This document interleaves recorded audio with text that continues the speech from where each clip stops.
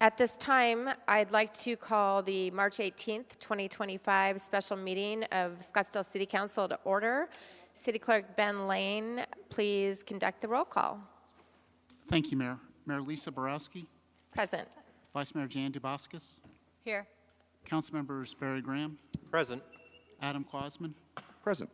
Kathy Littlefield, Here. Marianne McAllen, Present. and Solange Whitehead. Here. Interim City Manager Greg Caton, Here.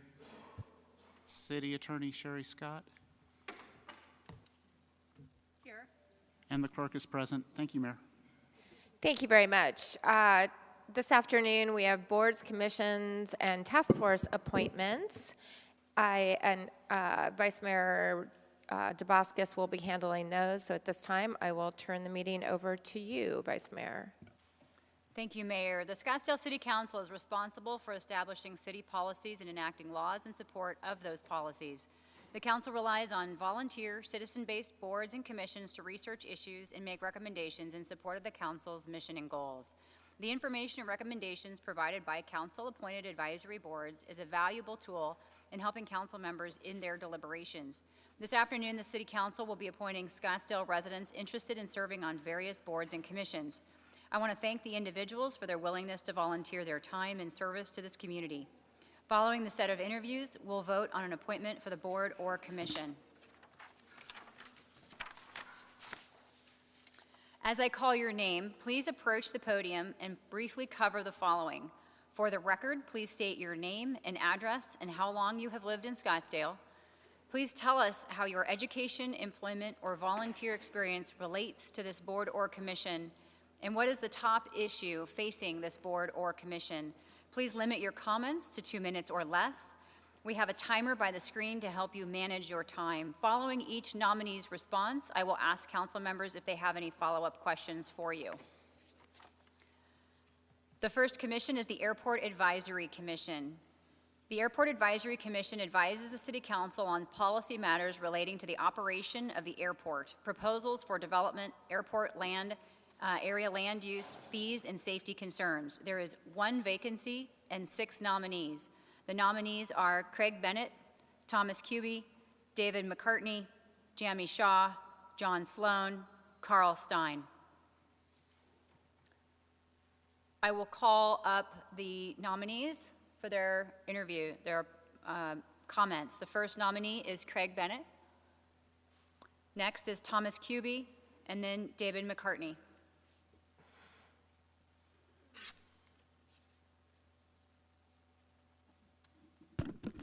Somebody's got to be first, I guess.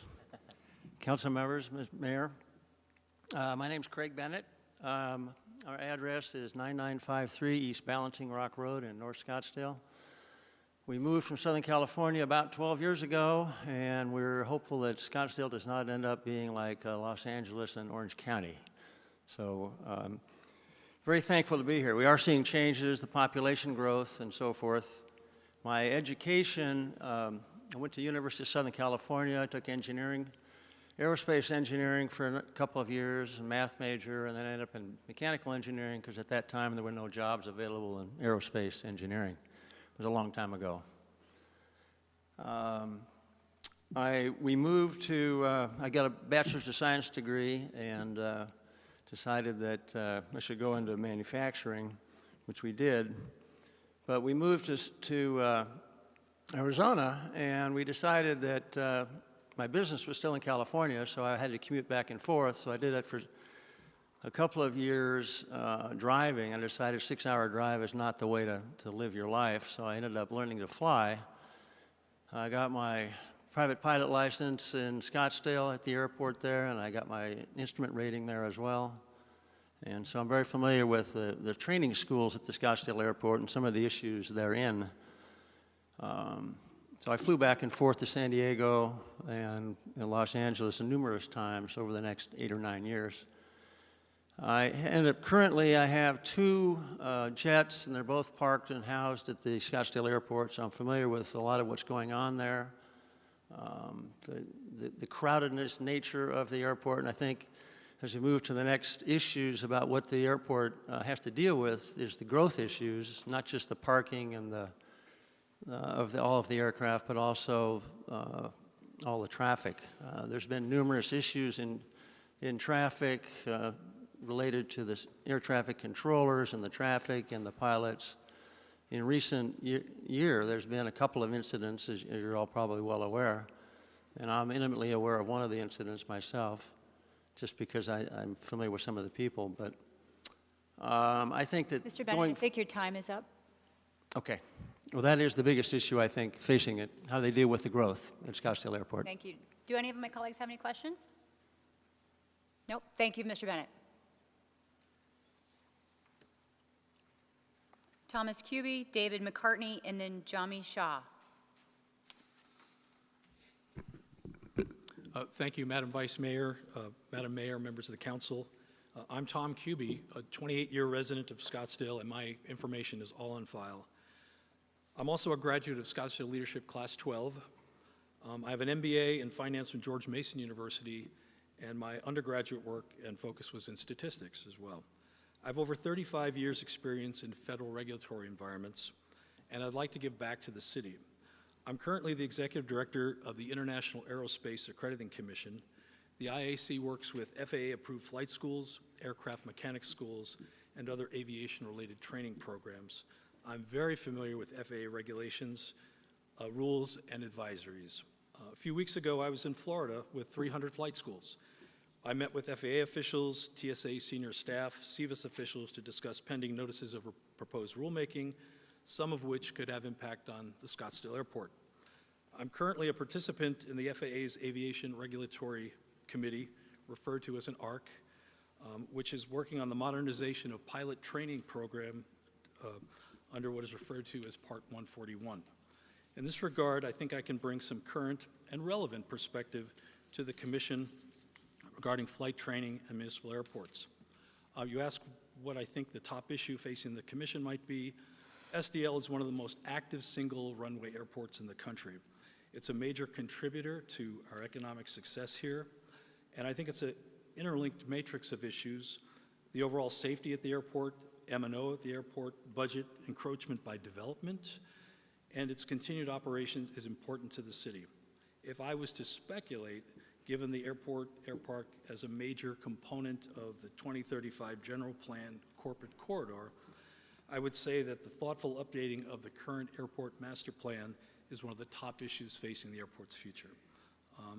I think I bring good perspective to the Commission, and I hope to serve as a member, and I'm happy to answer any questions. Thank you. Thank you, Mr. Kuby. Do we have any questions? Councilman Quasman. It's more of a comment, and it's the fact that that I love seeing somebody with a George Mason graduate degree come and apply for any position in Scottsdale. Thank you. Your check's in the mail. Thank you, Mr. Kuby. Do we have Mr. McCartney? Yes, I am here. Okay, please proceed. Okay, my name is David McCartney. Good afternoon. I live at 11235 East Wingspan Drive in Scottsdale. I've been a part-time resident of Scottsdale for the last 5 years, and this is my first year as a full-time resident. Aviation has been my passion since I was 10 years old. I have a degree in aviation management and flight technology. When I graduated, I went in the consulting route. I had one job. I just retired after 43 years in an airport planning and design firm. We did work at every airport throughout the world. When I retired, it was 135 employees and 12 offices worldwide, 5 in the United States. I also have a degree in I also have an airline transport certificate with 7,500 hours of flight time, and I base my citation jet at Scottsdale also. The challenges of the airport, I believe, are noise, safety, economics, and then access for where single-engine aircraft are fighting for access to the single runway during peak jet times. My son-in-law, my stepson, also did his flight training at Scottsdale, so I'm well aware of issues. I look forward to applying my aviation expertise to the mayor, to the city council, to the airport advisory board, to the airport staff, to the community, and to the users and the tenants at the airport. I have a in-depth background in all of those areas. Thank you. Thank you. Do we have any questions for Mr. McCartney? Seeing no questions, thank you, Mr. McCartney. Thank you. Next, we have Jami Shah, then John Sloan, and Carl Stein.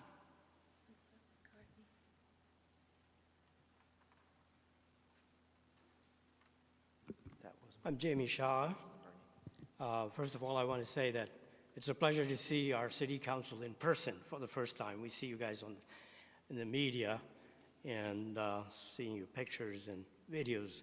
Anyway, I reside at 7530 East Ironwood Court. I've lived there for 35 years. And if you know where that is, it's about 3 miles from Scottsdale Airport, which is a great neighbor. I have a PhD in engineering. I was a professor at Arizona State University in the Mechanical and Aerospace Engineering Department. I served another 10 years at the Ohio State University, working on AI applied to design of thin wall structures, such as those used in aircraft and automobiles. And I always look at these things as when sometimes it appears that you have a conflict between two objectives, like in my research area and in my consulting, between lightweighting something and at the same time making them more resistant, safe, and crashworthy. And in the same way, looking at airport in the middle of the city, you say, how do you grow this in a safe way and at the same time with the least effect on the community around? Fortunately, first of all, the Scottsdale Airport is relatively light in terms of traffic unless we have waste management or Super Bowl or some big event. As I've said, the main interest is as a retired aerospace engineer who has worked extensively with both airframers, with advanced research companies like DARPA and NASA Jet Propulsion Lab, with airframers like Boeing, with engine manufacturers like Rolls-Royce, including Honeywell here in town.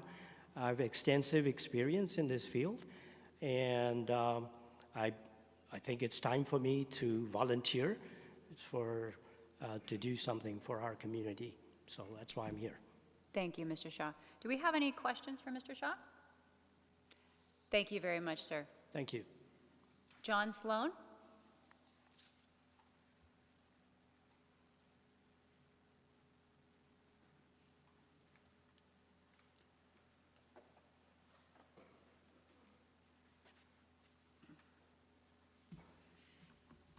I'm John Sloan, live at 10359 North 98th Street, Scottsdale, Arizona.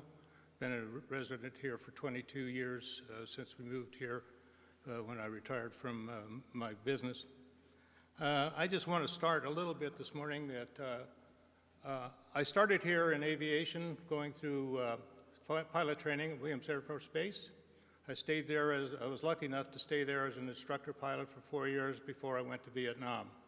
And flew 100 missions over North Vietnam and 47 in the South. I did carry the American flag, and I also carried the Arizona flag over a mission in North Vietnam, so I do have some connection to Arizona. I just want to look at a little bit as to say that what we get from our experience is wisdom, and from wisdom we get the ability to use the knowledge of good judgment, navigate, in this case, aviation's complexities, and make sound decisions in understanding the long-term consequences of those decisions. That's very important to me, and I think it's carried out, even though I'm a little bit older. I still have those things in my mind as to what needs to be done to do aviation safety and stuff. It reminds me of one time when I was at Nellis Air Force Base, had a really good job there, and then the wing commander called me up and said, "Come down, I want to talk to you." He says, I need a chief of safety. And I kind of winced, and he says, "Well, here's the keys to an F-5, which was a fighter pilot, a fighter aircraft at the time.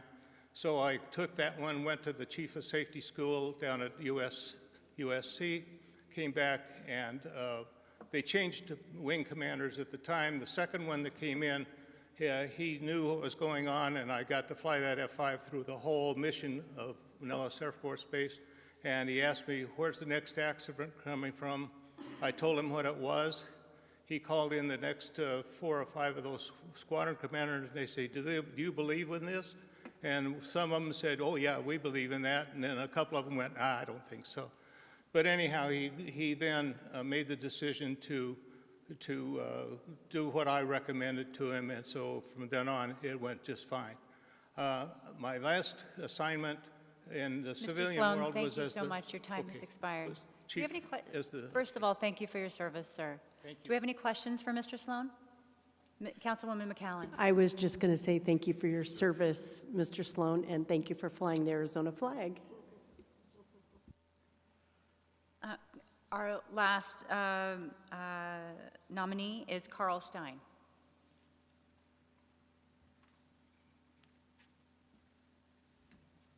Afternoon, Mayor, council members.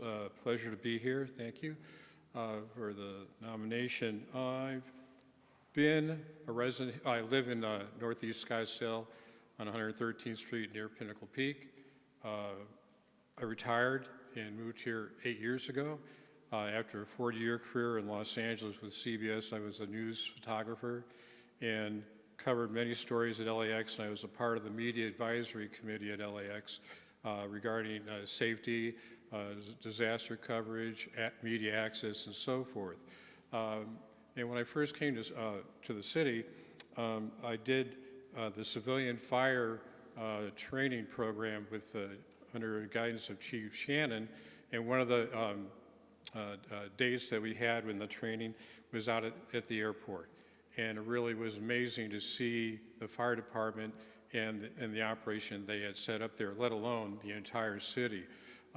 So being here 8 years, this is my chance to, give back in a way, and something I think is very important. I don't have aeronautic experience. I'm not a pilot, but I bring a fresh set of eyes on a subject that is important to the city as far as being part of the lifeblood of the city, the airport, which is so important regarding certain issues. Yes, as being a confined airport and the amount of traffic that it gets, traffic is an issue. Also for me, safety, and also the, as far as being a friendly neighbor to the residents, and, a noise abatement is also an important issue for residents. So I really am interested in hearing about issues and analyzing and helping the commission formulate decisions that can assist the council. And I appreciate your time. Thank you, Mr. Stein. Do we have any questions for Mr. Stein? Thank you, sir.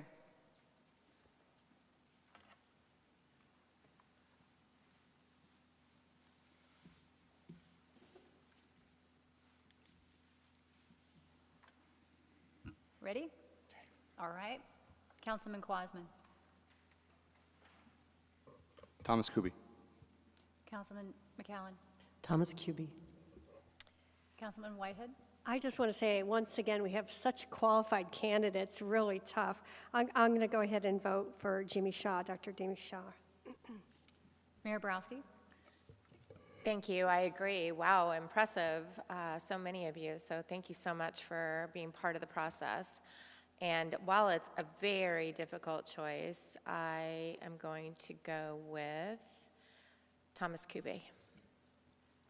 Councilwoman Littlefield. Thank you. Ditto on the comments. These are wonderful candidates that we have to choose from, but I too will go with Thomas Kuby. I'll repeat that. We have a surplus of talent, and I hope these applications stay on file. I believe they will. And I'll go with Mr. Kuby. Thank you. I echo my colleagues. I'm very impressed with these candidates. Thank you so much. I will vote for Thomas Kuby as well.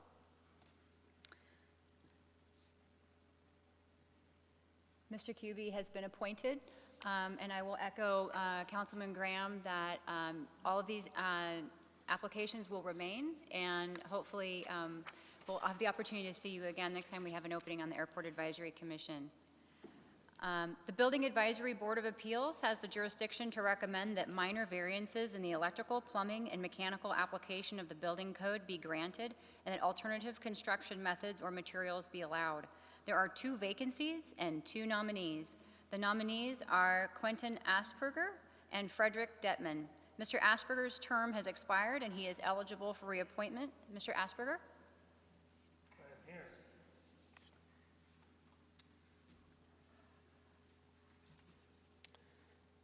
To the mayor and the council members, my name is Quentin Augsburger, and I'm applying for membership on the Building Advisory Board of Appeals. I own my home at 11458 East Christmas Cholla Drive, Scottsdale, Arizona 85255, and have lived there for 29 years. I hold a BS in mechanical engineering from the University of Arizona, and I am an Arizona registered professional engineer. I'm the founder of the Arizona firm of Augsburger Com Engineering, Inc., now in its 50th year. 50 years. Have just completed a 3-year term on the BABA committee and have a working knowledge of the international building codes.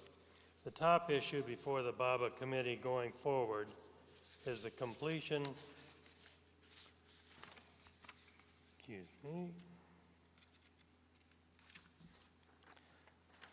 and adoption of a proposal I've been working on during my last 3 years on the BABA committee. That proposal would create an addition to the International Residential Code directed at improving life safety of Scottsdale residents by preventing people from falling from a ladder while changing the air filter in the home. Quite simply, if you don't need to be on the ladder to change the air filter, you can't fall from the ladder.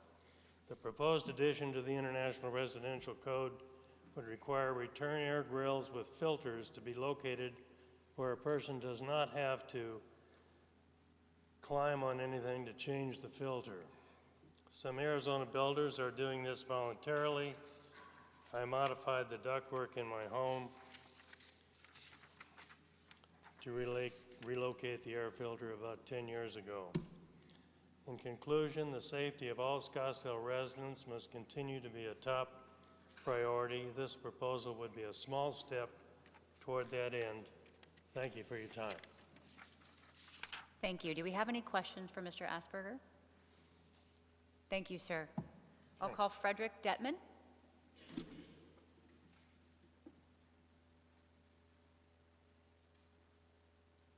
Frederick Detman.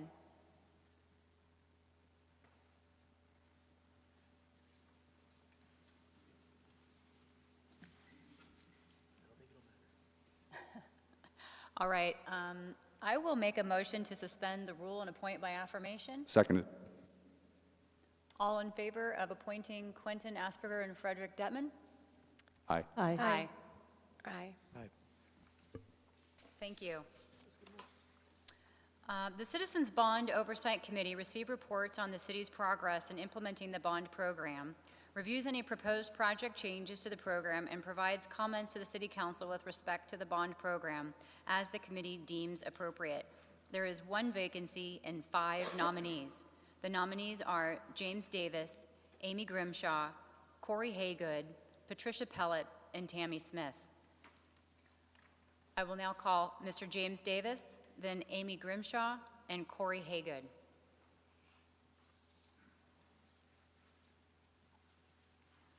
Thank you. I'm James Davis. We've lived at North Scottsdale for over 20 years, sold our home there, and are currently in transition to Marvia Retirement Community at 7215 East Princess Drive.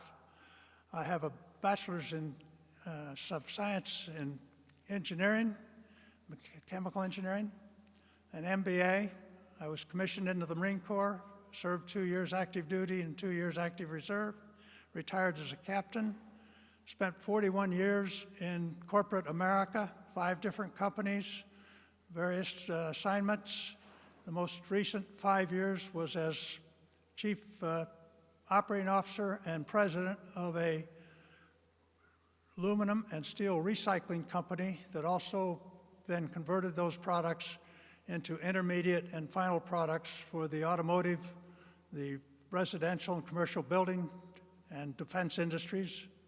We had over 1,000 employees, 10 plants at one time, $1 billion in annual revenue, and over 5,000 different products to those various companies and markets.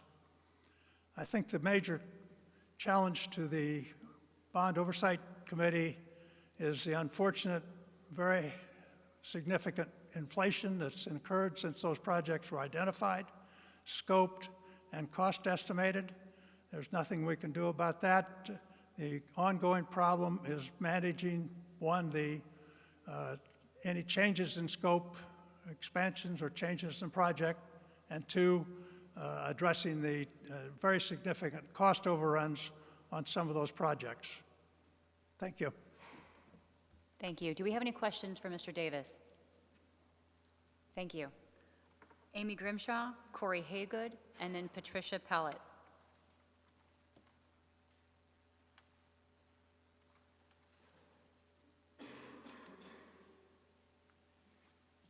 Hello, I'm happy to be here today.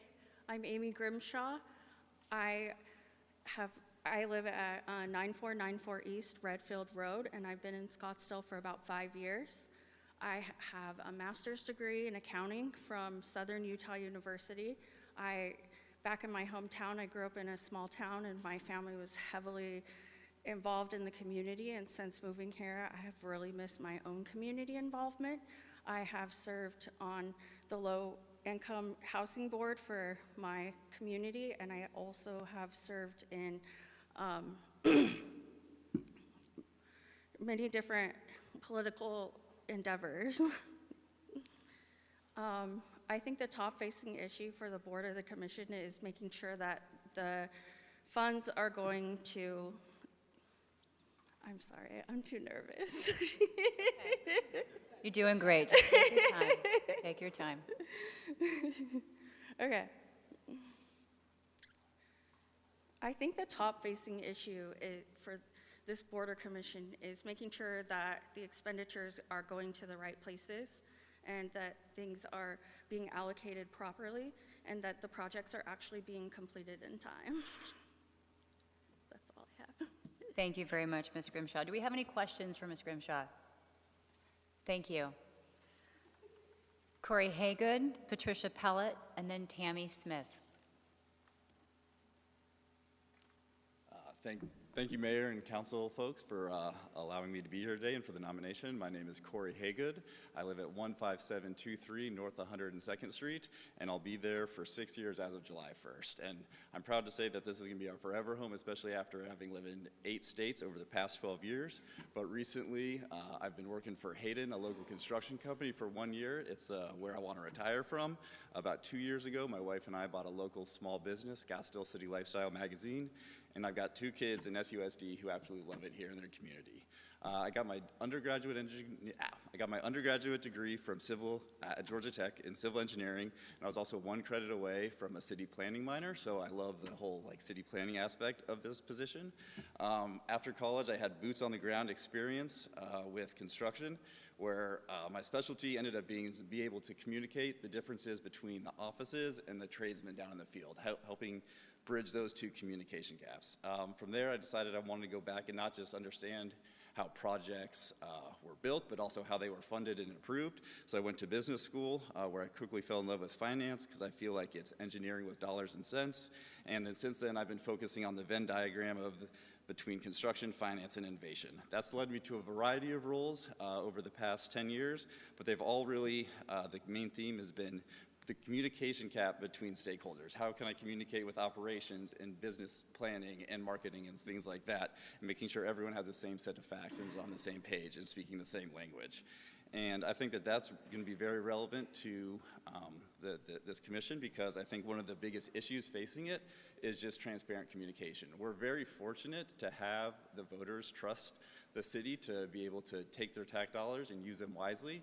And I think that this commission, through being transparent and what some of the other nominees have said in terms of making sure that the money's spent on the right projects in the right way, is going to be very important, because eventually this bond issuance is going to run out and we're going to need more, and we want the voters to be able to vote for those as well. So, thank you. Thank you, Mr. Haygood. Do we have any questions? Thank you, sir. Thank you. Patricia Pellet, and then Tammy Smith.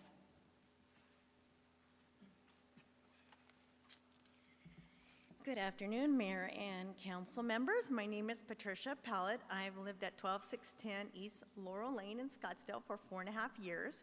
After traveling literally almost all of the United States, I kept coming back to Scottsdale every single year for my family vacation. And so I decided to move my family here and make it my forever home, because I love it. And when I leave the state, when I leave the city, I can't wait to come back. And I have 5 beautiful boys who I go through the school system here and attend, enjoy all the different parks, recreation. Since moving here, I've dedicated myself to being active with the city. The reason I'm not at most of the city council meetings is I attend almost every single school board meeting. I am a CFA charter holder, and that's a certified risk financial analyst. I am a financial risk manager. I hold that designation. I also have an MBA with a concentration in finance. I have over 15 years in financial risk management, 12 years at Franklin Templeton as an investment manager, where I successfully oversaw a 2-year long, large project where I had to work with various groups, oversee them, keep them on time, and also report to management. The last 2.5 years, I've been at a bank as an asset liability manager in compliance, overseeing the first line, overseeing an $80 billion portfolio, where I'm responsible for compliance and financial risk management. On the side, I've been a volunteer for my boys' soccer team as a treasurer for the last 2 years. I hold myself up to very high ethical standards. Finally, the top issue with this commission is, yes, keeping projects on time, on a budget, and right now, neither one of them are being followed. Thank you. Thank you. Do we have any questions for Ms. Pellet? Thank you. All right, Tammy Smith.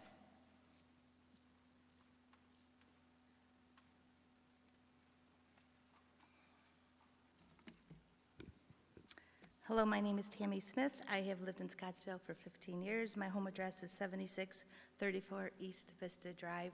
Thank you to Mayor Lisa Borowski and the council for the opportunity of the nomination and for this conversation. Didn't know I was going to do this, but I'm doing it. Maybe because it's Tuesday. Every Tuesday, I volunteer my time at the Phoenix METS, it's called MEPS, the Military Entrance Office. I am very closely attached to what happens there. James Davis, where are you? Is he still here? Mm-hmm. Okay, I don't want to compete with your experience and your commitment and your service to the country. I am pulling my name.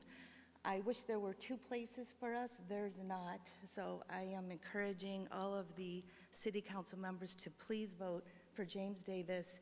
And in the next quarter, when there's an opening, I hope to see you all here at the podium.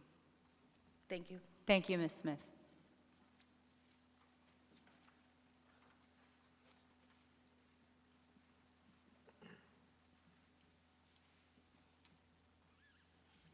All right, I will take votes, starting with Councilwoman McCallan. Corey Haygood. Councilwoman Whitehead. Corey Haygood. Mayor Borowski. Thank you. Again, amazing applicants, and since I was prepared to vote for Tammy, but I don't know, it was a tough competition, so I see your point there. But thank you for applying. I'm going to go with Patricia Pellet. Councilwoman Littlefield. James Davis. Councilman Graham? Once again, our applicants, not trying to gloat, but our applicants in this town are in circles around everyone else, and we just have such an abundance of talent. So I will nominate Mr. Davis. Thank you. Councilman Quasman. Yeah, again, just to echo the words of Councilman Graham, just let me tell you, any other applicants coming in or the current members of these commissions are in trouble if this is our applicant pool that's coming up waiting on the wings. Outstanding, everyone. James Davis is my choice. And I will vote for Mr. Davis as well. Thank you to everyone who came, and we will keep your name on file for the next round. The Environmental Advisory Commission provides guidance on the prioritization of future environmental activities and recommends environmental policies to the City Council. There is 1 vacancy and 3 nominations. The nominees are John Cressy, Mark Marius. Mr. Marius will be participating electronically, and Judah Waxelbaum. I'll now call John Cressy forward.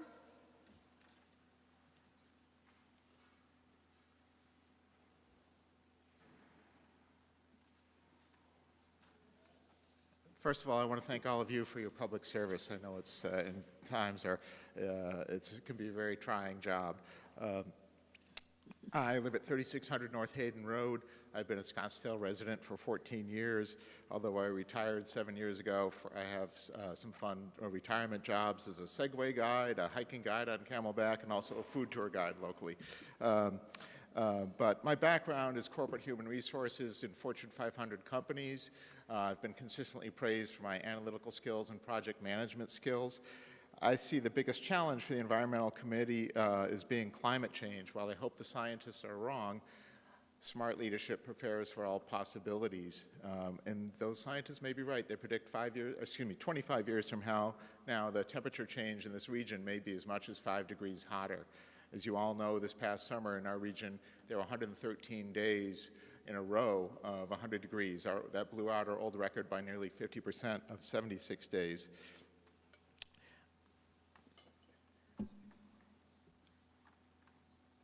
First and foremost, I think the committee should look for ways to save money or enhance our revenue in an environmental sense. There are three projects that I would advocate that we pursue, even if you don't select me. I hope the city looks into these.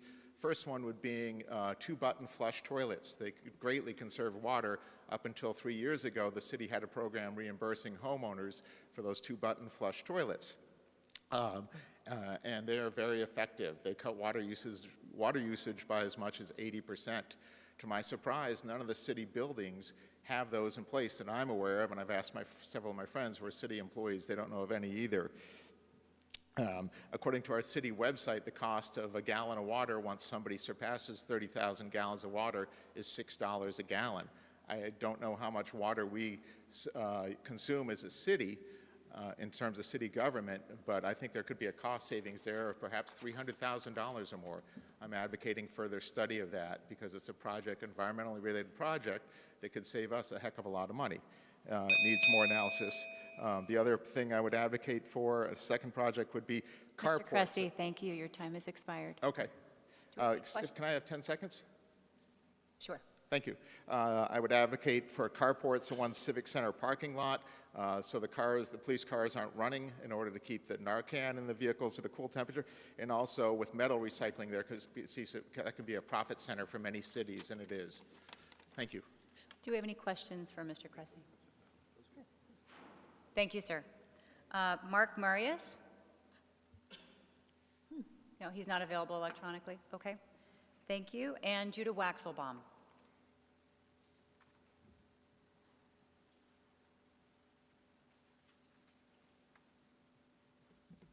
Mayor and Council, my name is Judah Waxelbaum. I live at 18004 North 93rd Place. I have been a resident of Scottsdale for 25 years now. I serve as the Chief Legislative Liaison for the Water Infrastructure Finance Authority of Arizona. Please just call us WIFA. I am also a proud two-time graduate of Arizona State University, holding a Master's of Public Policy concentrating in environmental policy. Throughout my career, I have worked in environmental policy in a bipartisan fashion throughout the state of Arizona. It has given me the honor and the privilege to now serve across multiple governor administrations and travel this great state. At WIFA, we have given out over $200 million in water conservation grants, which has allowed me to go to a lot of really fun ribbon cuttings and groundbreakings and see how conservation and environmentalism can go hand in hand with growth. I do not believe that Scottsdale has to choose between our precious resources and continuing to be the great city we are.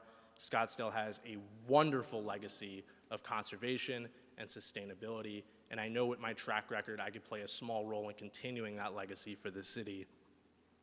I'm also proud to have been named a 2024 Flynn Brown Fellow, Arizona's premier fellowship for those who care about handling government through bipartisanship and civility. And I hope if you would grant me this honor, I know I'd make you proud. I have been to all the meetings for the sustainability plan. I have followed it very closely, and I know the issues we are up against as a city when we are picking and choosing who we want to be. We are at a crossroads, and I know that we could do this responsibly and equitably and with conservation at the forefront of it. And for that, I thank you.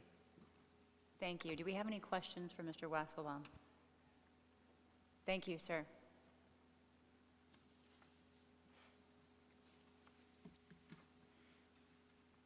All right, I'll start with Councilwoman Whitehead. Okay, Mr. Cressy, I'm going to ask you to keep your name in the hat, and I liked your ideas, and I'm going to enthusiastically vote for Mr. Waxelbaum. Mayor Borowski. Judah Waxelbaum. Councilwoman Littlefield. Well, this is the toughest one yet. I'm sorry, it is. But I'm going to go with John Cressy. Councilman Graham. Mr. Waxelbaum. Councilman Quasman. Mr. Waxelbaum. Councilwoman McCallan. Mr. Cressy. And I will vote for Judah Waxelbaum. Congratulations.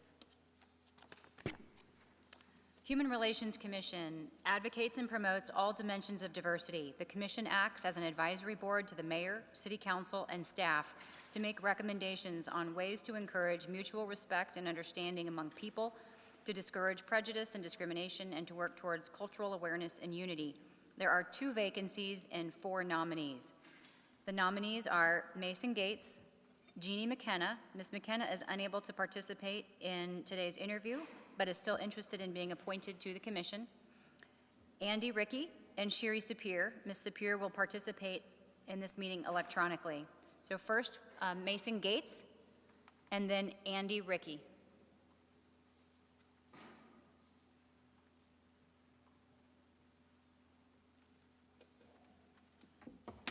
Good evening. My name is Mason Gates. I've lived in Scottsdale for about 2 years now. Live off 6599 East Thomas Road.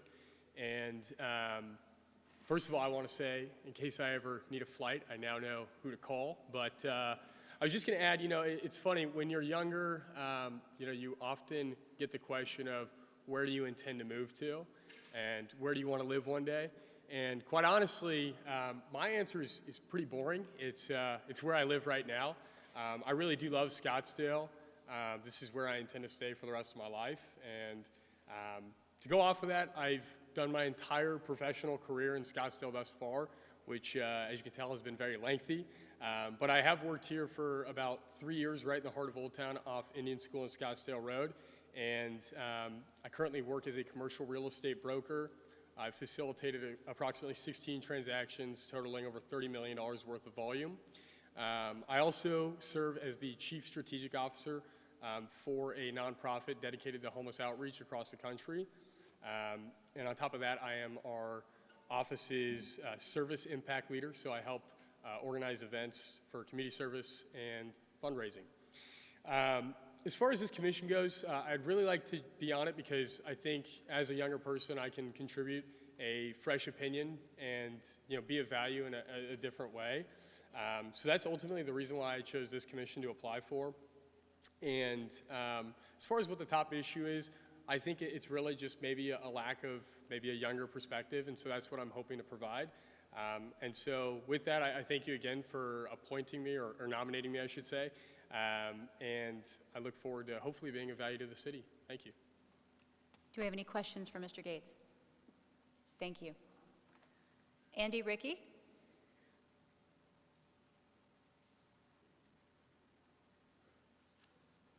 Andy Ricky. Okay. Shiri Sapir. Good afternoon, Madam Mayor and members of the board. I'm really sorry that you cannot see me. I'm not sure why there's a technical difficulty.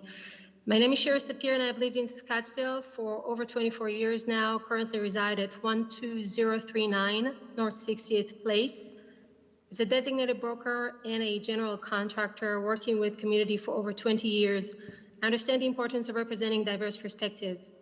My background includes military service, owning a small business, and being a mom. I was hearing the airport advisory nominees that were all very amazing. I did receive my pilot's license here at the airpark over 20 years ago, and I did get my culinary and my interior design degrees in Scottsdale Community College. So I have lived my entire adult life in Scottsdale.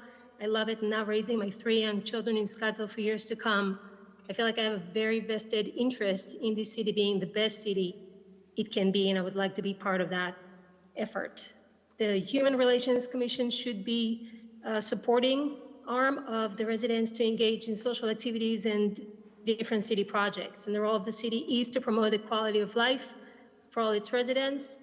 That, I believe, should be the guiding force behind every decision that the commission makes, and I'll be happy to be part of that. Our city is composed of people from so many different social backgrounds, religions, and beliefs. We should foster inclusivity by ensuring community voices are heard in city decisions making, creating accessible channels for feedback, and promoting transparency. The board's actions must truly reflect the needs and aspirations of our community, and I'm truly looking forward to doing just that. I'm deeply committed to serving Scottsdale. As I said, this has been my home for over 24 years. My children are here, we're not going anywhere, and we love people, I love people, and I really want to make sure that we make this city the best it can be. Thank you so much. Thank you. Do we have any questions for Ms. Sapir? Okay, thank you.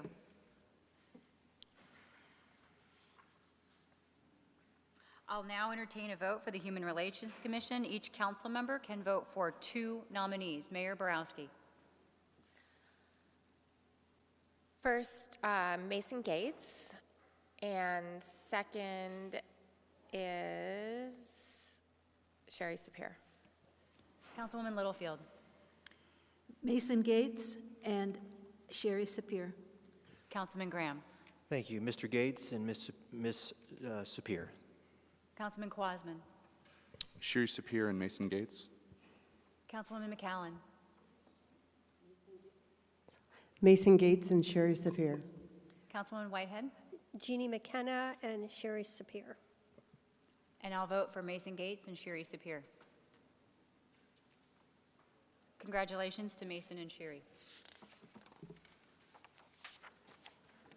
The Judicial Appointments Advisory Board makes advisory recommendations to the City Council regarding the appointment and reappointment of full-time city judges.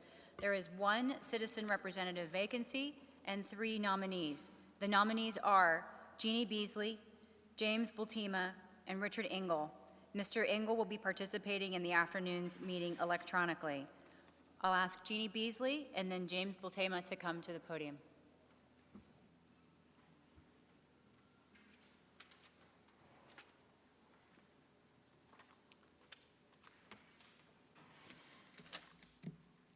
Mayor Borowski and City Council members. My name is Jeannie Beasley, and my home address is 10918 East Khalil Drive in Scottsdale. I've lived in Scottsdale for 30 years.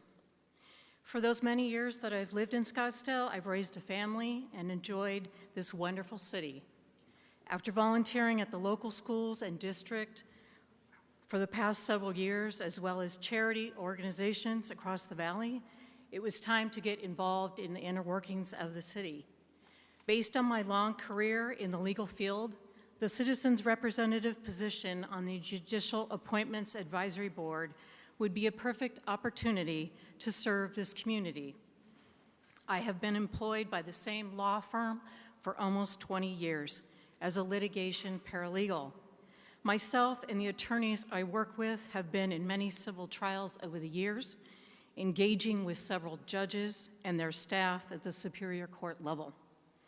Because of my lengthy legal experience, I have witnessed firsthand the importance of having competent judges who can appropriately preside over courtrooms, understand complex issues, and have the confidence to make difficult decisions.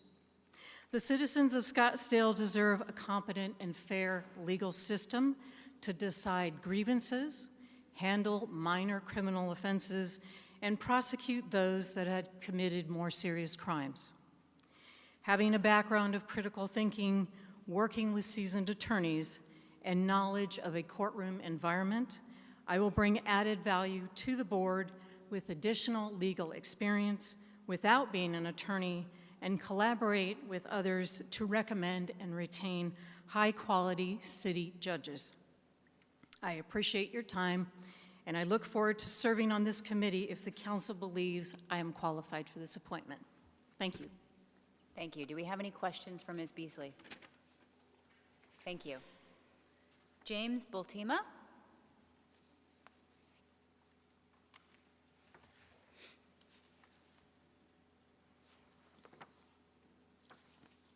Mayor and Council, thank you for allowing me to present today. My name is James Bultima, and I have lived in Scottsdale for 6 years at 5009 North 78th Street. I'm honored to be considered for the Judicial Appointments Advisory Board. As a military combat veteran and retired Los Angeles police officer, I spent my life serving both my country and my community. That service has given me valuable experience for that position. I believe the top issue facing the board is maintaining public confidence in the judicial appointment and reappointment process. Our residents must trust that judges selected based on merit, integrity, and competence, not on politics or personal connections. To uphold that trust, the appointment process must be transparent, independent, and focused on fairness, ensuring Scottsdale judiciary reflects the highest professional standards and the diversity of its community. Lastly, I wanted to mention that in addition to my law enforcement background, I served as chair of the Historical Commission in Williams, Arizona, where I worked closely with city leadership and the public. I was the Rotary president and on the board of directors for the Chamber of Commerce. I also hold a bachelor's degree, which I'm proud to say I did while I was a police officer, which is not easy to do. I'm president of the Ulysses S. Grant Association and Presidential Library, leading a national organization dedicated to the life of Grant.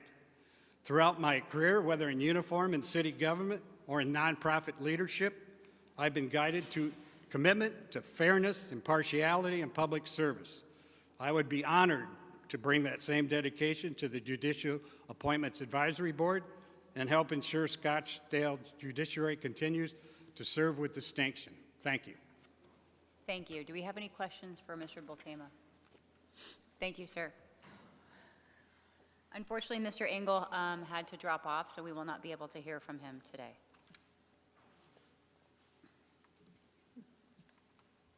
I will now entertain a vote for the Judicial Appointments Advisory Board. Each council member can vote for one nominee. Councilwoman Littlefield. Jean Beasley. Councilman Graham. Ms. Beasley. Councilman Quasman. Ms. Beasley. Councilwoman McCallan. James Bultema. Councilwoman Whitehead. Ms. Beasley? Mayor Borowski. Jeannie Beasley. And I will vote for Jeannie Beasley. Congratulations. The Lost Trust Fund Board is responsible for recommendations to the City Council regarding the administration of the Lost Trust Fund. There is one vacancy and one nominee. The nominee is Jacob Seltzer. His term has expired and he is eligible for reappointment. Mr. Seltzer, are you here? Wonderful. Madam Mayor, Council, thank you. My name is Jacob Seltzer. I live at 9888 East Wood Drive in Scottsdale. I've been here for 9 years. For the last 3 years, I've been on the Lost Trust Fund Board. I'm currently the vice chair. I wanted to participate in this board to be able to give back and volunteer for the community. Currently, my business is in self-funded insurance programs, risk management, and health benefits. So I felt that I had some knowledge in the field and would be able to contribute, and it turns out that I have. If you'll allow me to fill another 3 years, I would very much appreciate it. I can tell you that I am the most qualified of the nominees today. I guarantee that. In regards to challenges that the city has, over the last 3 years in working with your risk management department and your HR department, I can honestly say that the risks have diminished. Mr. Woods has done an amazing job at coming up with new ways to manage the risk and stay within the budgets and the constraints that the city is under for spending tax dollars on these kind of services. And you hope nobody gets hurt, but things happen, and your staff is doing a great job here at Scottsdale to help mitigate those risks. So thank you very much. Thank you, Mr. Seltzer. I'll move to suspend the rule and appoint by affirmation. Do I have a second? Second. And if I may, Madam Vice Mayor, I just want to say this is it's not the sexiest board in the entire world, but as a personal injury attorney who have clients that have been injured in municipalities and in government, this is a fundamental aspect in risk management to any municipality. And so I just want to thank you for continuing your service. Appreciate it. Thank you. With that, I second. Okay. Aye. Go ahead. Aye. Aye. Aye. Congratulations. The Neighborhood Advisory Commission advises and makes recommendations to the City Council on policies, plans, strategies, and programs for the preservation, improvement, and revitalization of Scottsdale's housing and neighborhoods. There is 1 vacancy and 5 nominees. The nominees are Kimberly Barris, Jane Brenna, David Creed, Marissa Jimenez, who is participating electronically, and Ira Scott. I'll ask Kimberly Barris, then Jane Brenna, and David Creed to come to the podium.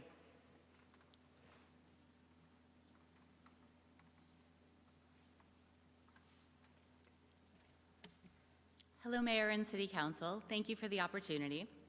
My name is Kim Barris. I live at 8020 East Sharon Drive in Scottsdale. I've been a Scottsdale resident for over 17 years.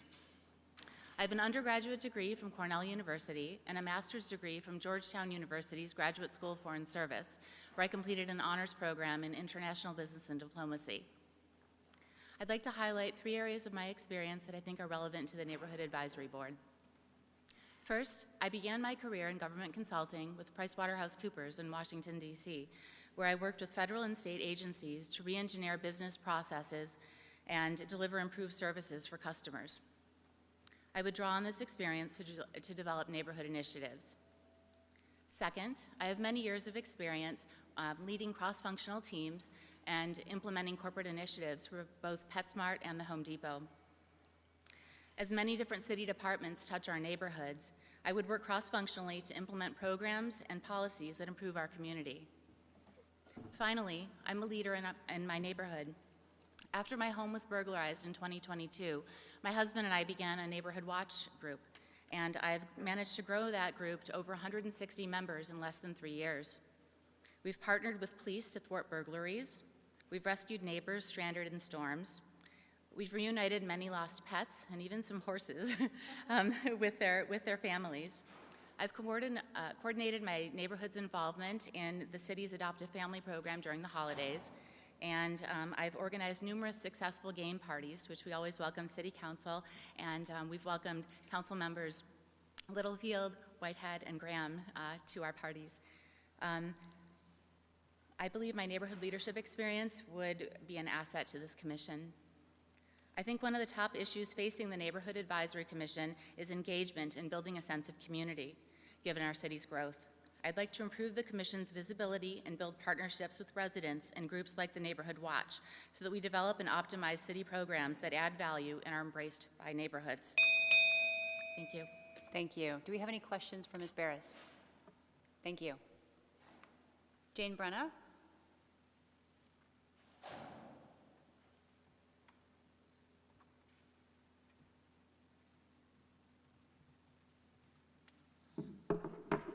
Hello. My name is Jane Brenna, and I live at 8226 East Montecito Avenue in Scottsdale. I have lived in Scottsdale 26 years, although not consecutively. I've actually also had a house in South Phoenix and a house out in Higley. As far as my experience, I guess I want to start, I do have a degree from ASU in organizational communications. That focuses very heavily on being able to communicate with all different kinds of people. And I parlayed that into a business career. I started out doing business writing, policies, procedures. I worked for my first job, as a matter of fact, well, when I first moved here in 1979, I got a job at Smitty's restaurant as a waitress across the street from the Motorola plant. And I met a lot of really nice engineers, and I got a job at Motorola. So I started out doing material expediting and worked my way up at Motorola. And in that time, I learned all kinds of things, so I don't even need to go there. As far as training, I have received mediation training. I also participated in a mediation program with the town of Gilbert. I volunteered. I even won a major award, Volunteer of the Year, Solve It Mediations. When I moved to Higley and bought my house, I bought it in a homeowners association. Didn't know what I was doing. But I did get involved. I volunteered for the board, and I served on the board.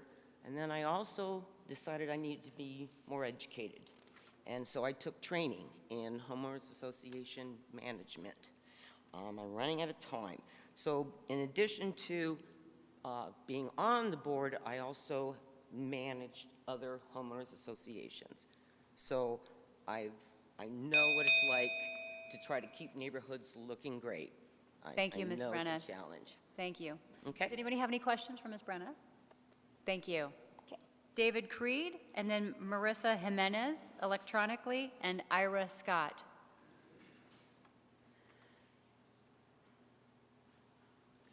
Hello, my name is David Creed. Thank you so much for having me today. I appreciate it. I have lived in Scottsdale for the past 25 years, the last 8 years in Scottsdale Mountain. My education, I was an architect and planner from the University of Michigan. And, oh, we have one here. And for the past 35 years, I worked in finance for everything from mortgages to financial development for large communities throughout the Southwest, Vegas, and Albuquerque. But my most recent project before I retired was I created and developed a real estate lounge / mortgage company for a Tucson company right here in Old Town. And that's where I really got to know the difference between Old Town and North Scottsdale, because although they're very different facets of Scottsdale, they are so completely different. One of the things that I have realized that the community where I live is very desert, and down here it's very much like asphalt and buildings, but I'm very concerned about the NAOS areas and the way the older neighborhoods are gracefully aging and how we can help those is to the difference of what most people think about, which is the communities that are being developed and that are newer. I have 4 children in college, 3 at ASU and 1 at NAU, and it is our goal to have them raise their families and live in Scottsdale. And affordability is what comes into that picture, because it's not the most affordable place to live. But as long as Scottsdale keeps being the amazing place that it is, growth is always going to be the biggest issue that we face. And that is where I think my experience in architecture and planning and finance can help me help you. Thank you. Do we have any questions for Mr. Creed? Thank you, sir. Marissa Jimenez, and then Ira Scott. Do we have Marissa Jimenez electronically? Yes, I'm here. Can you hear me? Yes. All right. Good afternoon. My name is Marissa Jimenez, and I've lived in Scottsdale for 13 years, 12 years at my home at 8537 East Laredo Lane. I have a business degree from Arizona State University and have 20 years of proposal project management experience. The first 10 were with construction and engineering firms, and the last 10 have been in healthcare, so specifically prescription benefits management. This means I have a lot of experience with different public procurement sites and working with government entities to carefully meet their needs, whether it be for different insurance benefits for government employees or road maintenance contracts or even bidding on high profile construction projects. So a large range of experience there. There's not a top issue in particular that is prompting my application to join the Neighborhood Advisory Committee. I'm more interested in getting to know how decisions are made on the city side, and I really think my experience will allow me to ask the right questions around proposed projects. I very regularly work on detailed, time-sensitive projects, so I understand how and when it's appropriate to push on timelines and how to plan accordingly looking toward other future improvements. I also think it's important to truly understand how my local government operates, and I have a vested interest in this community. I'm raising my kids here. I regularly volunteer here, and I work within the city. So a very vested interest. I so appreciate your time, and I'm happy to answer any questions. Thank you. Do we have any questions for Ms. Jimenez? Thank you. Ira Scott? Ira Scott.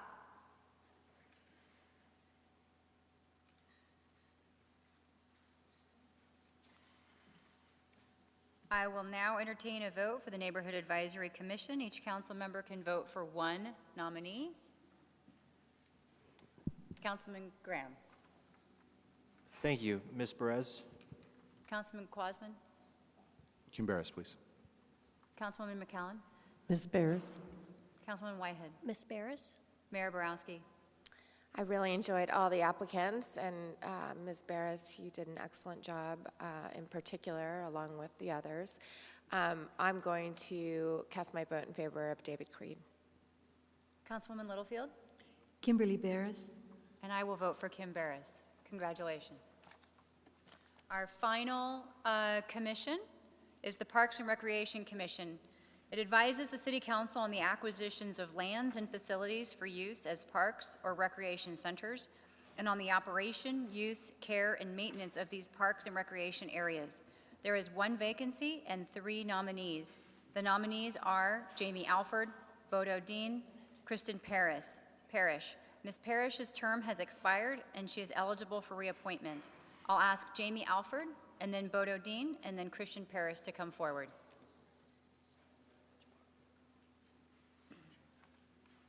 Mayor Borowski and Vice Mayor DeBoscas and City Council members.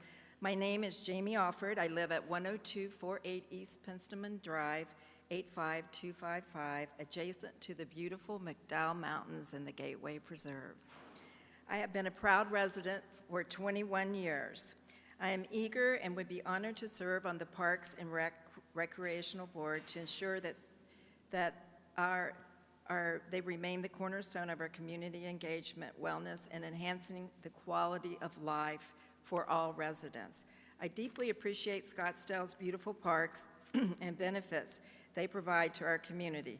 As an avid tennis player, I regularly visit these spaces and see firsthand how residents take full advantage of these valuable resources. They're available to all ages. So my work experience is that I have over 35 years of experience in strategic and management with a Fortune 500 company where I developed leadership skills in financial and strategic planning, collaboration, team building, contract review, and negotiation, which helped in making data-driven decisions. I also currently serve on a board as a legislative chair reviewing the bills at the House and the Senate as a volunteer. And I see the challenges that I see is in the Parks and Recs, as all of them, is staffing, development, maintenance, and ensuring safety. I'm looking forward to working with the current board and staff to continue the vision of our world-class park system. Thank you for your time. Thank you. Do we have any questions for Ms. Alford? Thank you. Bodo Dean, and then Kristen Parrish. Good afternoon, and thank you for inviting me. My name is Bodo Dean, and when they ask me, have you lived in Scottsdale all your life? I answer, not yet. It feels like it because I came here in the 1980s, which means it's been about 40 years. Now, I'm a retired professor of chemistry at one of the Ohio State universities and a professor of biochemistry at the Associated Medical College, which means I taught biochemistry to future physicians. Closer to home, I have been 20 years ago, the chairman and member of the Environmental Quality Advisory Board. At Scottsdale Community College, I co-founded the Sonoran Sustainable Resources Institute, defunct like your Sustainability Commission, and the Center for Native and Urban Wildlife, which is thriving and doing very well. I forgot to tell my address. My address is 5042 North 81st Street. That does not tell you that my front door and my living room window, where I do my reading, opens up onto Chaparral Park. The park's 20 feet away, the lake about 150 feet. I observe the park regularly. I use it all the time. And if you want to know what the issues are, well, the usual issues, I've attended some of the meetings, are dog parks. There are two new issues that I observed. One of them is electric bicycles zooming by at 30 miles an hour, operated by juveniles under 14. Yesterday, I saw 4 of them going by my window. Another issue is loose dogs. I've seen 3 yesterday. Thank you. Thank you. Do we have any questions for Mr. Dean? All right. And our final nominee for the day is Kristen Parrish. Okay, so usually I'd be sad being between you and an adjournment, but you have another meeting, so I'm going to talk forever. Just kidding. Hi, my name is Kristen Parrish. Thank you for having me. I have been a resident of Scottsdale for 10 years. I currently live at 8208 East Montebello Avenue, 85250.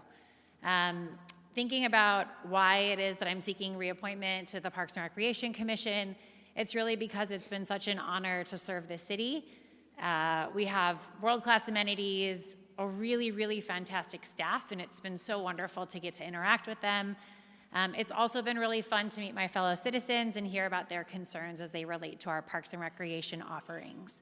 So I'll take first my volunteer experience. In addition to being a commissioner, I have worked on the youth sports field allocation policy. Some of you might be like, what the heck is that? Well, 13,000 kids play sports every year on fields that the city owns or operates. And it is the responsibility of the Parks and Recreation Commission to help advise the policies by which we allocate hours to different partners. It has been a real pleasure to work on that, although also very challenging. I've been working on that policy since 2023, and if you can believe it, it will go into effect in 2027. So I would love to actually be a commissioner when the work that I've put in goes into effect.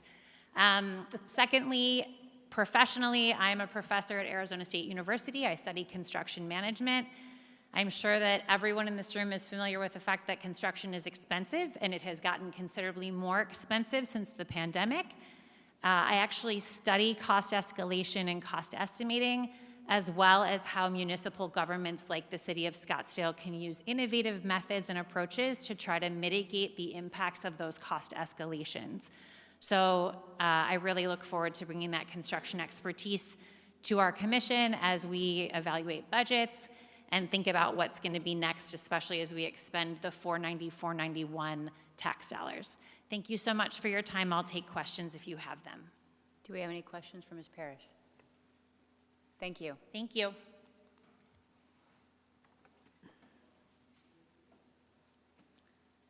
I will now entertain a vote for the Parks and Recreation Commission. Each council member can vote for one nominee. Councilman Quasman, Jamie Alfred. Councilman Marianne McCallum, Dr. Parrish. Councilman Whitehead. Well, I just want to comment, again, really qualified people. And Mr. Dean, thank you for all your work for this city. I'm talking to you. CNU is indeed thriving and helping to restore our wild places that were burned. So thank you for your efforts there. And I am enthusiastically going to vote to reappoint Ms. Parrish or Dr. Parrish because indeed your construction management and park experience matter. Thank you. Mayor Borowski. Thank you. This was the hardest one for me. You're all so qualified, and I think if you don't make it, please attend the meetings because your input seems invaluable. So that would be amazing to continue to be participating or active. With that, I am going to vote for Jamie Alford. Councilwoman Littlefield. Kristen Parrish. Councilman Graham. Ms. Alford, and thank you again for everybody for your application and for your offering to serve. And I'll vote for Jamie Alford. Congratulations. Thank you. This concludes our appointment process for today. I would like to thank all our nominees for their interest in serving on a city board or commission. We're fortunate to continue to receive qualified applications for the positions on our boards and commissions. Even if you were not appointed today, your application will remain on file for consideration at a future date if there are additional vacancies. City staff will contact the individuals appointed this evening and provide them with information on next steps regarding their appointment. The City of Scottsdale is very fortunate to have such dedicated and talented individuals who are willing and ready to serve for our city. Thank you, Madam Mayor. Thank you very much, Vice Mayor, and that concludes our special meeting. Thank you for all of you that showed up, and thank you for applying to these very important boards and commissions. With that, I'll entertain a motion to adjourn. So moved. Second. Aye. And we have a 5 o'clock regular meeting that's set to start, but we're going to take about a 10-minute or less break. So stay tuned.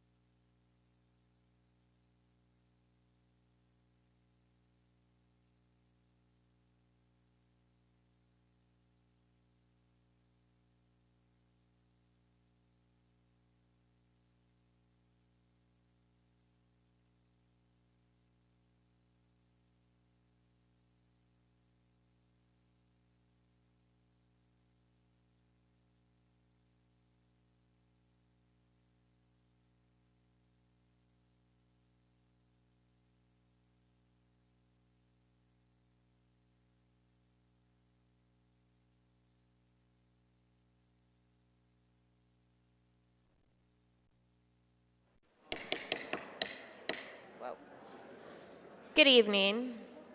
Are we ready? Clerk Lane? Yeah, okay. Good evening.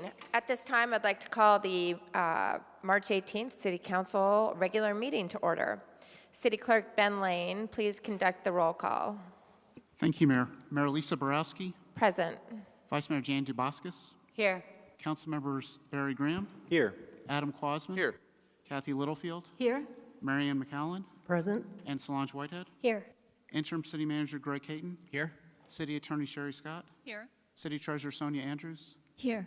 Acting City Auditor Lake Clough. Here. And the clerk is present. Thank you, Mayor. Thank you very much. This evening, we have Scottsdale Police Detective Dustin Patrick and Lieutenant Ryan Lowing, as well as firefighter Drew Dyer. If anyone requires assistance, please check in with one of those individuals or with a member of our staff. For the Pledge of Allegiance, I'd like to ask Councilman Adam Quasman to lead us in the same.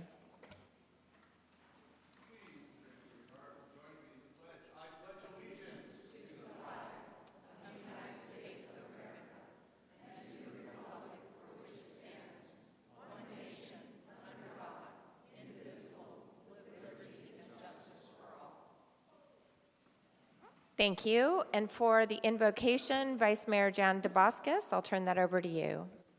Thank you, Madam Mayor. I have asked Ryan Goebel from Scottsdale Bible Church to lead us in the invocation today. Mr. Goebel?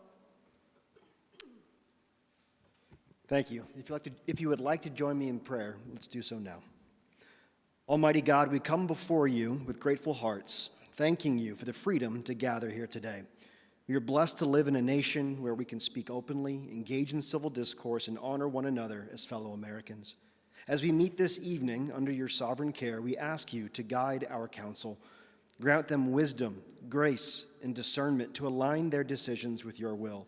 Give them peace and unity as they stay on mission to serve the people of Scottsdale. And please bless the people of Scottsdale whom this council serves, and give us unity and peace as we deliberate. In the name of Jesus we pray. Amen. Amen. Thank you very much, Mr. Goebel. For the mayor's report this evening, I'd like to inform and invite you to the wildfire awareness meeting that will take place on this Wednesday, March 19th at 6:30 p.m., and that will occur at DC Ranch, the homestead at DC Ranch, located at 18600 North 98th Street. And the purpose of the meeting, we're excited to have the fire departments, the Scottsdale Fire Department, talk about the wildfire mitigation and preparation efforts that have been underway for the last couple of months leading up to the upcoming, if you will, wildfire season. Together, the experts will lead a discussion for the public, and this is open to the general public, on topics that are definitely top of mind following the catastrophic fires in the Pacific Palisades and, of course, the risk of such here in Scottsdale. At the town hall discussion, participants will learn about the Scottsdale Fire Department's response and prevention strategies, city policies, including NAOS areas, and ways that the general public, homeowners, and homeowners associations can work together to mitigate the risks and enhance our wildfire resilience. I certainly hope that you will attend. And does anyone know if that's going to be recorded? Ben, do you know? Hopefully it will be. I don't, Mayor. We'll look into that down. Yeah, and we'll take every effort to record that so that we can also include that on our website. Hope to see you there. Presentations, moving right along. Tonight we have the Spirit of Scottsdale 2024 award presentation. Presenting tonight's awards are Nancy Doty and Craig Hanslick, both of whom serve on the Scottsdale Neighborhood Advisory Commission. And the award that they're about to present recognizes residents and organizations or businesses that help strengthen and build Scottsdale's community through their commitment and involvement in neighborhoods. Thank you very much for being here. You're welcome. Thank you. Good evening, Mayor Borowski and Vice Mayor DeBacus and City Council. As members of the Neighborhood Advisory Commission, we are here tonight to present the winners of the 2024 Spirit of Scottsdale Awards program. Next slide, please. The Neighborhood Advisory Commission advises and makes recommendations to City Council on policies, plans, strategies, and programs for the preservation, improvement, and revitalization of Scottsdale's neighborhoods. One such program is the Spirit of Scottsdale Awards, an annual program that recognizes residents and organizations or businesses that help to strengthen and build Scottsdale's community through their commitment to and involvement in neighborhoods embodying the spirit of Scottsdale. The Commission determines winners based on their active years of involvement and their unique contributions of time, effort, skills, or financial resources to the community. We would now like to highlight the 2024 winners from each category, but ask that applause be held until both winners have been announced. Next slide, please. The winner of the 2024 Individual Award goes to Mary and John Garbachek. When it comes to Scottsdale spirit, Mary and John do more than just talk the talk. They walk the walk. They volunteer as part of the Scottsdale Adopt a Road program. For over 6 years, they have walked their assigned roadway, Shea Boulevard, from 108th to 116th Street 2 to 3 times every month. And they pick up the trash.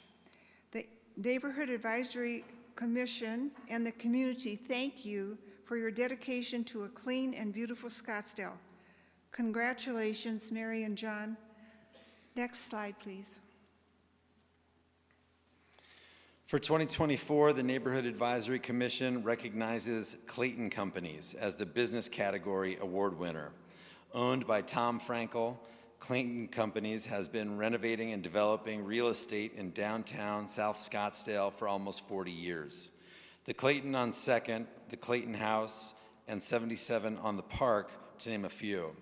Of note in 2024 was a project involving 2 new restaurants on the north of Hayden and Thomas, the Eleanor and Oliver's Modern American, both of which are delicious.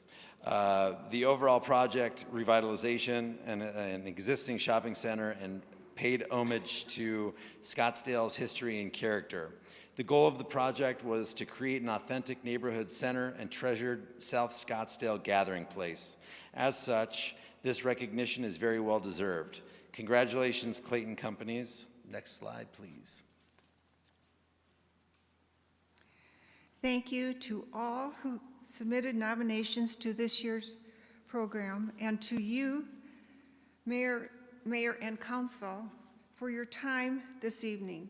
Now please recognize the 2024 Spirit of Scottsdale winners, Mary and John Gorbachek and Clayton Companies. Please come forward to receive your reward.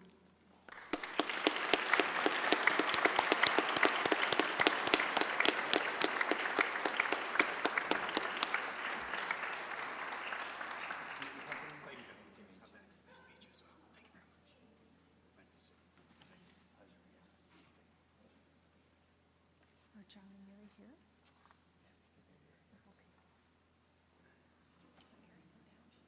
Yeah. Yeah, Mayor. I'll go grab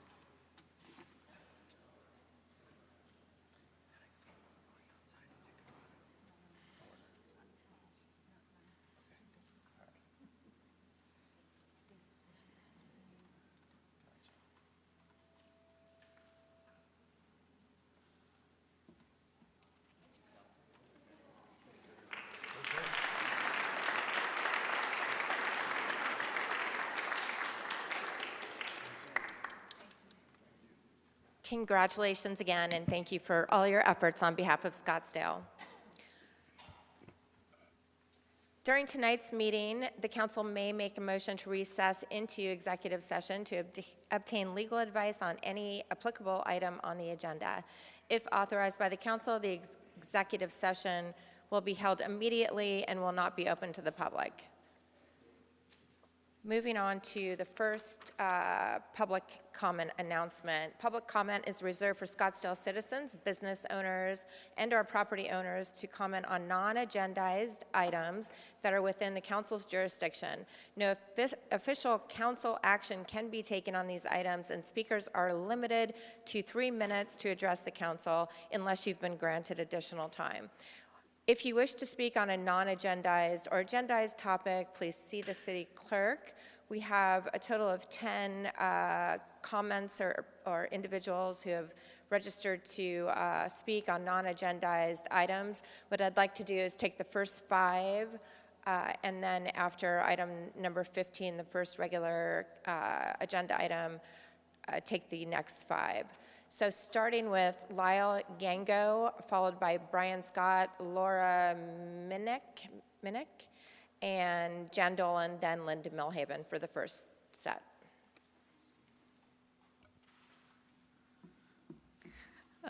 Hello, I'm Lila Yango, and I live at 11281 East Del Timbre Drive, and I've lived in Scottsdale my whole life. I'm a junior at Desert Mountain High School, and today I am here to express my concern for this new city council's and its majority's lack of action and its purposeful action to not protect Scottsdale's nature and where we live.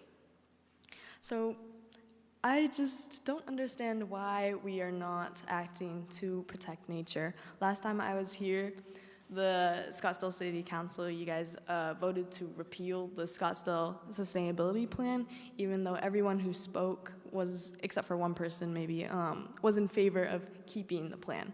So to me, this represents that there is a barrier to the communication, to us letting you know, or us getting through to you how important protecting nature is here in Scottsdale. So I'll go with a different approach. To us people, there are 3 basic goals that we have in life.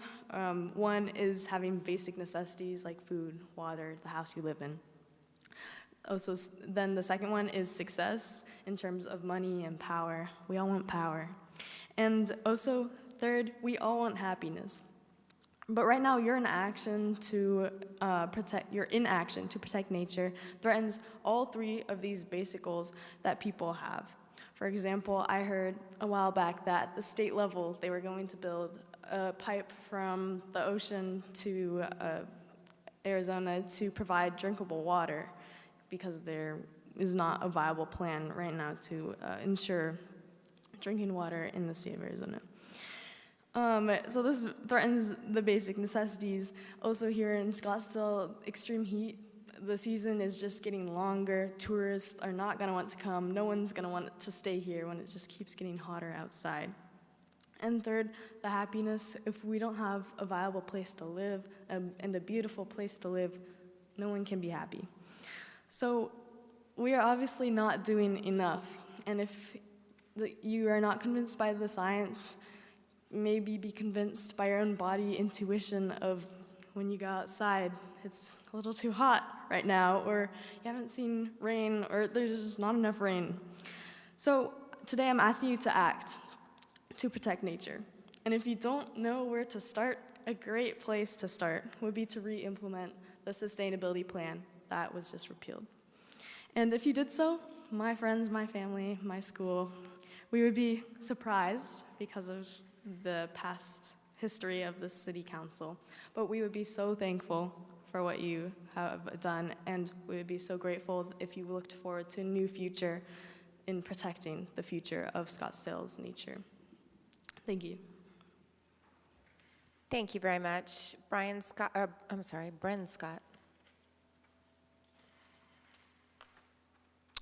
Laura Minnick.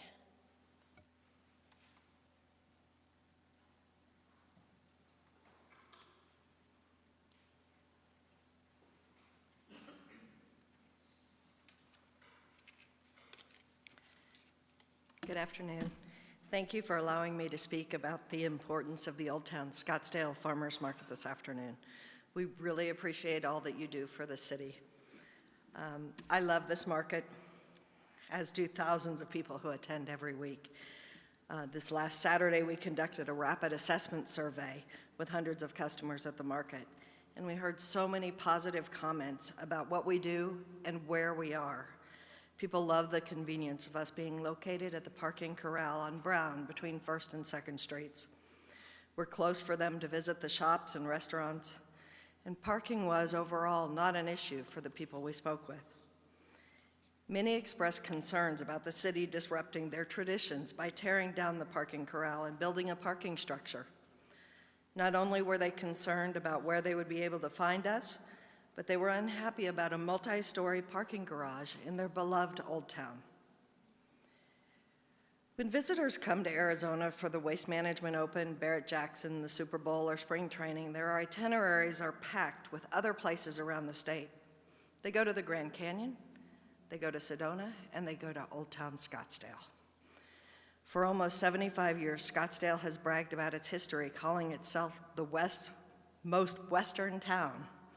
And the motto stems from the area's ranching and farming roots. It's iconic, and it plays out in Old Town's ambiance. Part of the charm is the Old Town Scottsdale Farmers Market. We give visitors a chance to see and taste what Arizona was, is, and how it's growing. The market hosts the Old Town ambassadors every week, the city library twice a week. We regularly bring in nonprofits to educate customers, and we participate in city tourism events like Scottsdale, Western Week, and June Days, which is really hot, by the way. We understand the importance of adding parking. The citizens of Scottsdale asked you to do it. They passed a bond to pay for it, and you approved a contract for a company to design the garage. But we learned that the design contract is not tied to an address. With the current option of replacing the parking corral, many businesses will be affected by the years of proposed construction. Customers will struggle for access to shops and parking. Besides losing customer dollars, it'll be difficult for those businesses in Old Town to have supplies delivered. We ask that you take the time to reconsider the location for the new parking garage. It seems prudent to add another review of where the parking garage should be, given how construction will affect the businesses and community. There are other city-owned properties nearby that might be a better choice than the parking corral. Having input from all the stakeholders might make the final decision more palatable for those affected by the new parking garage. Thank you again for your time. We appreciate what the city does so much. Our contract administrator is awesome. Thank you, Laura. Jan Dolan. And Steve Sutton, I see you back there. If you want to go fifth on this list, that'd be great, because there was someone that was not available. Mayor and City Council, I'm back. First, I want to start by apologizing for my actions at the last time I spoke. It is unusual for me to lose my emotional intelligence, but I do have my freaky buttons, and a couple were triggered. And so I apologize, and I thank you for the opportunity to speak again. I'm here to speak on behalf of myself and also on behalf of Don Logan, who cannot speak tonight. Don was the first director of Diversity and Dialogue. That's what we called the office then, Diversity and Dialogue. He was hired into that role from another role in the city by then city manager Dick Bowers. And it was because, unfortunately, there were some incidents between some of the city's employees and members of our diverse community. Those resulted in valley-wide and national attention, not positive attention, very negative attention. So Don was tapped to create an office that was not about anti-merit hiring or anti-merit discrimination. had nothing to do with hiring. It was to cultivate a relationship with the civil rights and other interest groups, such as the tourism industry, in our community, to educate and to learn from the diverse means and different thoughts and practices in our community. These are all community efforts. It was done in a non-threatening and safe environment. When I came to Scottsdale, I had a lot to learn. When you're new to something, it takes a long time. And as Kathy remembers, I took a lot of time to listen. And I think we all need sometimes step back and listen and learn. I had a whole organization to learn about, as many of you are now doing. But I did learn that the Diversity and Dialogue Office had undertaken a number of positive efforts in the community and had done a lot of positive outreach. And that outreach has continued when issues have arisen. And it's not about just the traditional diversity. Monday, we celebrated St. Patrick's Day. St. Patrick's in Ireland is my heritage, still wearing a bit of the green. The White House, green pond and fountain out front, celebrating the Irish heritage of so many of our citizens.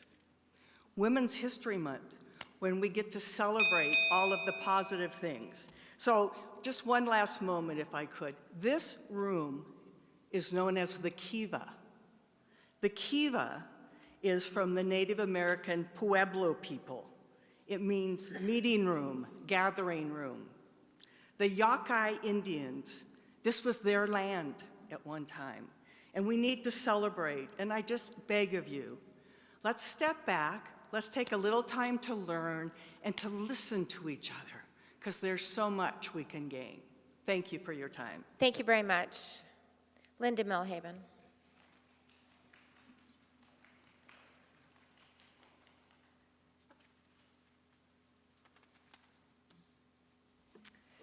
Thank you. My name is Linda Milhaven. I live on Belgian Trail in Scottsdale. I'm here to speak to you tonight about concerns with the implementation of Ordinance 4662, also known as the DEI Ordinance. Scottsdale is a welcoming community where everyone belongs. As you have heard, the Office of Diversity and Dialogue was created to improve understanding and communication within the city organization and within our community. And I believe we all agree with the original intentions of this office. I know you agree, Councilman Quasman, when you write that first and foremost, Scottsdale is for everyone. I firmly believe that every person in our city deserves respect, kindness, civility, and empathy.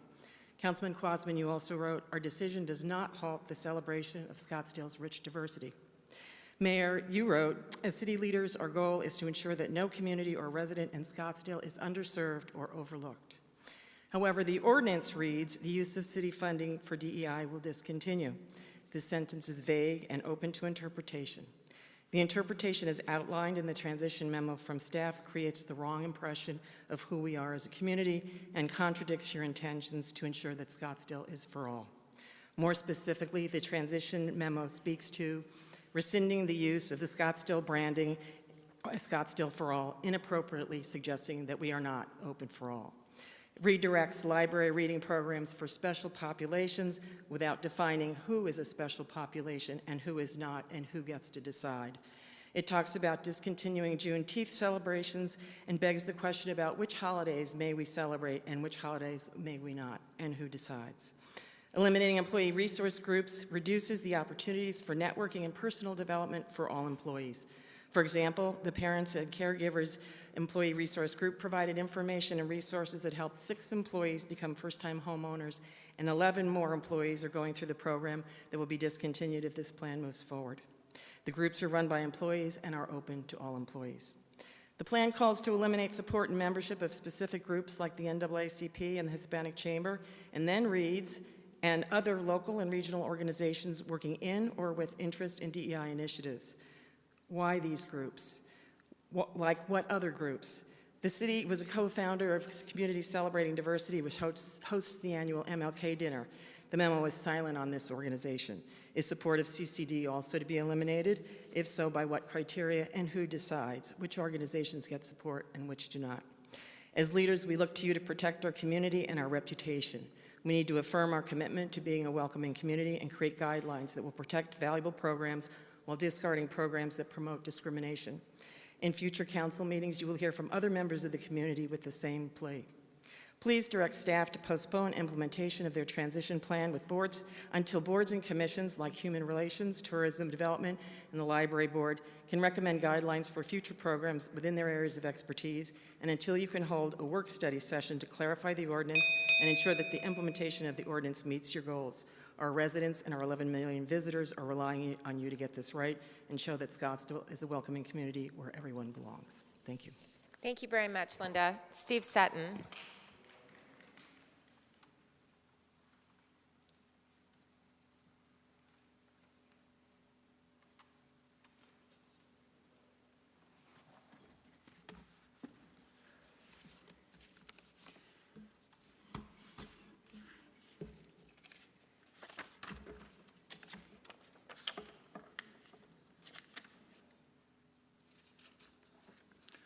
Just a moment here, please.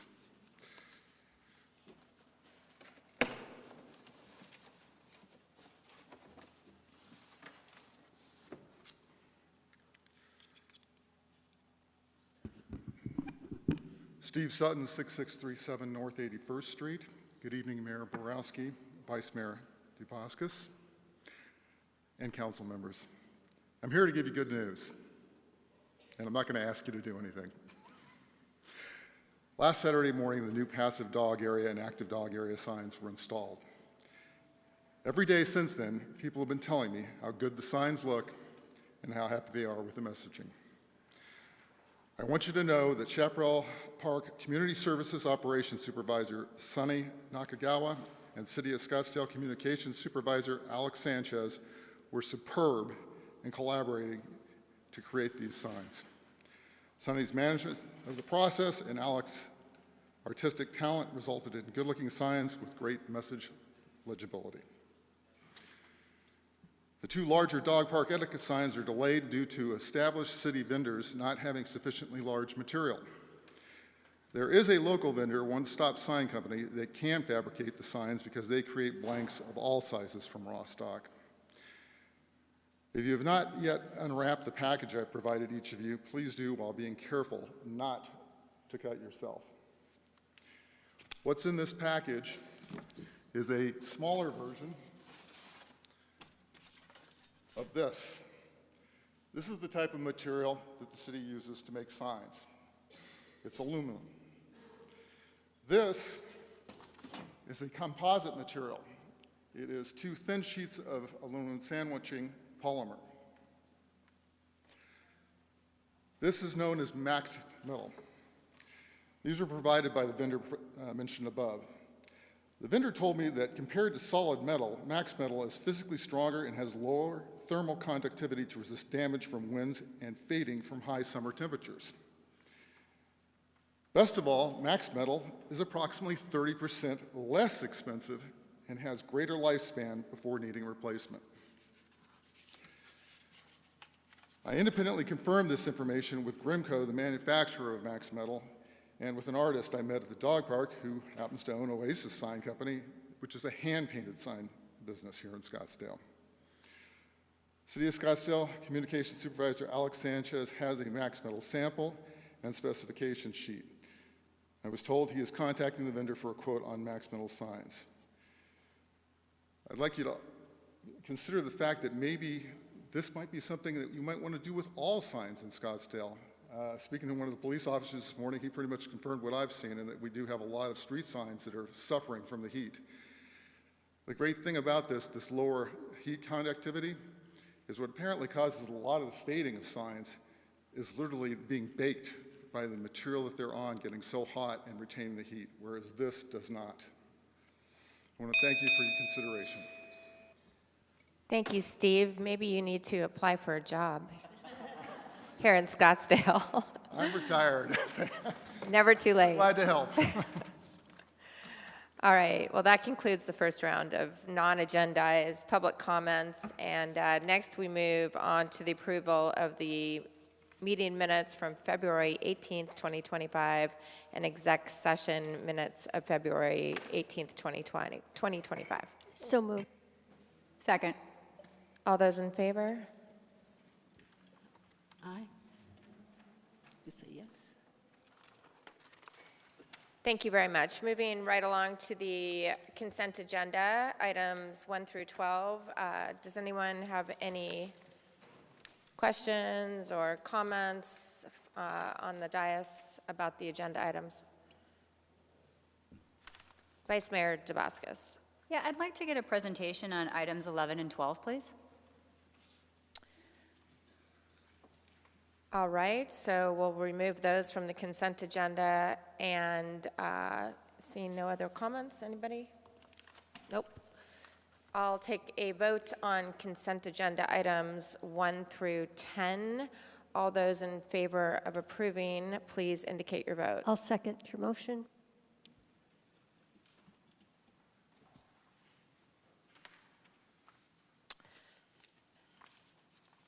Consent agenda items 1 through 10 are approved, and we'll go ahead and move 11 and 12 to the end of the agenda. Regular agenda items. Item number 13 is a request to adopt resolution number 13376, authorizing the selection of Ralph Anderson and Associates to conduct the national recruitment and selection process for the position of city manager. Presenting this evening on the topic is Monica Boyd. Can we hear from her now?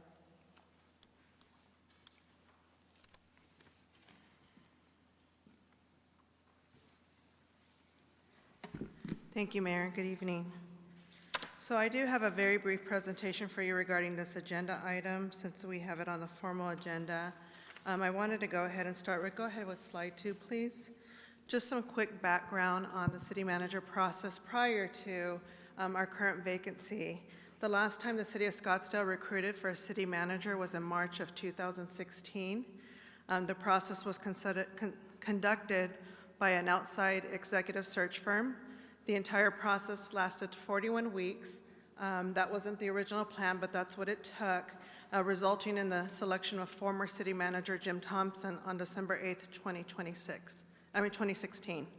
So with Mr. Thompson's departure, we reached out to our current list of contracted executive search firm vendors. We heard back from 4, and the HR department reviewed all of those recommendations, and we do have a recommendation for selection today. And I'm also requesting authority for the spend for the contract award as well. Next slide, please. So we are recommending Ralph Anderson and Associates. Over the last 3 years, this team has conducted several recruitments for us. They've all been national recruitments. And most recently, we had the assistant city manager process that was conducted last year that resulted in the selection of Greg Caton.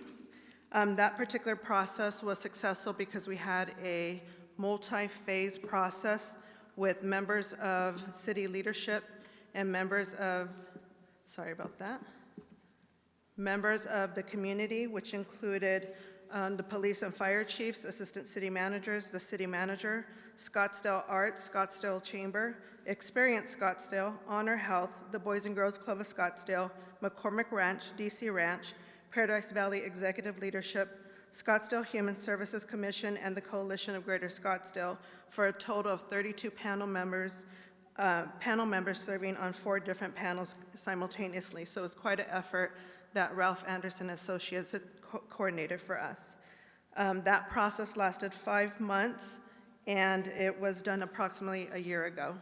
So based on the scope and the proposal from Ralph Anderson, we are recommending them as the vendor, and we anticipate this contract award to be a total of $64,000, and that figure comes from a flat fee that was included in the proposal of $58,780 and additional funds for incidentals that occur with these types of processes. So with that, I am recommending the next slide, please.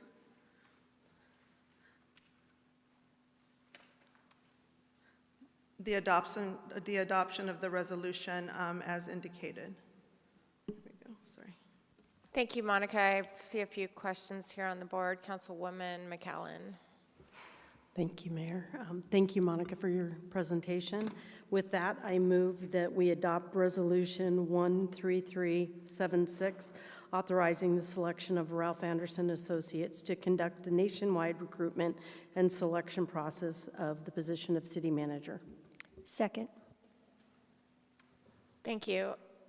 I see Councilwoman Littlefield has a comment prior to the motion, so. Thank you, Mayor. I would like to make an alternate motion. I move to table this item and request staff agendize an item for future council meeting, including a possible exec session for the City Council to consider the appointment of Greg Caton as permanent city manager.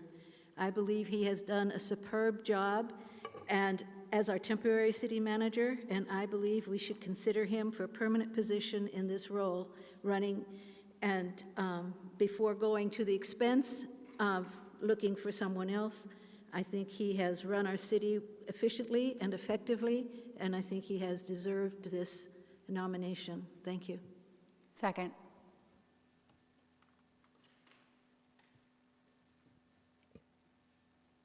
Councilwoman Whitehead.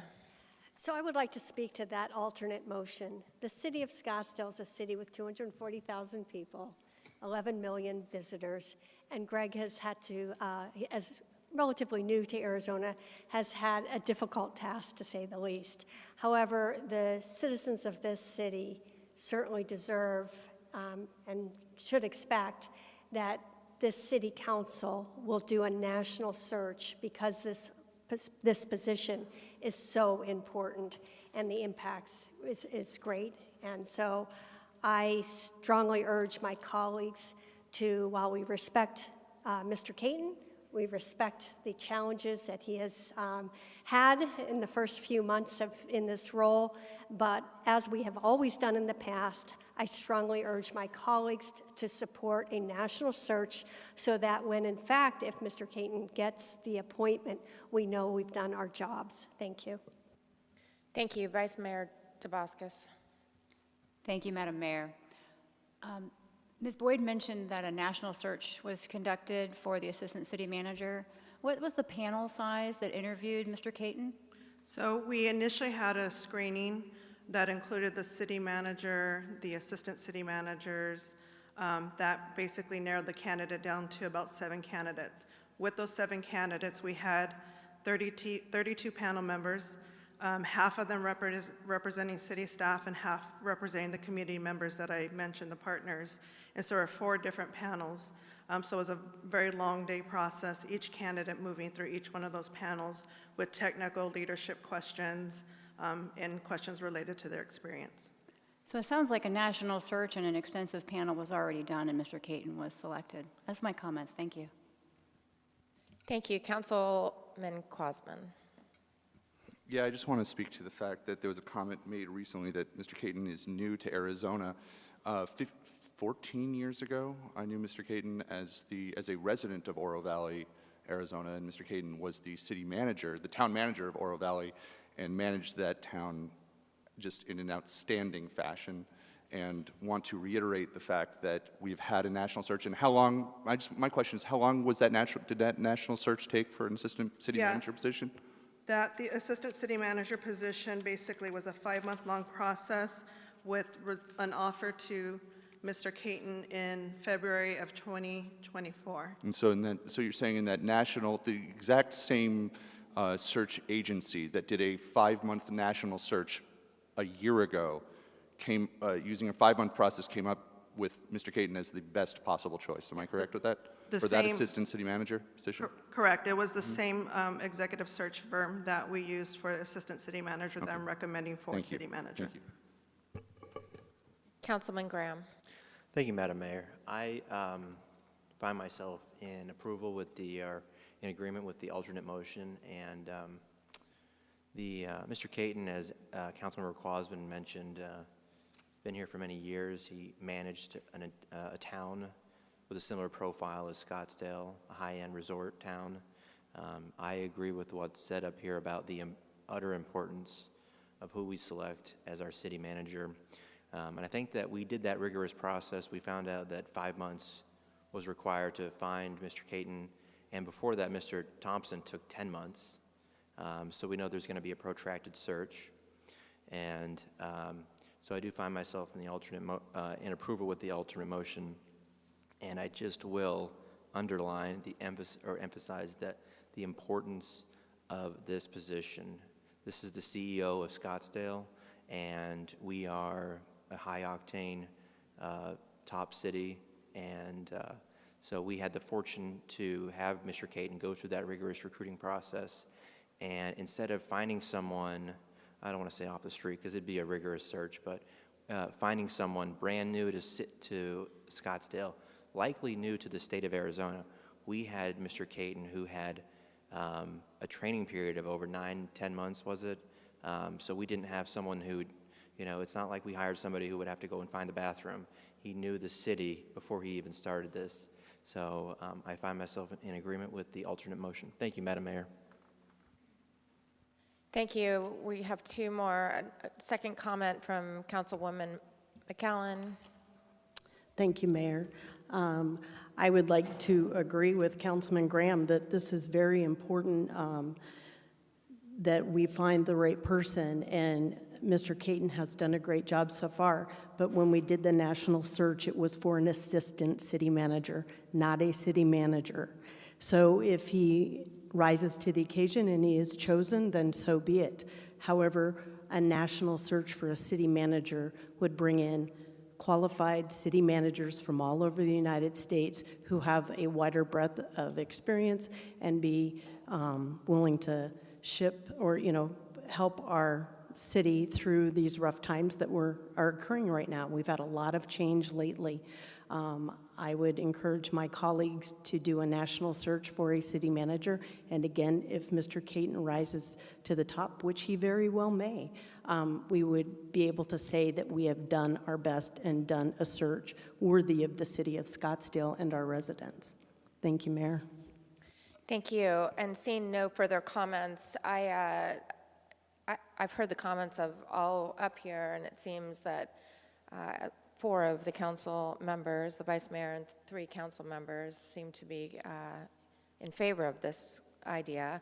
However, I believe it's too soon, taking nothing away from Mr. Caton's credentials or actions thus far. It was a year ago that the search concluded, I think you said, February 2024, for the assistant city manager.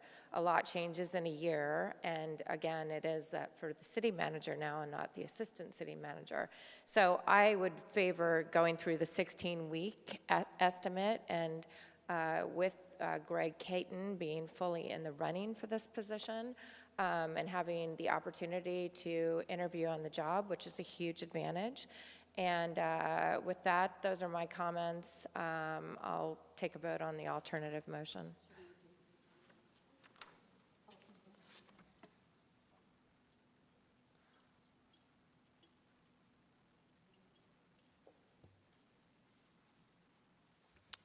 That motion passes, so we will move on to the next item. And you'll agendize that for future executive session, please.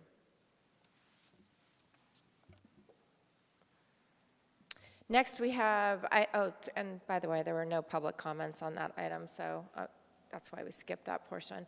Next we have item 14, which is a presentation, discussion, and possible direction to staff to communicate the city's position on state legislative housing matters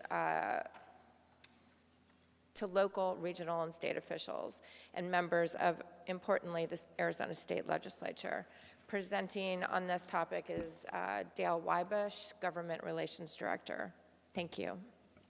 Thank you, Mayor and Council. Tonight I'm going to touch on 7 policy measures. You're going to see more bill numbers, but that's because there are duplicate bills, either one in each chamber, or the same idea is behind a regular bill and a concurrent resolution, a Senate concurrent resolution, which would bypass the governor and go directly to the voters. So it's 7 measures, but you're going to see different bill numbers up there. I want to start off with what we've commonly referred to as the Starter Homes Act, House Bill 2371 and Senate Bill 1229. Mr. Biasucci sponsored the House measure, and just for people's edification, the House bills start with an H, and Senate bills start with an S, and House bills start with a 2, and Senate bills start with a 1, just to clarify that. And then Senator Shauna Bullock out of Phoenix. 1229 is the bill that's is more active, although currently it is stalled. It was amended over in the Senate. You can read the slide. I won't go through every single word of this, but it essentially takes our authority away as local governments related to features and amenities and structure, floor plans, et cetera. Shared features, amenities. We can't require screening or walls on residential property. And then this is for 5-acre new developments, 3,000 square foot lots. The minimum square footage of the home cannot be any more than any dwelling unit in the city. And just as an aside, if you think about any other dwelling unit in the city, that could include an accessory dwelling unit, which would be very small. And then the setback requirements are also stated up there. There are some exclusions, tribal land and land in the vicinity of military airports, not general aviation airports like our own. Building and fire codes still do apply. Minimum parking for public health and safety still do apply. And if this last bullet point confuses some people, but essentially it's if you have a current neighborhood with homes aggregated on lots larger than 3,000, but the aggregate is less than 5 acres. So in other words, if you can't buy 2 blocks, tear the houses down, and put up these tiny homes. It's to protect existing neighborhoods. And that was actually put into a bill last year, starter home bill last year, which had been vetoed by the governor. I put this in here, it's quite wordy, but I want to demonstrate to you that the attitude towards city and town regulations related to housing. This is the amended version. And in the middle of that, it says the statewide housing crisis is caused in part by highly restricted regulations. And the last sentence says further regulation by a municipality. So my interpretation of that and the earlier version, which was more offensive, is that we're being blamed for the housing crisis. Not land prices, not market forces, city and town regulation. Whoops, I hit one too many. I hit 2 too many, okay. All right, I'll pause on the Starter Home Act to see if there's a question about that per se right now. The process where they are at, the House bill was passed through its initial committee, and I purposely didn't put in where things are at in my slides because the slides are due a week ago. And action happens in between then and now, and I didn't want to have erroneous information, although I will later on because of the way the process works. However, so House Bill 2371 is stalled. It went through one committee. It hasn't moved since. Scottsdale legislator Janine Connolly was the only person who for Scottsdale who had an opportunity to vote on the bill. She voted no. Mr. Chaplick, Mr. Culloden, and Mr. Garcia have never had the opportunity to vote on that bill. Just wanted to clarify that. It's important to know where our people stand on these things. On 1229, all of our Scottsdale legislators voted no. So Mr. Kavanaugh, Ms. Werner, and Ms. Kuby were all no votes. They've been very responsive to us both last year and this year on these types of bills. All right, this was a League of Cities and Towns counter-proposal. The governor told everybody last year at the end of the session, I know I vetoed the Starter Home Act, which was House Bill 2570 for your curiosity. I want you guys to start working on something, come up with counter-proposals. So the League of Cities and Towns, which we are a member of, it's a membership organization of all 91 incorporated municipalities in the state. Full disclosure, I worked there for a decade, so I know the spiel pretty well. So this was their proposal. It reduced the population size.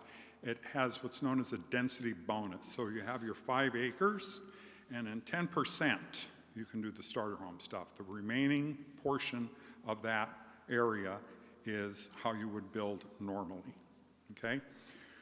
We don't have a lot of affection towards the measure, but we did get in the second to the last bullet there, protection for our airports and for our natural land features, or our environmentally sensitive land.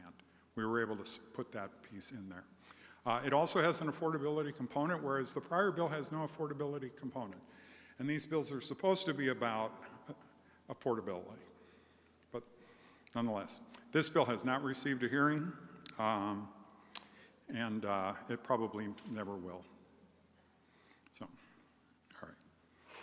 The next measure is Senate President's bill, Warren Peterson. He lives in an unincorporated area of Gilbert. And it was amended. Initially, the bill said that we had to provide this menu of pre-approved housing plans for single-family duplexes, triplexes, and accessory dwelling units. And I'll say ADU from now on, because accessory dwelling units, a lot of words to string together in a row. And it was amended so that the single family doesn't have to be between 8 and 2,000 square feet, 800 and 2,000, but it could be the minimum square footage allowed by the city instead. And fees remain the same with any other submittal for development purposes, and our plans would be posted on our city website. It is my understanding that the League of Cities and Towns is going to hire an architect to come up with a menu, and then a city can elect to use those or elect to do their own, which would then require us to hire an architect to do that. I don't think we have city staff that do that sort of thing. So this is an unfunded mandate. The bill did get through the Senate 27 to nothing. It is the Senate President's bill. So that's something we always need to pay attention to. Whose bill is it? These are 2 cleanup bills from last year. The first one, 2110, takes commercial properties and converts them to multifamily. They have to be functionally or economically obsolete.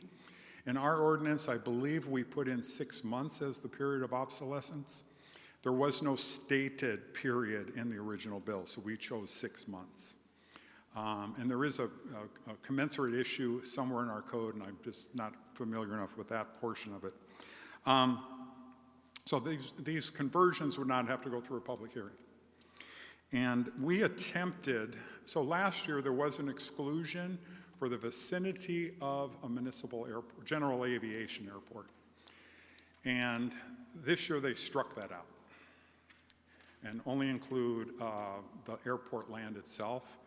However, you're not gonna have a commercial structure that's not owned by the airport. So it's kind of moot, but military airports are excluded in this.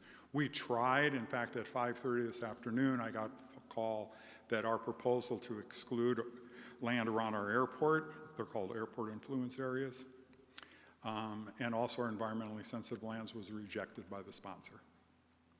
It happened, I just got that call an hour or so ago. And the second one is ADUs, our unfavoritist topic perhaps at times. It's a cleanup again. They took out the vicinity of the airport language, and then they also are now requiring counties to abide by this. Otherwise, there's not really any changes in the bill that will affect us. But once again, ADUs can be on a property, a residential property, single-family property within a shorter distance to an airport, a general aviation airport. All right.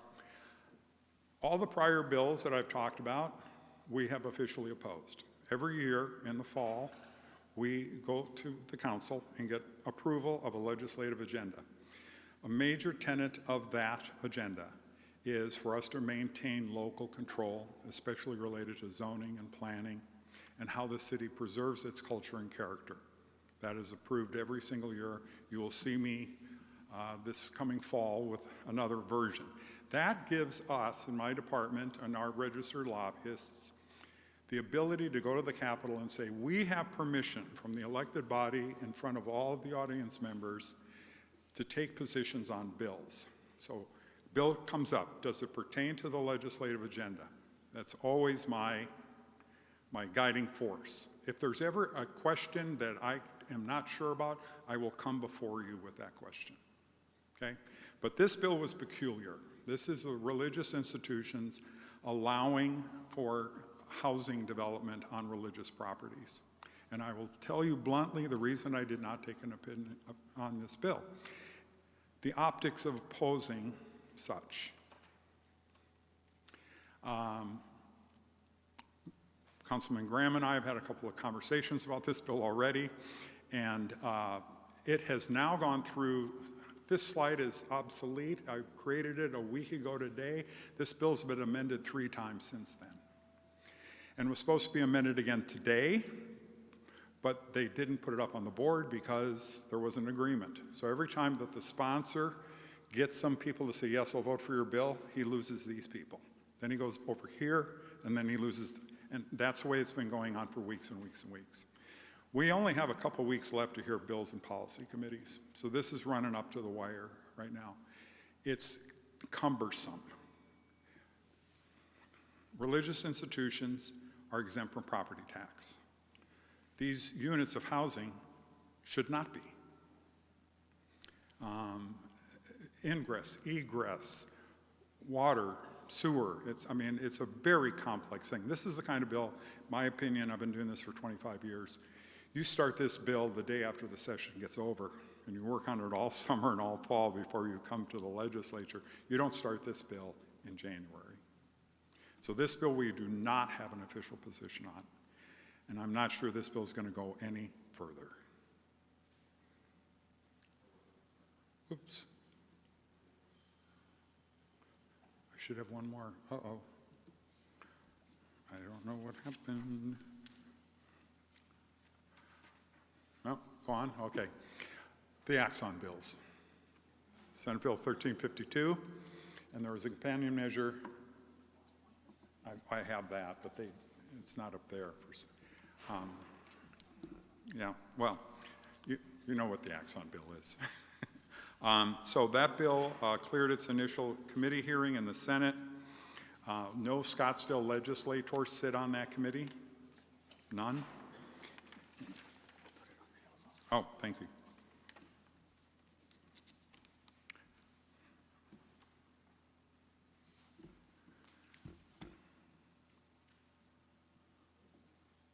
Okay, I know what the bill does by heart.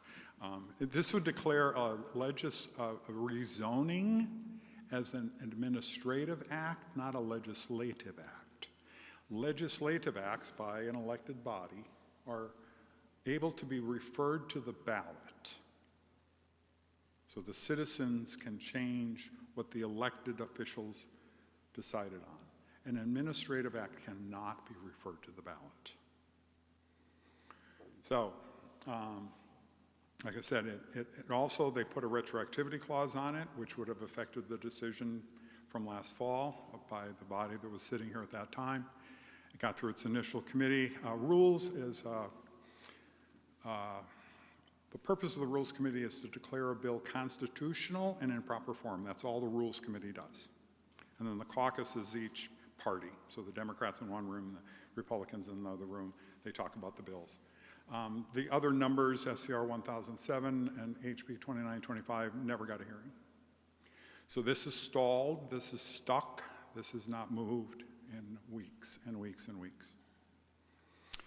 And with that, my formal presentation is concluded, and I'd be happy to take any questions. Councilman Quasman. Thank you, Dale. I appreciate everything that you're doing over there. And I want to assure the council that the church property bill, it's something that Representative Livingston and I started working on when we were freshmen together in the legislature. It is not going to, it is of my strongest opinion that that is going to end up exactly where it started which is the same sinkhole that it fell into when I served with Representative Livingston. That's number one. Number two,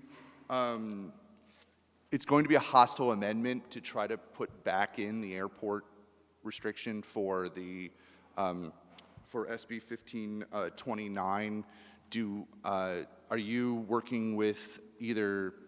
I don't know if Senator Kavanaugh would want to propose a hostile amendment, or is there anybody that we could work with who would be willing to submit a hostile amendment when this gets through? I'm assuming they're going to hold this until the budget, but do we have a plan for on the airport? 1529, it has been transmitted to the House, so it would have to be one of our House members that would offer that amendment.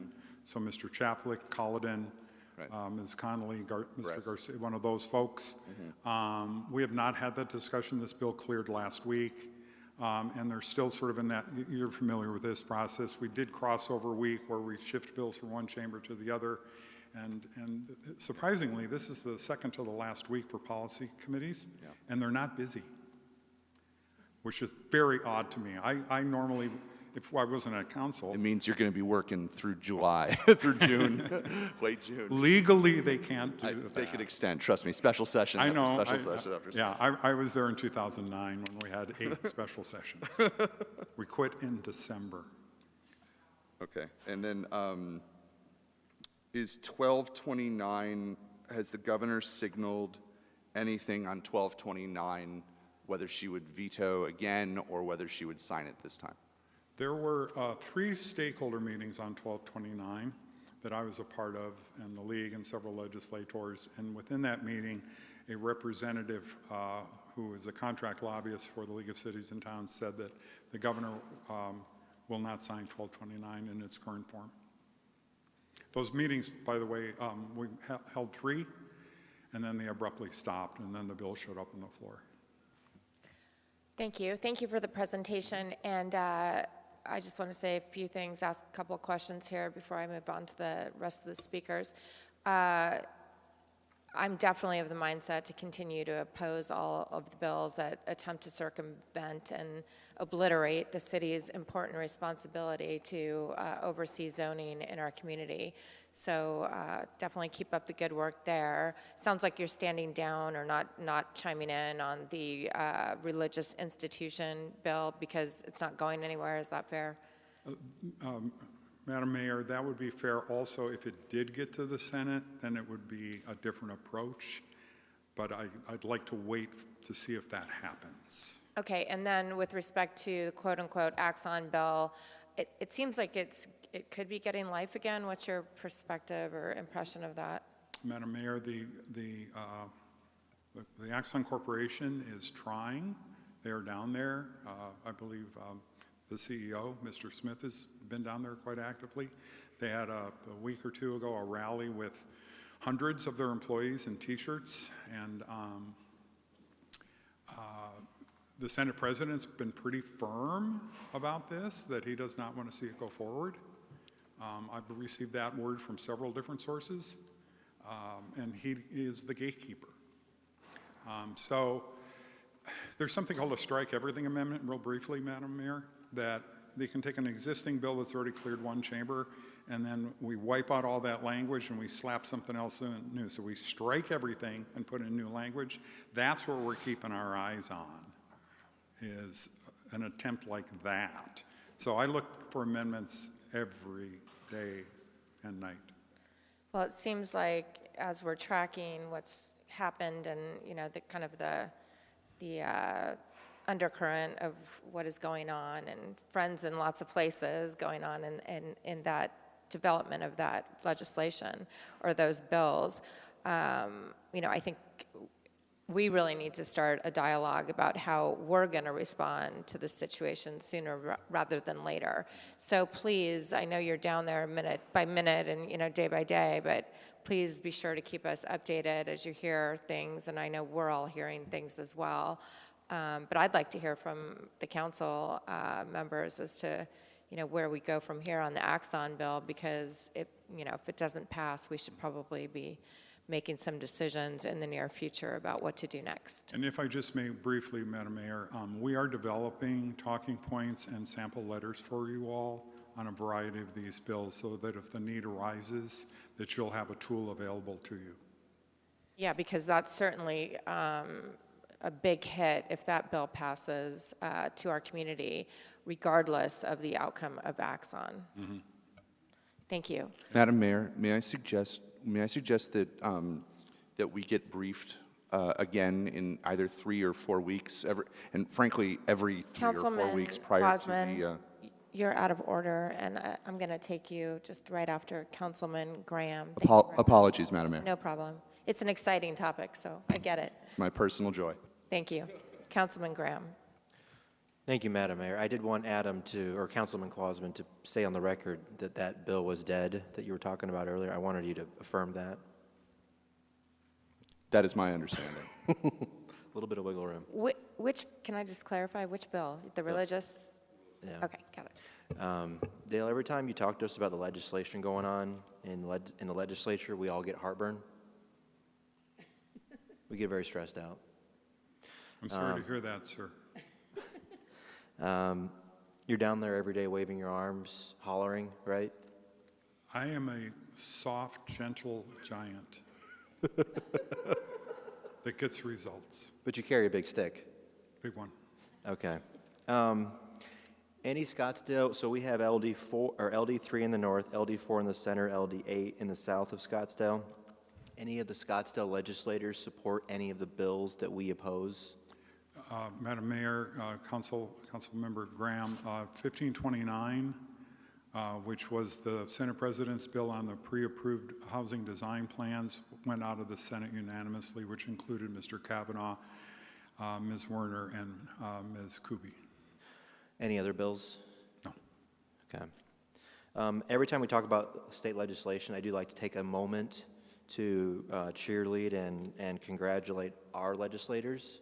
I like to, for the record, say the names Senator Kavanaugh, Representative Chaplik, Representative Colladin, Senator Warner, Representative Matt Gress, Representative Pamela Carter, and Senator Kuby, Representative Conley, and Representative Garcia.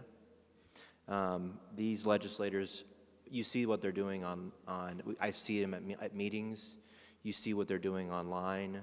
You see them fighting there for their Scottsdale constituents. I mean, we've seen Representative Chaplik, if I can name one person, has been a warrior for Scottsdale. And I wanted to just say on the record to voice our approbation for his efforts to protect Scottsdale's local zoning. And those are my questions for you. That's always concerning. I consider a lot of these an attack on Scottsdale's quality of life, local zoning. And so as Councilman Quasman began to make allusion to, it would be good to get an update. So thanks, Dale. Thank you, Madam Mayor. Thank you, Councilman Graham. Vice Mayor DeBuscus. Thank you. I also, to echo Councilman Graham's comments about our legislators, today Legislative District 3 released a survey that was conducted of the precinct committeemen of the district. There was a meeting where they discussed the Axon proposal. There was a document that went out to all the precinct committeemen that was written by one of the precinct committeemen who doesn't actually live in Scottsdale, but worked with Representative Colladin, because Representative Colladin said he will vote the way the precinct committeemen tell him to. There were 100 people who voted. 12 people voted in favor of Axon. 88 people voted against the Axon bill. And so I'm expecting Representative Colladin has already published this data, but I'm expecting that that's going to have a significant impact in the dialogue, that this is not about unions, as has been described by Axon, but rather the people of Scottsdale are very well educated on the subject. I wanted to ask you, is there something that we can do to help? Are there letters we can write? Are there phone calls we can make? Should we be coming to some of the hearings? May we offer our time and attention if that would be helpful? So we defer to you to what can we do to help with any of these? Madam Mayor, Vice Mayor DeBuscus, as Councilmember Graham pointed out, our Scottsdale legislators are solid. If you've got contacts outside of the districts that represent Scottsdale, because I don't worry, I mean, we pay attention, we don't take anybody for granted, I don't want to suggest that, but it's the legislator from, I used to live in Prescott, I'll pick on Prescott just because I used to live there. So some of these bills don't affect them because of population limitations. And so they're like, oh, I don't care. Or, you know, so that it's those legislators. And on these housing measures, you've got this interesting blend of people that don't like cities on one side, and then you've got other people that say everybody should own a house on the other side. And this very odd marriage that's occurred in the last couple of years.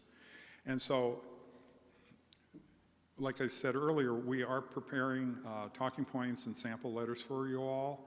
And once we get those through the process with Greg, interim city manager Kagan, then we will distribute for your use. But it's really the outside of Scottsdale legislators that, you know, I speak to the Scottsdale legislators, and that's my boundary. You don't have the same boundaries I do. So if you have a list of some that are giving you some trouble, shoot me the list and the phone number, and I'll be happy to make the calls. And cell phones when I have them, ma'am. Yes, happy to do it. Councilwoman Littlefield. Thank you, Mayor. I just have a concern about the Exxon project in particular, but in general, any big project like this in Arizona when they get close to the airport space. Mm-hmm. Because this is what's happened in California to many small cities with small city and municipal airports, is buildings, apartments have gone in and intruded into the FAA airspace.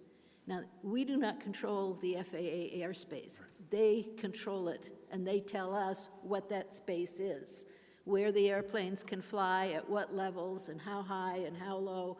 Anywhere around an airport, especially municipal airport, the FAA controls that airspace. Anytime there are buildings that go in that violate that airspace, where the FAA says this is where airplanes can fly, it's not very long until the FAA closes the airport, because they don't want accidents and people killed running into buildings, because the airplanes are flying where they should be and the buildings are where they should not be. This is one of the biggest problems that we have here in Scottsdale right now, is some of those apartments were in the FAA airspace. And you have planes flying out of our airport at midnight, and they're tired and they're flying.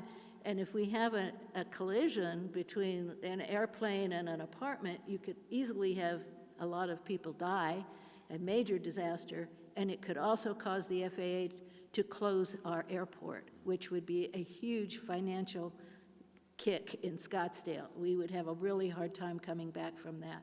So I would ask you, as a councilwoman and as part of the council, to keep a really close eye on what is being requested in the airspace, in the different levels as you go up and down around our airport, because it could cause a tremendous disadvantage to Scottsdale if anything untoward should occur, or if they decide to build anything in there, not just apartments, but anything in there, in that space, because it's held by the FAA. And we do not control what the FAA says is their space. Right. They control that, and they tell us. So I would just ask you to pay very close attention to that, because that could be catastrophic to Scottsdale. I agree. Thank you. Thank you. Excellent point, Councilwoman Littlefield. Councilwoman Whitehead. Thank you, Mayor. Yeah, so I also echo everybody's appreciation for our legislators in the 3 districts. The starter home bills are the ones based on this discussion that have the most legs and the most could have definitely the biggest impact because we have, for instance, 3,600 acres adjacent to the preserve. And can you imagine if that is, that would qualify based on everything I'm reading? So we would have our highest density housing right next to the preserve. So a couple things. Can we have midweek, if things are changing, things change fast, can you just shoot us emails? And again, as Vice Mayor DeVasquez said, with legislators that are leaning one way or another, we do have outreach well beyond the city of Scottsdale. And yes, so we do need alerts. That is one. And then as things solidify, it would be good. I really hesitate to burden our staff, but it would be good to have an estimate of how many parcels in Scottsdale will be impacted by such a bill, so that we can also be contacting the governor if it gets to her desk. Thank you. Yes, thank you. And lastly, Councilman Klausman. This is just to ask formally if we can have a regular agendized item I would say, every other meeting while the legislature is in session at this point, as things are really ratcheted up, just to be able to get briefings, even if there's nothing to report. Then you come up and just tell us that there's nothing new, but it'd be worthwhile just to make sure that the people are able to hear also your report. It's very important. So. Absolutely. So it's not agendized to take action for future agenda items. I think that's a good idea. Can I suspend, Madam Mayor, may I suspend the rules and ask for a future agenda, a motion to create an agendized item every other council meeting to be able to come and speak, or if staff can do this through their own efforts, then I will withdraw that motion. How do you want to handle it, Sherry? Mayor, I don't want to speak for the interim city manager, but I think staff is in agreement that we can schedule something along those lines without a formal motion from council. Just as a regular agenda item from your perspective. That sounds good. And the only caution I would have is long presentations on the longer meetings would probably be better to avoid. So maybe special meetings, or if there's a big discussion on that. Thank you. All right, I think that's it for item number 14. Thank you very much, Dale, and thank you for the lively discussion, council members. Next, we have item 15, which is a presentation and discussion regarding historical information on parking in Old Town and the 2019 bond election. This item is to focus only on the historical aspect of parking in the Old Town area. Presenting on this topic is Allison Timkew, and she is the Public Works Senior Director and City Engineer.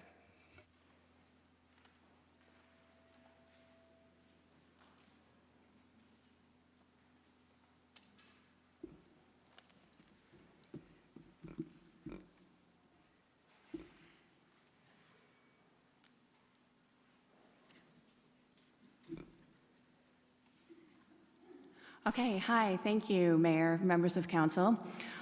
This presentation tonight is on the Old Town Scottsdale parking, and it's basically to focus on the history of parking in Old Town, as well as the bond 2019 language. Okay, so the bond project 63, build parking structures in Old Town Scottsdale.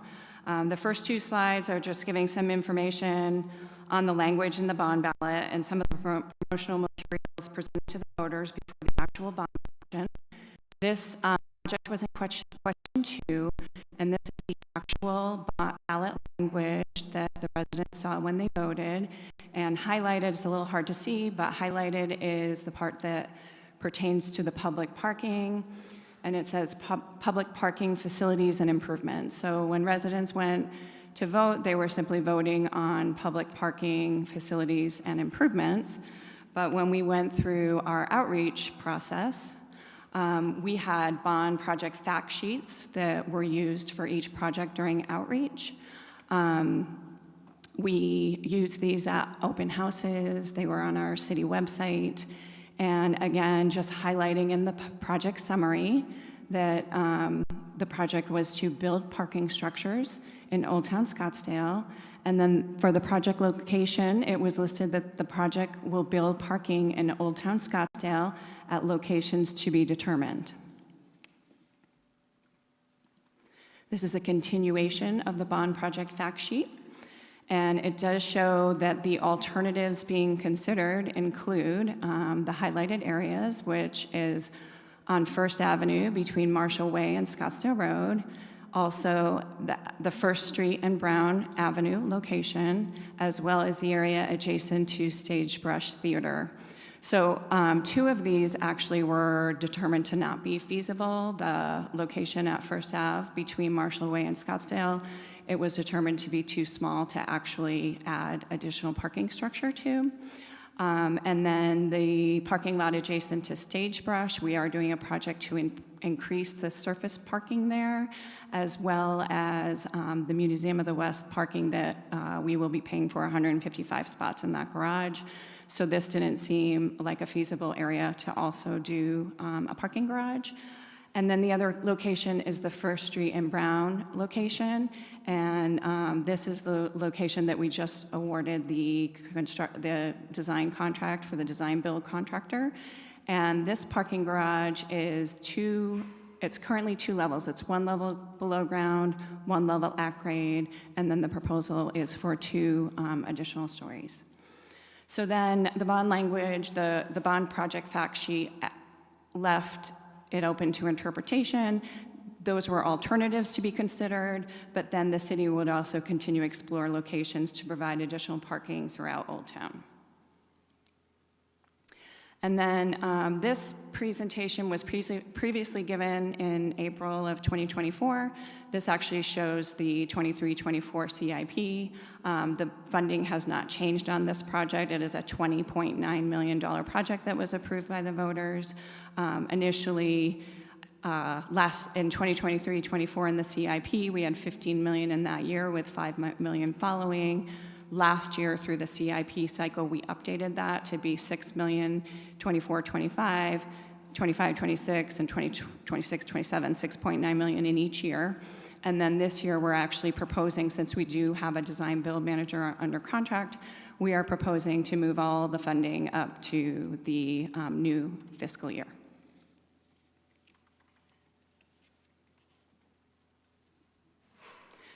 So then about the history of the parking in Old Town.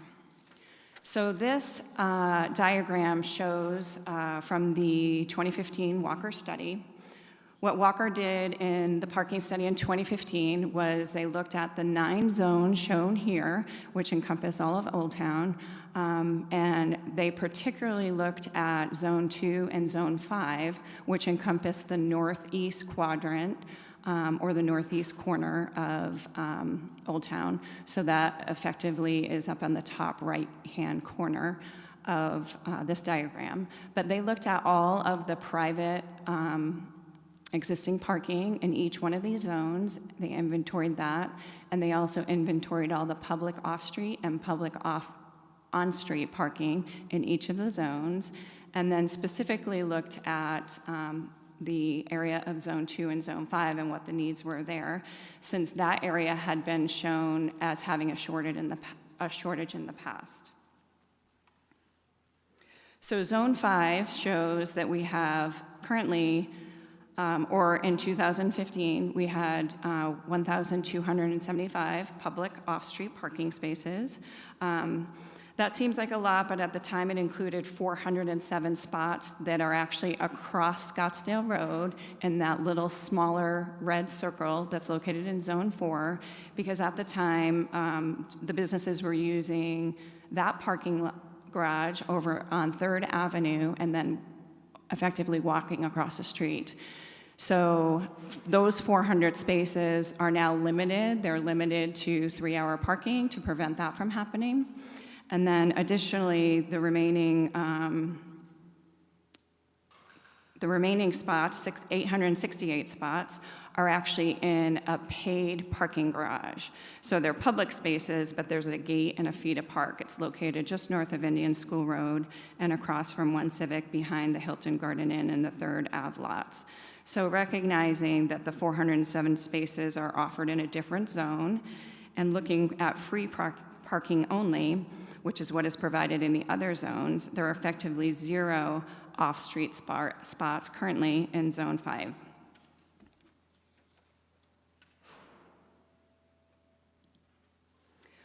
Okay, this slide shows previous investments, where we spent the money and whose money it was, essentially. So this first slide includes the improvement districts. So that were formed in the 1970s in the Old Town area. These districts paid for land and improvements to create surface parking lots in 3 of the 4 quadrants in downtown. The highlighted area in the bold outline and enlarged diagram is the East-West Main Improvement District. You can see the properties on this ID that were improved in 1972. In some cases, it bought the land and built surface parking. The highlighted area in the northwest quadrant is in the 5th Ave ID, and the large red area in that district is the current 3rd Ave parking garage. In 1972, this ID paid to build a surface lot at that location, which has since become a parking garage. Okay, on this slide, it summarizes the previous investments in, it's actually not all of Old Town, it's actually in the east-west main ID. And what it basically shows is the investments that were made in the parking and all of this in this area in the past 50 years. It includes improvement district, includes garages, et cetera. All dollar values were converted to 2022 dollars. There have been 42 million investment in parking in the boundaries of the ID, 10% of which was funded by the improvement district original investment. So this slide adds the northeast quadrant to the earlier exhibit. While no improvement district was formed in the northeast quadrant to pay for parking, property owners in the area paid for parking by dedicated land, particularly the Winfield Scott Plaza subdivisions 1, 2, 3, and 4, when platted in the 50s, set aside lots for parking. The platted 3 parcels totaling about 2 acres, which provided about 220 parking spaces. These parcels were subsequently deeded to the city with a permanent deed restriction that say they must always be used for parking. This shows that area up close. And so the one area the 3 areas are the ones in yellow, Tract A, Tract B, and Tract C. These were the land dedications. And the one at the top, Tract A, it's now occupied by the Galleria parking garage, but originally it was approximately 115 public spaces on a surface parking lot. Right now, there is roughly that same amount of publicly available space in the Galleria, and then there are additional other spaces available nights and weekends that are not usable for daytime businesses in the area. And then there's the 105 spots on Tract B and Tract C, the other 2 surface lots. This summary shows, like the previous investments on the previous slide, this is for all downtown off-street parking, and it's provided in all 4 of the Old Town quadrants, adjusted to $22. So it's broken up into the southeast, southwest area, since the east-west main is combined, and then the northwest quadrant and the northeast quadrant. And it's really a lot of numbers, but it's shown graphically here. And on the left, you can see the summary of who pays, the benefiting property, the improvement district or the land dedication, which was previously discussed, downtown in lieu parking fees, or citywide, such as general fund, transportation sales tax, MPC, or go bond debt. So in the northwest quadrant, you can see the total spent was $23 million. Of that, the benefiting properties paid for about 6.8% of that, and then the citywide total is about 84.6. The southeast southwest, the total spent was $56 million. The benefiting properties were about 7.4%. And then the citywide contribution was 90.6%. And then in the northeast quadrant, the total spent was about $20 million. Those were the land dedications. And then the benefiting properties had contributed 100% to that with no citywide input. And then along the lines of previous investments, we did have the 2001 Downtown Task Force, which had 22 members, and they actually presented several actions to council in May of 2001. Many of them were enacted, and they did include 3 actions to build parking garages. 2 of them have been built. One is the star up on the left portion of the screen, and that's the existing 3rd Ave garage. The green star at the lower level of the screen is the existing garage at First and Brown, and then the red area is the one that has not yet been built, and that one is in the northeast quadrant. So this was a very similar presentation that was presented in April of 2024, and then again in July of 2024.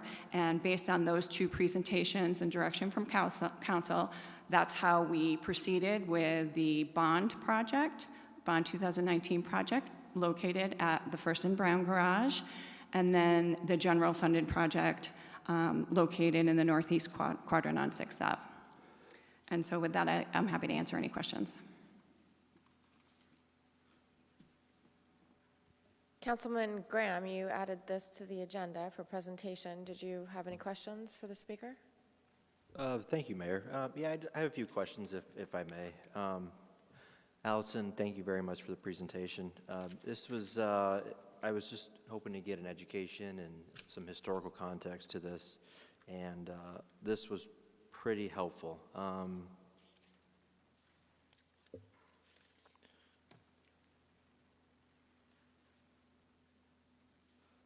If we talk about the corral parking lot location, will that underground structure, can that support more levels of parking? Mayor and Councilmember Graham, yes, we did the structural analysis. When it was built to be able to add additional levels, and we did perform the structural analysis to make sure that was the case. And then, I guess, did you have any other perspectives when you were going through this, as far as when you were putting your materials together, as far as any insights or any conclusions come to mind as far as some of these additional parking structures? Councilmember Graham, as far as the location of additional parking structures? Yeah. I'd have to say no, sorry. No. The conclusions kind of remain, right? Okay. What was that? Yeah. Oh, yeah. That was the conclusion. Yeah. Yeah. Okay. Well, very good. Well, I may have more questions, but I'll turn it back to the mayor. Thank you, Mayor. Thank you very much. So on slide 3, I note that the bond question 2 stated project location, that the project will build parking in Old Town Scottsdale at locations to be determined. I know that 2 of the locations that were alternatives that were in question number 2 were determined to be not useful or not appropriate, so leaving just the location that ultimately you selected or the city selected. So how was since there were locations to be determined, was there any outreach on any of the other potential sites, even if the city didn't own them? What outreach was done? Mayor, as far as outreach on the 6th Ave or this location? Yes. I'm focusing my questions specifically on the corral that we've all heard a lot about, okay? Okay.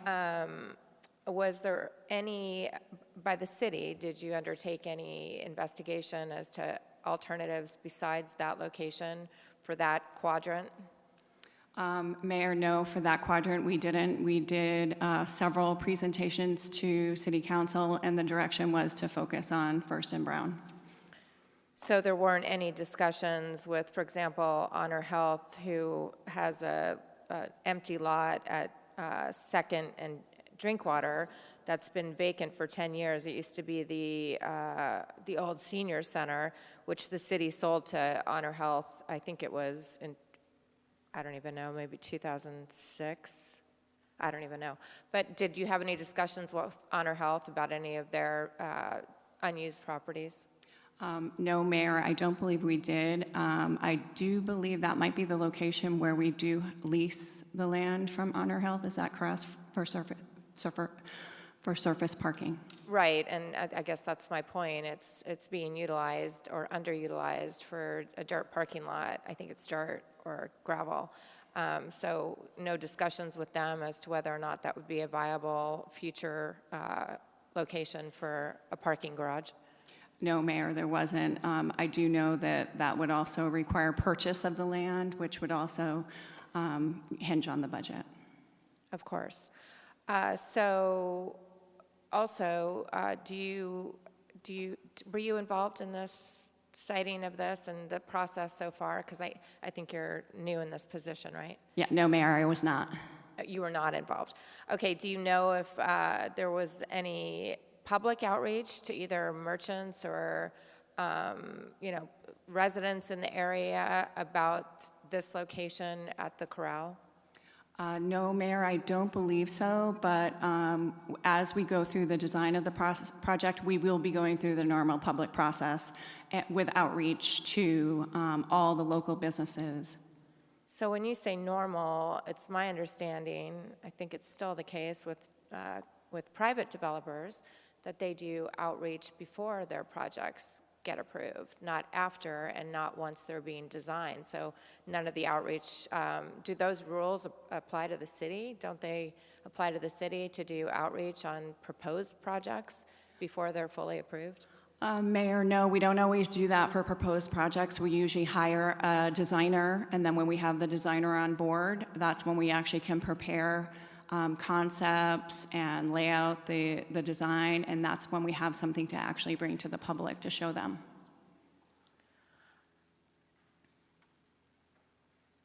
All right, well, no wonder the merchants and business owners and property owners are surprised by this.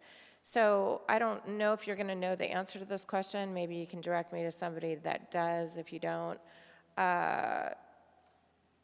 there was a park and ride parking lot over where the Museum of the West is now that sold for $27 million, and that was a city property. What do you know the status of the $27 million, where that money went? Because the reason I ask this is it could be used for parking, and we're going into debt to construct this parking lot. Are you familiar with the Museum of the West, the park and ride lot that was sold by the city? Mayor, I'm not really familiar with it. I'm not sure if the city treasurer knows what was done with that $27 million. I would have to research that and get that information back to you. Okay, terrific. If you could provide that by email to the council, that'd be great. And I think that is, someone made a comment earlier that the design contract that we've signed, that was just recently approved by a 6-to-1 vote to move forward with that, is it true that that is not tied to the location, that contract? Thought that was interesting. Mayor, no, that is tied to the location. Okay. All right, I don't have anything further. Thank you. Vice Mayor DeBoscus. I just thought I'd mention, I remember coming to these meetings last year as a citizen, and Mayor Ortega investigated the Honor Health lot and said that they were not interested in selling it. So I do believe that it was run down by Mayor Ortega already. Thank you. Allison, do you recollect that? I'm sorry, Vice Mayor, I don't. Okay, thank you. Councilwoman Whitehead. Allison, thanks for taking this on. Quick study as you are. Can you remind me how many general fund dollars will be used for this project? Councilwoman Whitehead, for the bond 2019 project located at First and Brown, no general fund dollars will be used for that. And then for the Northeast Quadrant Parking Garage, that is a $14.9 million project funded by general fund. Yeah, I know. So we lumped the two projects together, but because we didn't have sufficient bond funding, I couldn't remember the overage. So 14.9 million general fund. Thank you so much. I don't see any other speakers, but I do have another question and a comment. What is the price? I've personally heard a lot about the price per space on this project that we're talking about at the Corral. What is the price the cost per space on that project? And I think it's about 213 spaces. Maybe. I'm just doing the math real quick.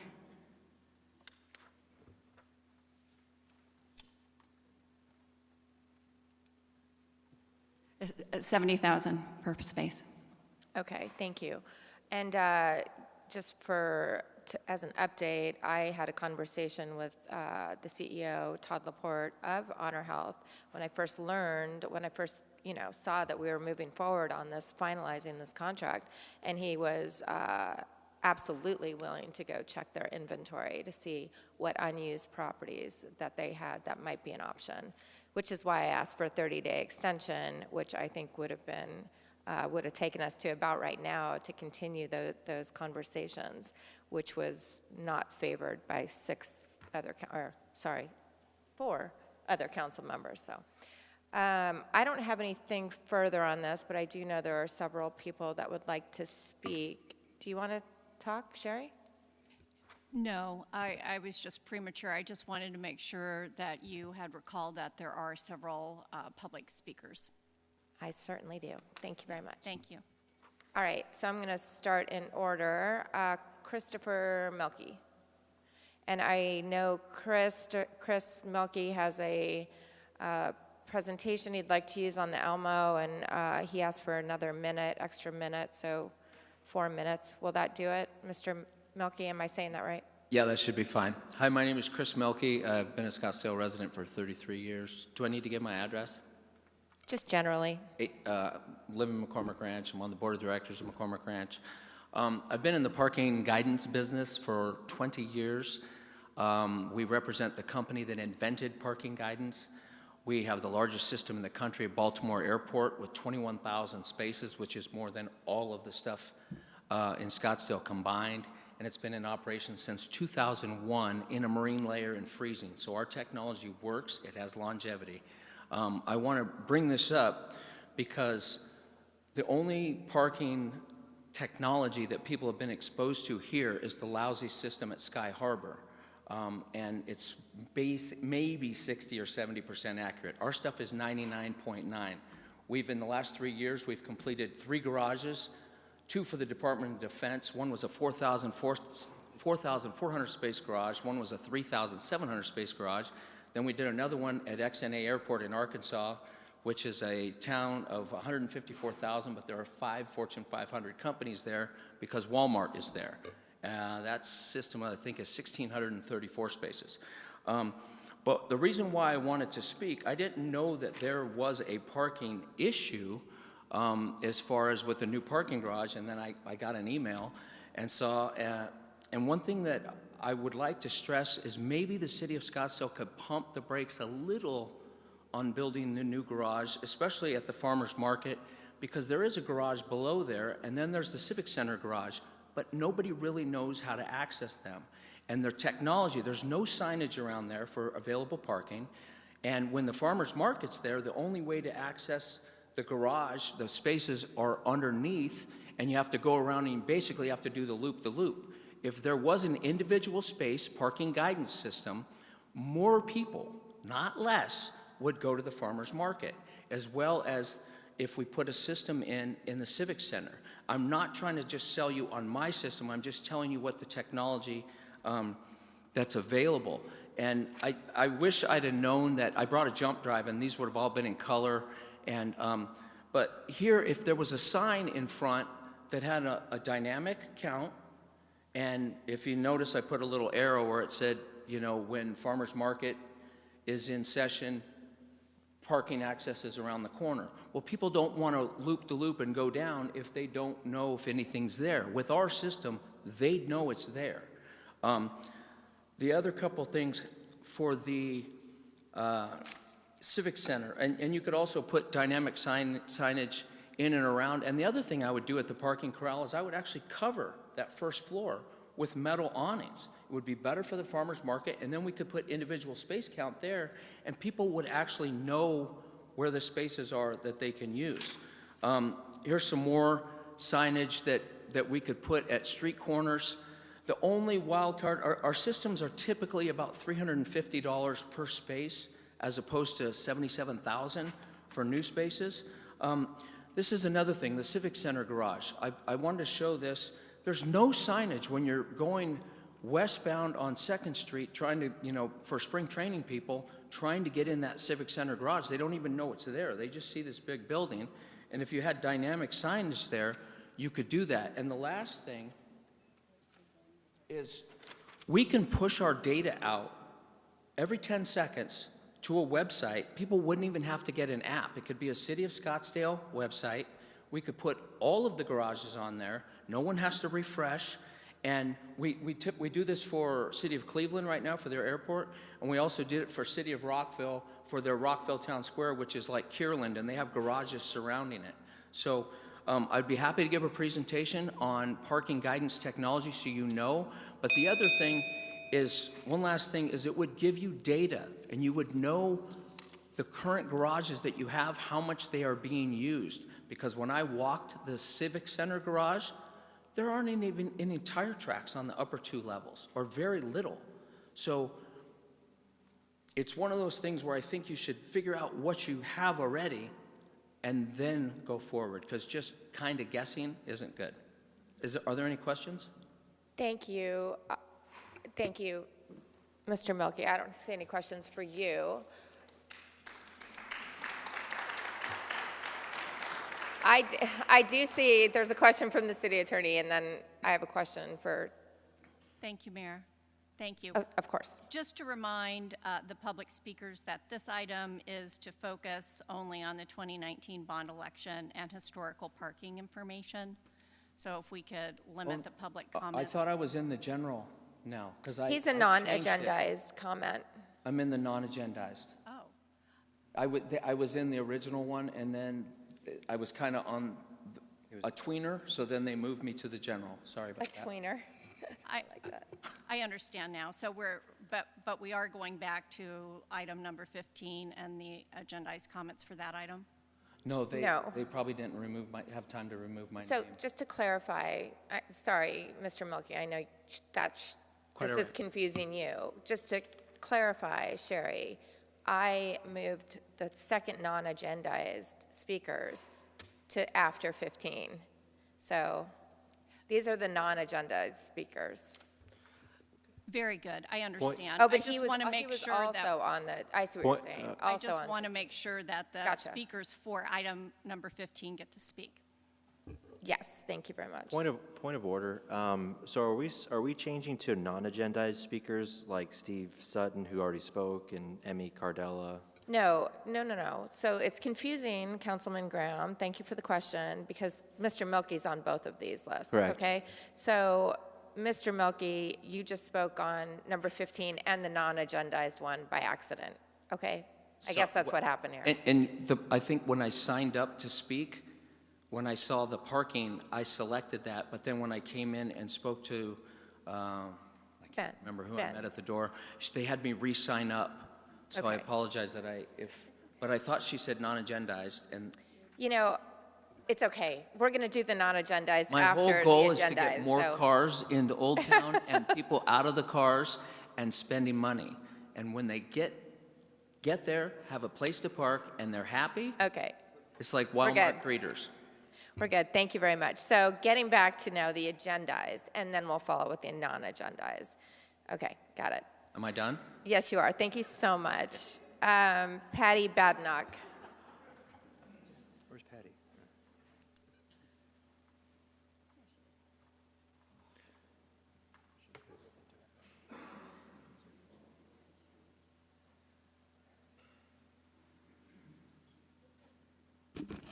Patty Badnock, 40-year resident of Scottsdale. I first object very much of you curtailing any kind of information we have to do with this.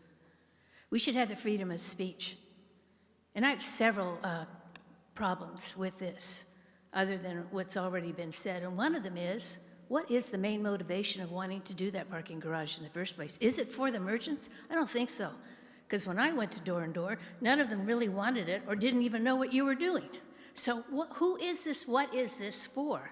And I'm thinking, well, gee, they just put all that concrete slab stuff in the Civic Mall. What's that for? Oh, what, to provide 40 more venues there in direct competition of the bricks and mortar people?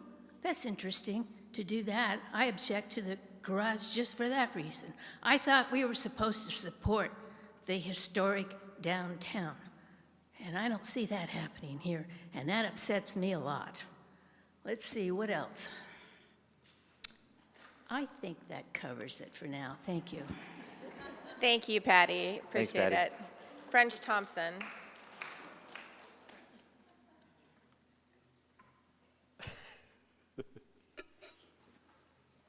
Wow, that's hard to follow. French Thompson, my address is on record. So we're talking about the historic parking.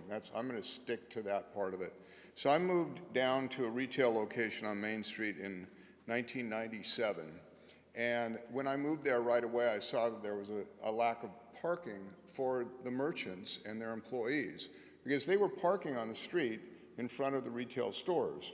So I did a little thing that I could get all the tax information, found out that every single parking place was worth $1,800 a day year-round. That wasn't season. That was $1,800 a day to the street year-round. And we had employees and we had store owners parking on the street. They had no place else to park. This is still the situation. So for all of these 28 years, I've been trying to get more parking with the city and talk to people and get it going. So I did a bunch of research. I did a wonderful presentation. A couple of the city council members saw that presentation and they literally dropped their jaws when they found out that since 1995, the city has not added a single new parking space in the downtown Old Town area. Haven't added a single one. They've taken them away, so the entire baseball stadium had 700 parking places right next door to the stadium. Historically, Google Earth's got photos. 700 parking places that went away. So there's 50 parking places left where there used to be 700. In that process, the city never added any more parking. When the Museum of the West was built, there was more parking there than there is now. So, you know, I did this thing from Google Earth Maps where you can literally see the parking going away, and I've used the numbers that the city is of what they have built, and we're in a very strong deficit today from what we had in 1995. I've consistently over the years had clients come to me and say, we came down there to do some shopping and we couldn't find a parking place, so we drove to Fashion Square. Or they went to Carolina, or they went home. So just the other night, I had dinner with a couple who were really good customers of mine. They buy art. They went down there and they said, we drove around literally for 20 minutes and could not find a parking place. So they said, do you want us to come and tell the city council that this is a situation? I said, don't bother, because I don't really know whether they're listening or not. I come up here all the time and I talk to you guys, and sometimes I feel like nobody's really listening to the people on the ground. Retail is a unique thing. Retail is not like other businesses. We need to have people come and buy stuff from us. And in order for them to come and buy from us, they need to have a place to park. They're not going to drive and walk another 2.5, 3 blocks just to go to a parking place that nobody even knows exists. So anyway, I'm very passionate about this, and thank you for your time. Any questions? Yes. 2 questions, French. Thank you for your presentation. 3 questions, then I'll let you go. Do the downtown merchants want more parking? Yes. Do they want more parking at the corral lot? Yes, they do. And will more parking at the corral help the brick and mortars in that area? Yes, it will. Thank you. Although the gentleman that was trying to get a job here earlier, having systems like that in the city would be a good thing. It would help. And better signage, but I know the city of Scottsdale has very strict signage laws, and so these commercial parking places have these signs where the letters are like this big and it says parking, and it's a sign in front of a parking garage, and they still have signs that big that say parking. So if the city improved that, some of these other things, but we definitely need more parking. Sorry, Mr. Thompson, I do have a question. Where's your gallery located currently? Oh, I just closed it in June because I didn't have enough customers coming down there to park to buy from me. Where what? It was on Main Street. It was 7148 Main Street. I was there for 28 years. So that's on the west side of Scottsdale Road, right? It's on the west side of Scottsdale Road, yeah. So this parking garage that you're saying you need for your customers, the store that you closed, in June, do you see that people parking at the Corral garage to walk across? It would, yes. It's about a block away. Well, I've walked it. It's not a block away, but it's more than a block away. Yeah. Okay, thank you. You're welcome. Mr. Bob Petchman.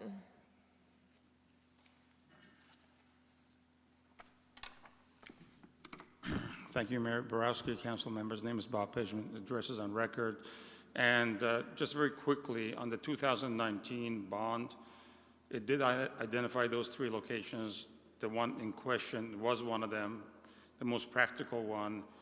There's a loophole, a little language under it that the city will continue to look for alternative locations, but voters shouldn't have to hire an attorney to read the language.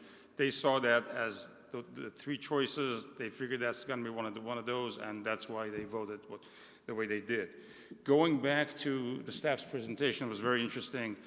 I did some research a while ago, and I found a 1974 study, 1974, think about how long ago that is, that identified that there was a deficit of 1,500 spaces south of Indian School. I'd be happy to send you the study, I'll email it to you tomorrow. And so what happened after that is the city formed an improvement district for south of Indian School. And what that meant is that they taxed about 90 separate parcel owners, and they taxed them to eminent domain 5 lots that they used to build parking. One of those lots is where the Corral is right now. Another lot is where the Museum of the West is. Ironically, unbeknownst to anybody who paid attention, the city wiped that lot out. That was 230 spaces. They wiped it out. They built a museum on it, and later on, they made us think that they gifted us this underground with 130 spaces, but in reality, they shortchanged us. The important thing here is that that improvement district, the owners invested in it. The city built the lots. There's reference to the Northeast Quadrant. The Northeast Quadrant, it was the only district that no improvement district was formed for. That's why they've always been a net deficit. And, one thing I have an issue with the numbers that I see on staff's report is that they say that the improvement district, the money that the property owners paid is about $4 million. The money back then was about $800,000. There's about 2,000% appreciation in land value here since 1972. That puts it in today's numbers, that'd be about $16 million.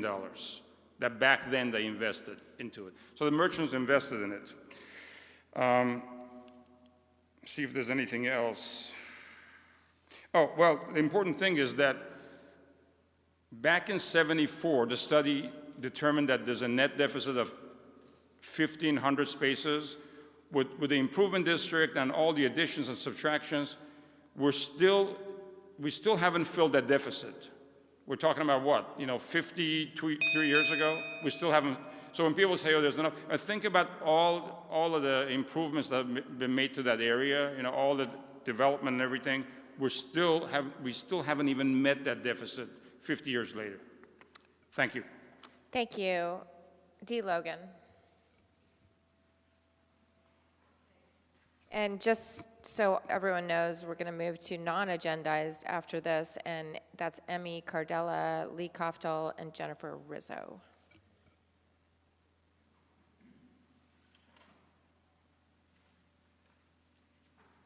Thanks. My name's, whoops. Not the first person to do that. We should probably glue that Sorry on. about that. Okay, my name is Dee Logan, and I'm the senior coordinator for the Old Town Farmers Market, the Scottsdale Old Town Farmers Market. Actually, for history, we've actually been doing farmers markets since 2002 in the Scottsdale area. And we've been moved around a lot, but in '08, or maybe it was '09, we started in an area that was now what's called the parking corral, which was described to me as a low impact, low visiting area. Since we've been there, we have developed a farmers market that has attracted, I would say, such a diverse customer base that has found parking in the various areas and keeps coming back. We did a rapid assessment survey this last busy week. We had several hundred people who participated in the survey, and since I did it, I was able to ask, did you have a problem with parking?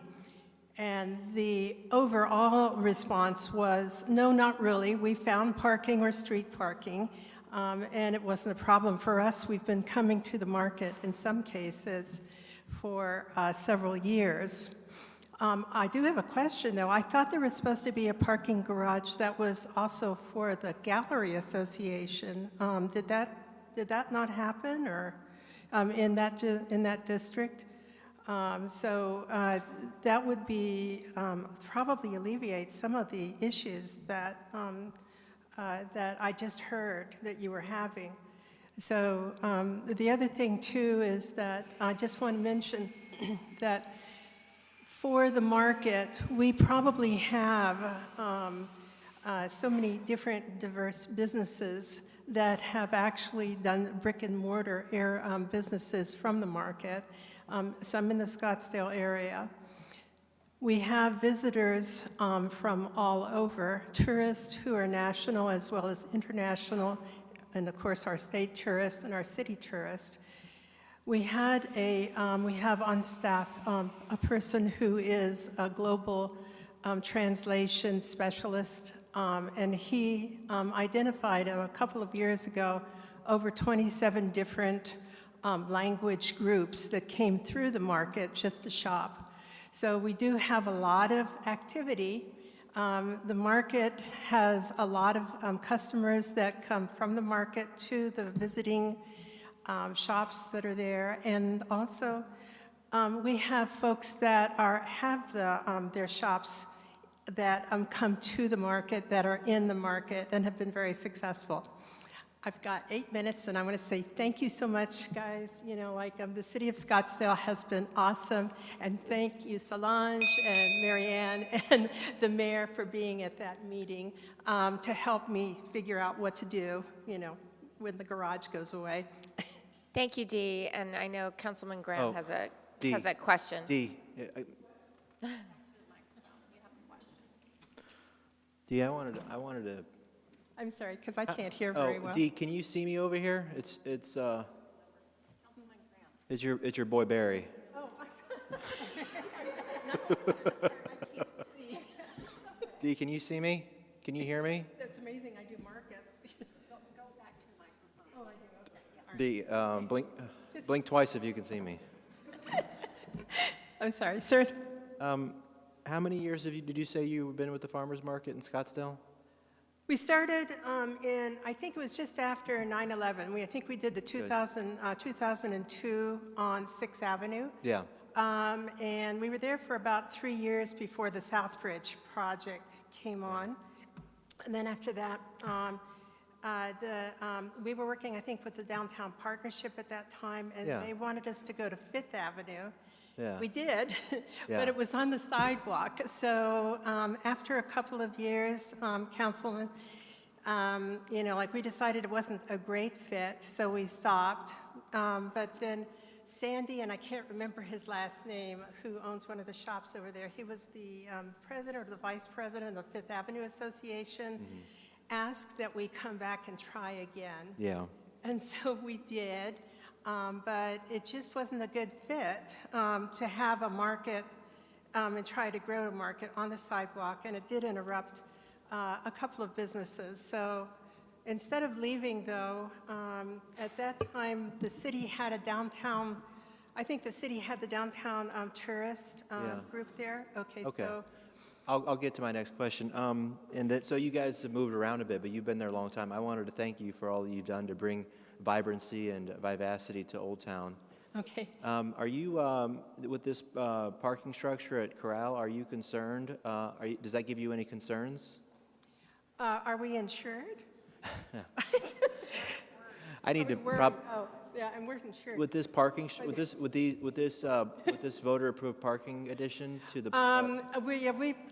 Yes, we were worried because the market we built, like in the cooperation with the city, and then also responding to the community that was around it, really, established itself with that particular site. Very good. And the other thing that happened was that, I'm sorry if I overspoke. No, that's good. I just, I wanted to hear and validate your concerns. But has the city overall been good to work with? Have they been a good partner to you? Yeah, the workers, we have parking underground, which is the underground parking. Right, yeah. Route. It's usually not full at all. We usually have, even with ours. But the personnel at the city of Scottsdale, have they been good to work with? Yeah, the workmen are there, and we're there, and some of the other, folks who know about the underground parking. No, no, I just meant the personnel at the city of Scottsdale. The people, they've been good to work with? Yep, they're there. I don't know if they're there during the market, but sometimes their trucks are there. Okay, and then I'll just put Mr. Caton on the spot. Mr. Caton, nothing's going to threaten the farmers market, right? We're going to find a suitable location and work very closely with them. No. I think really. Mr. Caton, you've been overruled. I defer. Somebody is going to explain this to me later, and I'm going to see where I said. Ms. Logan, if I just ask Mr. Caton, I want him to try to put you at ease. We're going to work with the farmers market to find a suitable. And I appreciate that. Thank you. But can we get him on the record? Yes, absolutely, Madam Mayor and Councilmember Graham. We had a meeting just this week, and I think there had already been some discussions, but it was more casual or informal. We had a structured meeting where we talked about a variety of potential sites for the relocation. We talked about a timeline lasting through June of 2026, that it was committed through to have another season at the current location while the structured parking was under design. And then we have the time, but in the meantime, to find an alternative site. It's potentially a new permanent site for the farmers market. And I would say we have a short list, and now we have a scope of what they see as preferable location.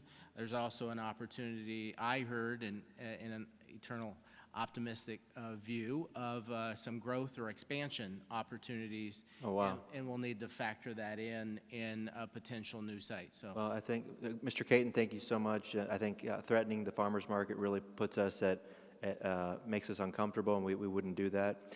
And Dee, just thank you so much for coming and sharing your thoughts with us tonight. You did such a good job. Thank you. Hey, Dee, we have a couple of other. Sorry, I know this is cumbersome. Dee, I want to thank you. So I was a participant in that meeting with staff and with the mayor and with Councilwoman McGowan. It was such an amazing story of the background that goes. We go and we get our vegetables, we get our honey. People have no idea about what goes into a safe, successful, truly local farmers market. So first of all, thank you, Dee. I want to follow up. I think first of all, it is very difficult. When people speak, I'm looking around too, so you're not alone.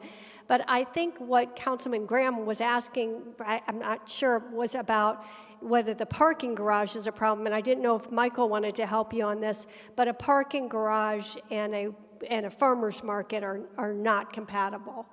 Michael, do you want to help on that one? Because that was the main part of the discussion. Earlier last year when we talked about this parking garage, there was this notion that the parking garage and the farmer's market could be compatible. City Manager Caton, can Michael come up and answer that question for Dee? Yeah, I defer to the Defer to mayor Mayor, on that. sorry. That's good. Absolutely, so. Okay, go on Michael, up. please. Thank you. Thank you, Mayor.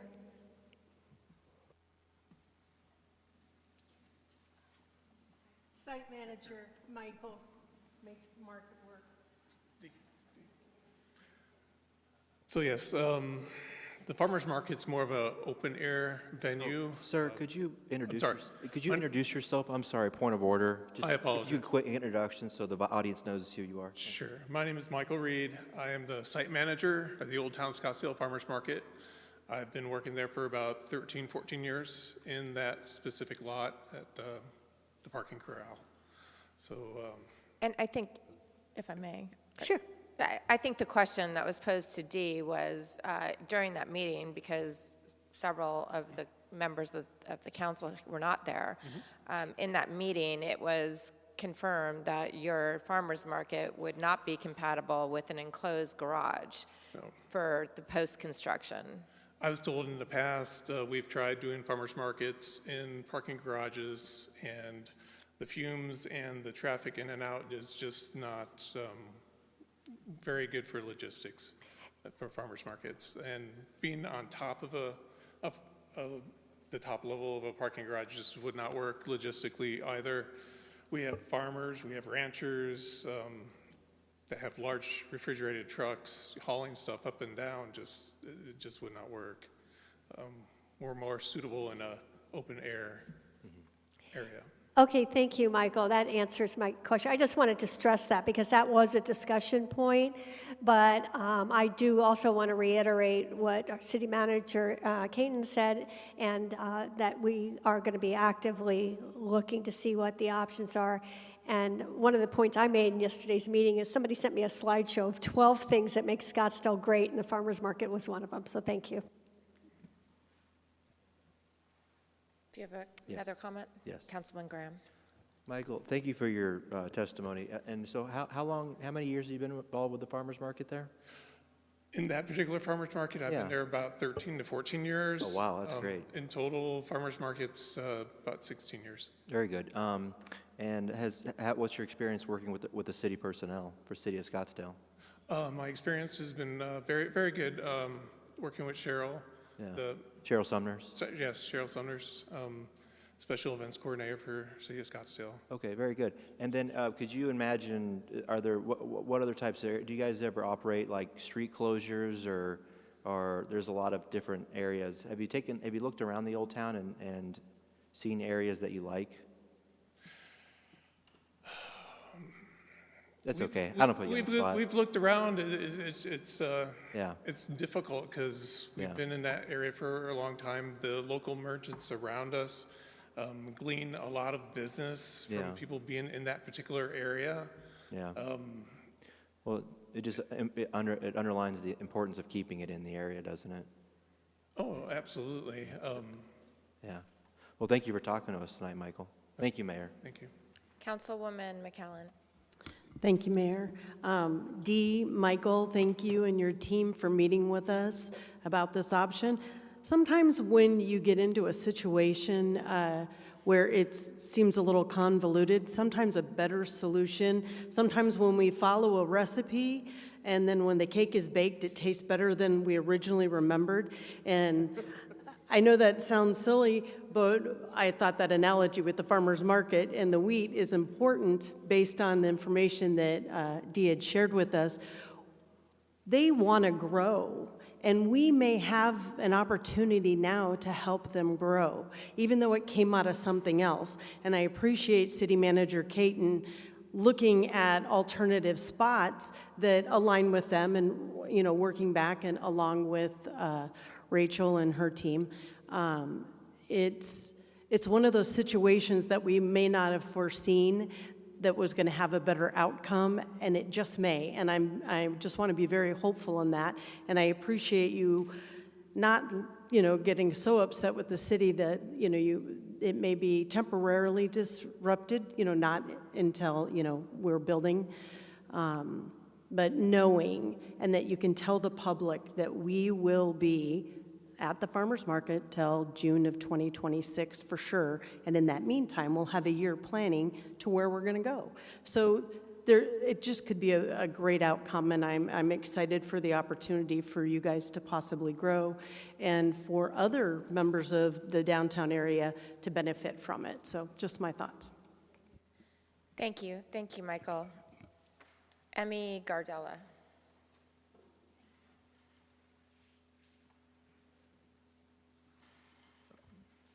Are we concluded, Mayor? Point of order. Are we concluded with? No, it's kind of conflated. A lot of the non-agendized speakers are talking about the farmers market. But shouldn't we finish item number 15 before we go to the? We're already midway. We have two more left, and I know the last speaker. So we have two more left. She's the second to last. So while it's not perfect, let's just finish the speakers so we can have a discussion about the agenda, please. Okay, yeah, this is non-agendized public comment. Okay, perfect. Okay. My name is Emmy Cardella. I live at 8217 East Redfield Road. I have been a Scottsdale resident for 47 years, and I've always been an active member of my community. I currently serve on the city's Transportation Commission. I'm speaking tonight to express concern and seek clarification regarding the city's decision to eliminate both the Public Works Director and Transportation Director positions. Given that Scottsdale has a population of over 240,000 residents and welcomes 11 million visitors annually, I question whether such a move is typical for a city of our size. The public deserves to understand the reasoning behind these decisions and what impact they will have on our city's infrastructure and long-term planning. I'm also concerned that council members are advocating to cancel the contract for the planned traffic circle at Dynamite in Scottsdale. This project is funded with $30 million of federal money, all of which will be forfeited with a design change. This means city tax dollars will need to be needed to complete the revised project. Where will this money be pulled from? What transportation projects will be canceled or postponed in order to absorb the cost of the Dynamite and Scottsdale Road project? Also, the forfeited federal dollars do not simply go into account for us to be used later. They are returned to the government and made available to be reallocated to other cities. There's no guarantee that this money will be available for any future request by Scottsdale. There's also a safety issue to consider. This is a dangerous intersection which has sent multiple people to the hospital. Based on the city's data, adding a roundabout to this intersection would improve the safety rating from a D to an A. That is a significant improvement that should not be dismissed without careful consideration. And where is the community input in this change? This is a plan to cancel an ongoing contract, something that rarely, if ever, has occurred, in order to spend more city money in order to build an intersection that is less safe. A change of this magnitude should not occur without ample education of citizens and the opportunity to provide input. Thank you. Madam Mayor? Thank you. May I ask a question? Sure. Commissioner Cardella, how many years have you served on Transportation Commission? Roughly 2.5. Okay. And I wanted to ask, City Manager, are we forfeiting federal dollars? Is that an accurate statement? Madam Mayor and Councilmember Graham, we have an extensive presentation that we are planning for April 8th. At the best case scenario, it might move to the following meeting, which would be April 22nd, but it's hopeful of the April 8th, and it's in its extensive answer to the question. And the City Council is going to vote on that? Yes, sir. So that will provide outreach and public comment opportunities? Yes, absolutely. So there's no, just to clarify, there's no canceling of any contract. Correct. We've had several executive sessions regarding this item, which obviously we cannot divulge here, but there was direction provided to city staff. We've been moving in that direction, and then the formal action will take place in a public session where we will have extensive information to provide the financial components. Thank you, City Manager. Commissioner Cardella, thank you for speaking to us.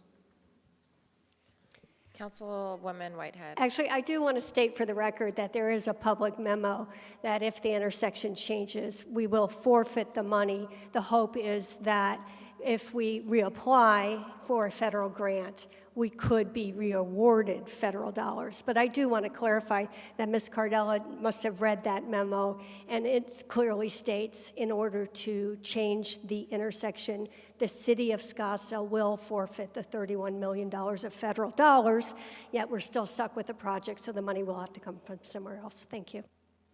Thank you. Last speaker, Jennifer Rizzo.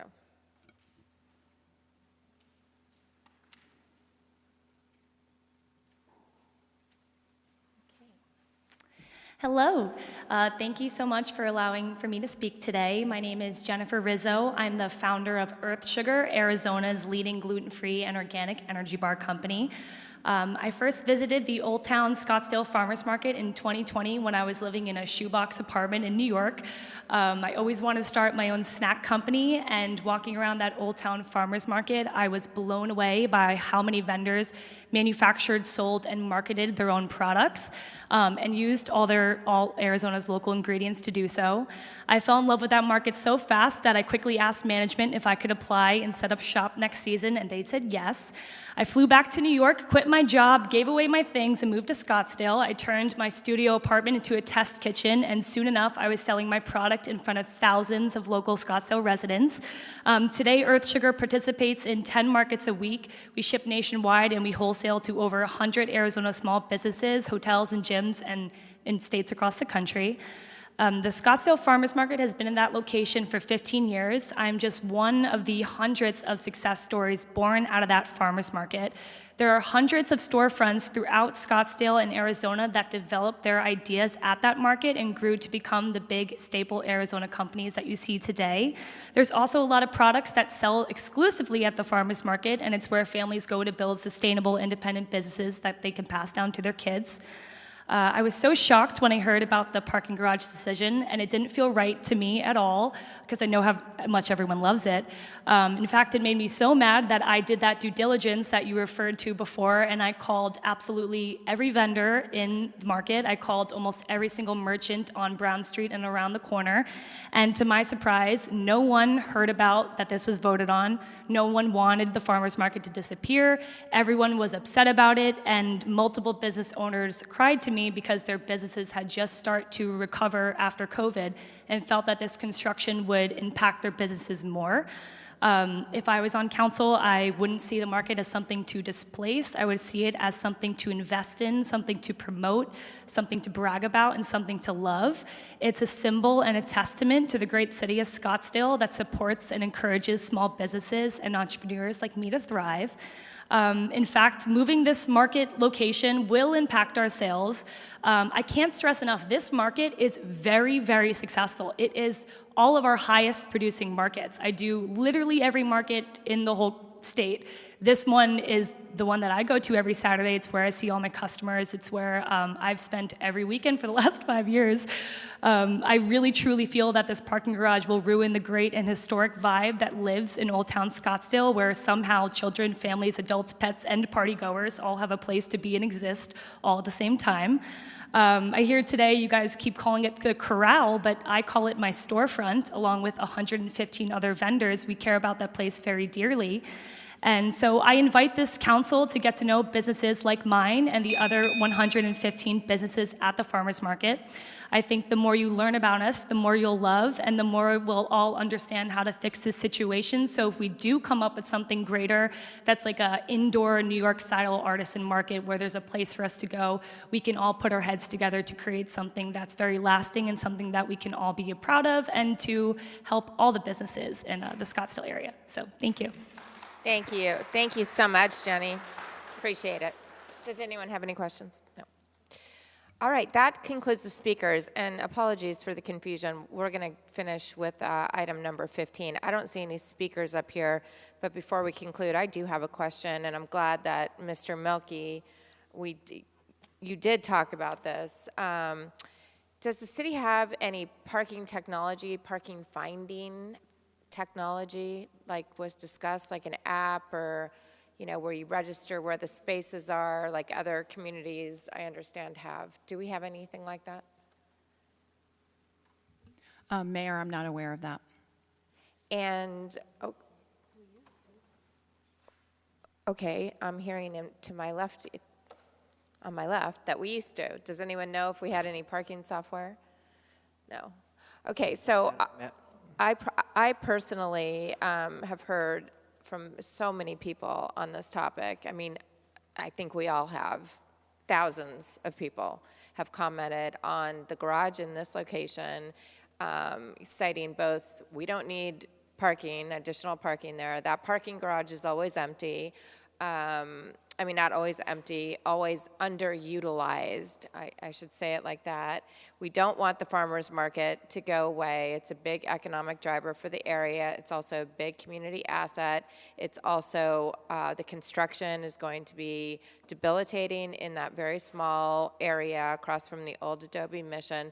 So I think we've all heard from so many people. I think Councilman Graham for putting this on the agenda so that we could talk about this again. I want to point out Bob Pedgman, who's a wealth of knowledge in the area and parking. You talked about a study that was from 1974, I think you did. And since then, I just want to add that Uber, Waymo, scooters. I mean, there's been so many advancements that take cars, that people don't drive down there. They're taking transportation, especially to places like I do to go to the spring training game, right, for example.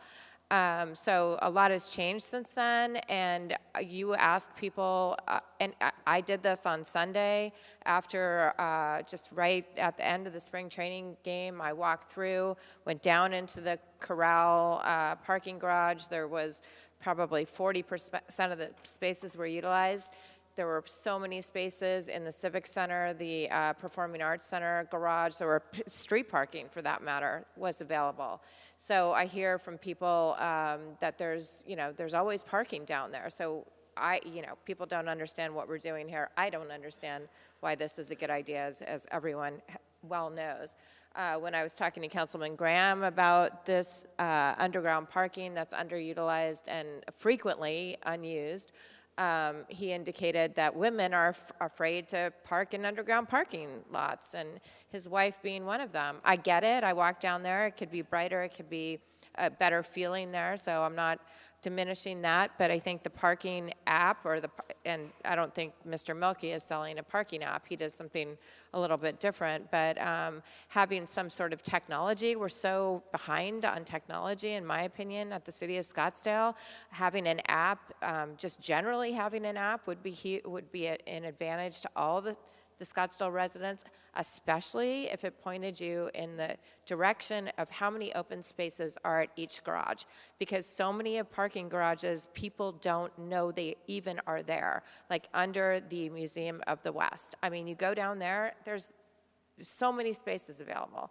So it certainly seems like there's an opportunity to invest in, I think he said, I don't know if there's any comparison, but $350 a space to find out that there's hundreds of spaces available. You just need to get to them and find them. But it sure seems like that would be an option that would be a lot more attractive to the future of Old Town, which you already know I'm very passionate about. So with that, I've got Councilwoman Littlefield and then Councilman Graham. Thank you, Mayor. I'll show my age and how many years I've been up here, but we did used to have a parking program that could be put into your phone so that you could dial and find out where empty spaces were. The problem with that program was nobody used it, and it ended up just kind of being worthless because it just went away, frankly. And a lot of people just want to know where the parking is, and they want to see it on the ground level, especially if they're going to be shopping in a store right next to the parking. They want to be able to walk there. It's the same thing with the farmers market. People don't want to have to park 2 or 3 blocks away and then walk to the farmers market. They want to be able to park there. And it's the same thing with the stores and the shopping center. So we need to find solutions to all of these needs that will adequately give the parking to the people and to the businesses that are here, so that everybody can find places that will park that aren't a long distance away. And that's really what we're looking for. So thank you. Thank you. And I don't know what happened to that parking program, but I remember it. I think a lot has changed with the Yeah, I think technology so. since, so we might not want to even try to look for it. But thank you for the historical. That's important that we were once involved in that. Councilman Graham. Thank you, Mayor. I served on the Transportation Commission for almost 7 years, and we looked at the parking apps, and the bottom line is people didn't want to download an app. And not only did you not want to download an app, that you couldn't even trust it when you downloaded it because it wasn't reliable. So I don't think downloading an app is necessarily the solution. The 70% of voters demanded that we add parking to this location. And so it's just, from my experience on transportation, what I'm hearing, people don't want to download an app. We have signs that direct people for public parking, and Steve Sutton, who tells us all the time about sign blindness, we can put more and more signs, but we kind of grow a little blind to it. So like Councilmember Littlefield said, you want to know where you want to have the safety and the comfort of knowing where the parking is that you want to obtain. Scooters aren't the solution. We're a car-first city. Scooters are not for families. Scooters are not for the elderly.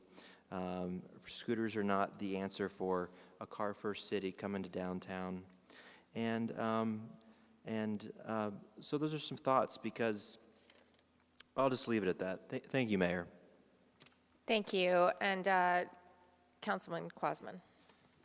Just extremely briefly, Madam Mayor, members of the council, I think what Chris was saying is that there's technology out there to put dynamic parking signs at the parking lots that just like you're parking at the airport, they tell you how many spots are available, and that will also be uploaded to the main Scottsdale website, and that technology's out there.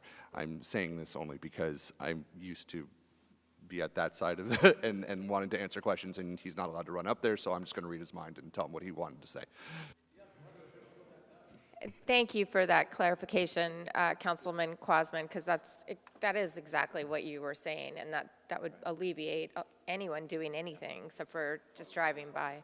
So that's very, very helpful. And to the point I made earlier, no one's suggesting we replace cars with scooters. That's for sure not my goal, but technology and the realities have changed where people take modes of transportation to avoid having to take their car. So that was the point, Councilman Graham. Thank you for that.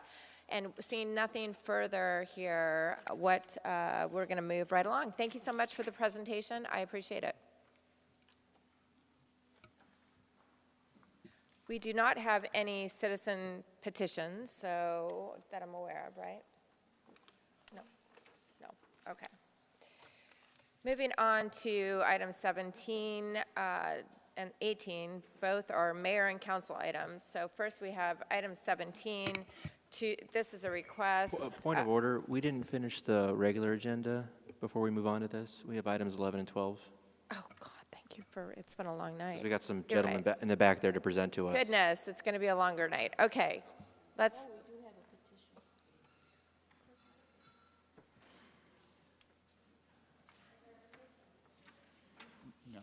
No, there's no petition, Mayor. No, there's no petition. No petition. No, there's.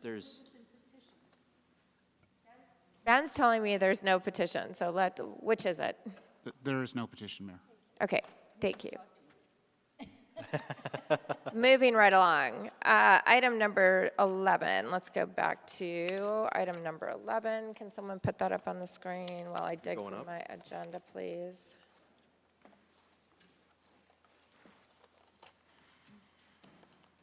I don't see it. No, I don't have it. Oh, here it is. Got it.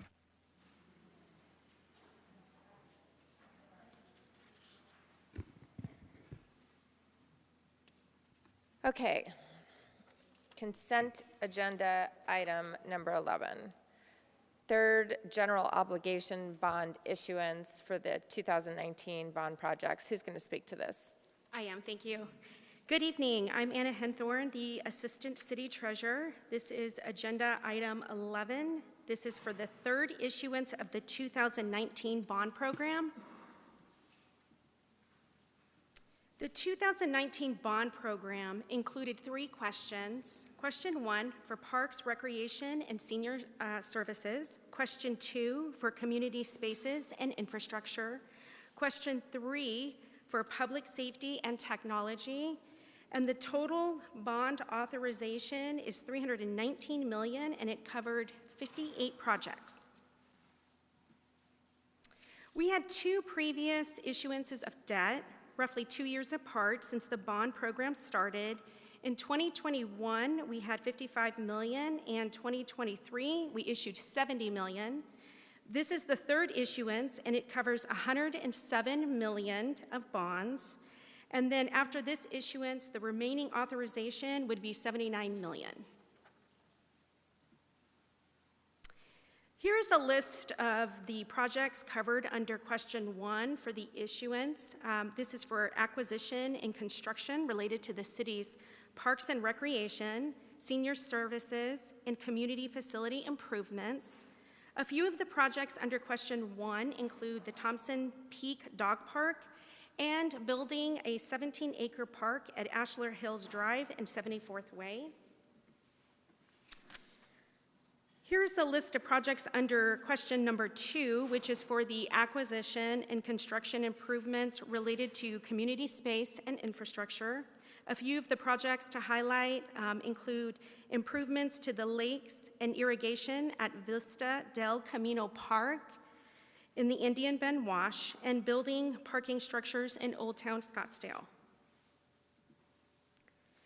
Here is a list of projects for question 3. This again is for acquisition and construction of improvements related to public safety, police and fire facilities, and technology improvements.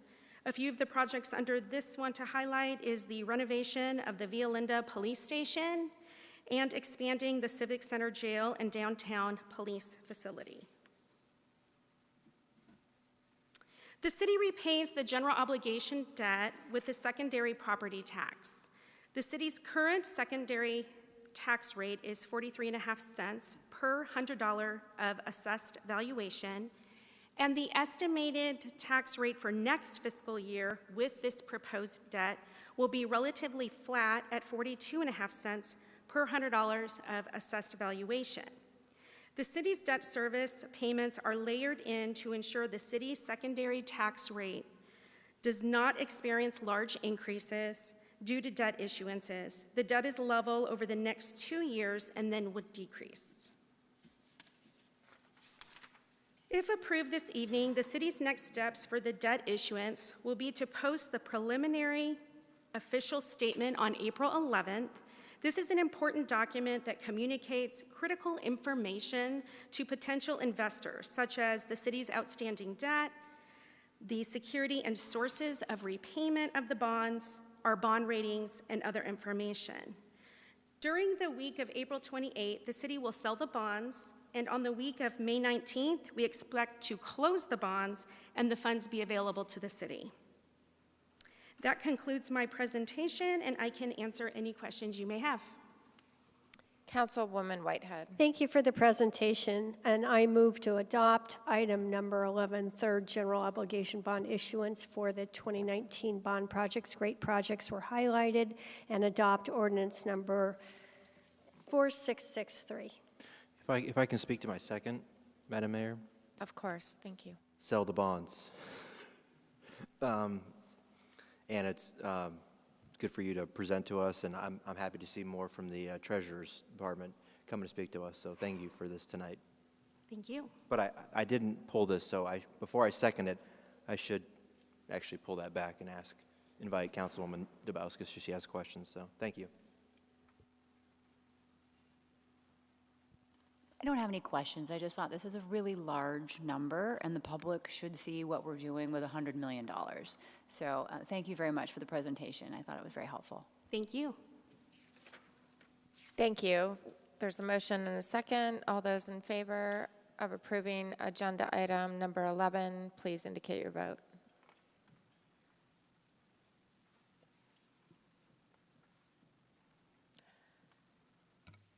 All right. Moving right along, another item that was pulled off the consent agenda, item number 12, Municipal Property Corporation excise tax bond issuance for water and wastewater projects. Are you, okay. Yes.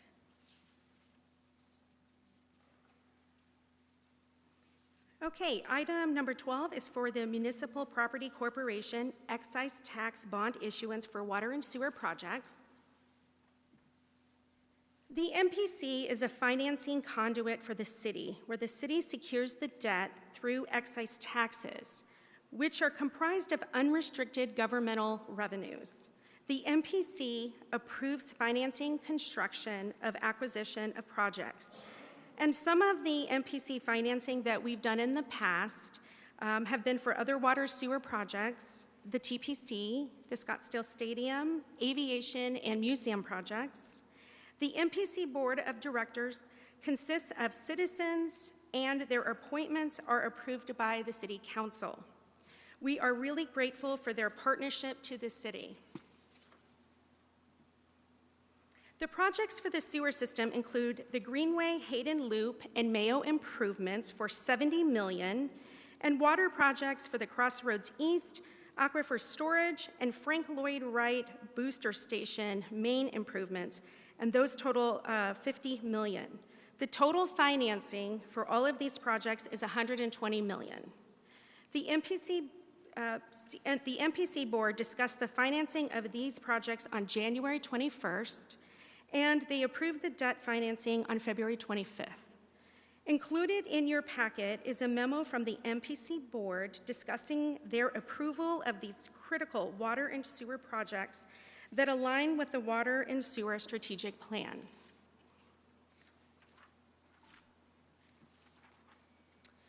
Okay, this chart shows the annual estimated debt service for the next 20 years. The existing debt service is in blue, and this debt issuance would be in green. You will note that we are paying off debt this year, which provides more capacity to issue more debt for these critical projects. The bond covenant requires 3 times coverage ratio of excise tax to principal and interest payments. To maintain a AAA bond rating, we must have at least 4 times for coverage. With this issuance, we will still have a coverage ratio of approximately 6.67. While the excise tax provides security for the bonds, keep in mind the water and sewer funds will pay the debt. Our financial policy requires ratios of at least 2.0 for net operating revenues over the debt payment. We will be above that required amount. So again, if approved this evening, the next steps would be to post the preliminary official statement on April 11th, and then during the week of April 28th, the city will sell the bonds, and on the week of May 19th, we expect to close the bonds and have those funds available to the city. I would like to thank the MPC board for their work on this initiative. That concludes my presentation, and I can answer any questions you may have.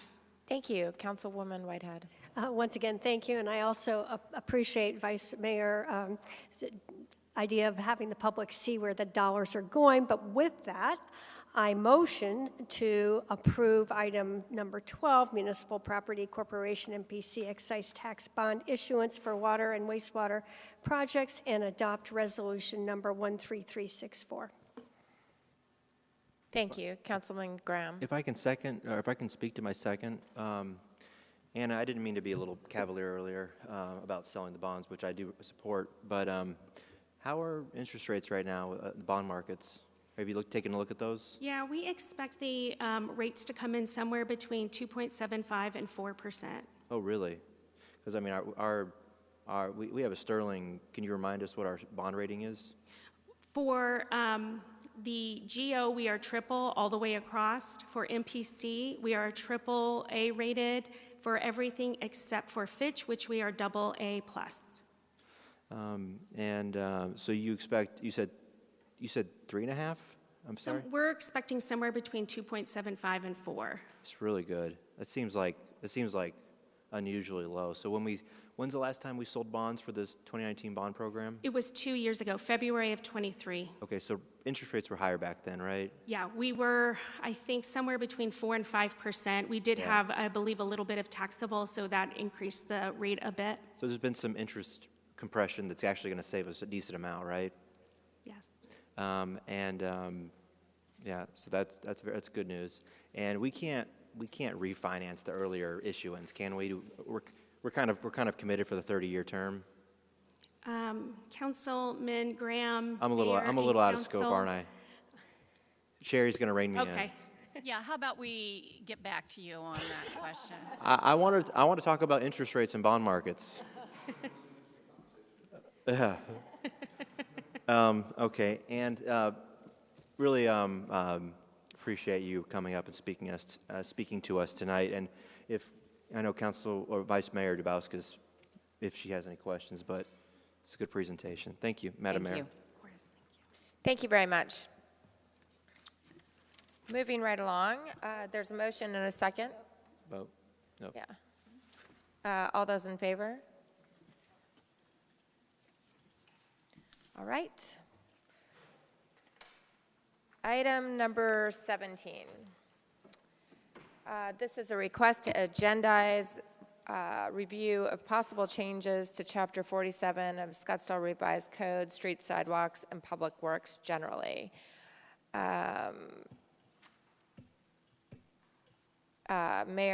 Mayor Jan Dubauskas has asked to have the city manager and city attorney draft an ordinance for consideration, or at least we're going to go through the options to agendize or take any action for the April 22nd council meeting related to possible changes to the code I just referenced, which would impact or limit temporary traffic control devices such as barriers for construction projects to be installed, and possible related fines incorporating as appropriate provisions from a similar Chandler ordinance. So that's a mouthful.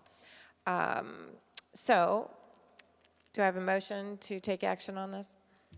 So moved. Second. Which, though? Which one? Direct city manager. Oh. Why don't you Yeah, speak to it? I'll make a motion to direct the city manager and the city attorney to agendize the item for a future meeting on April 22nd. I just wanted to explain what I was thinking about here.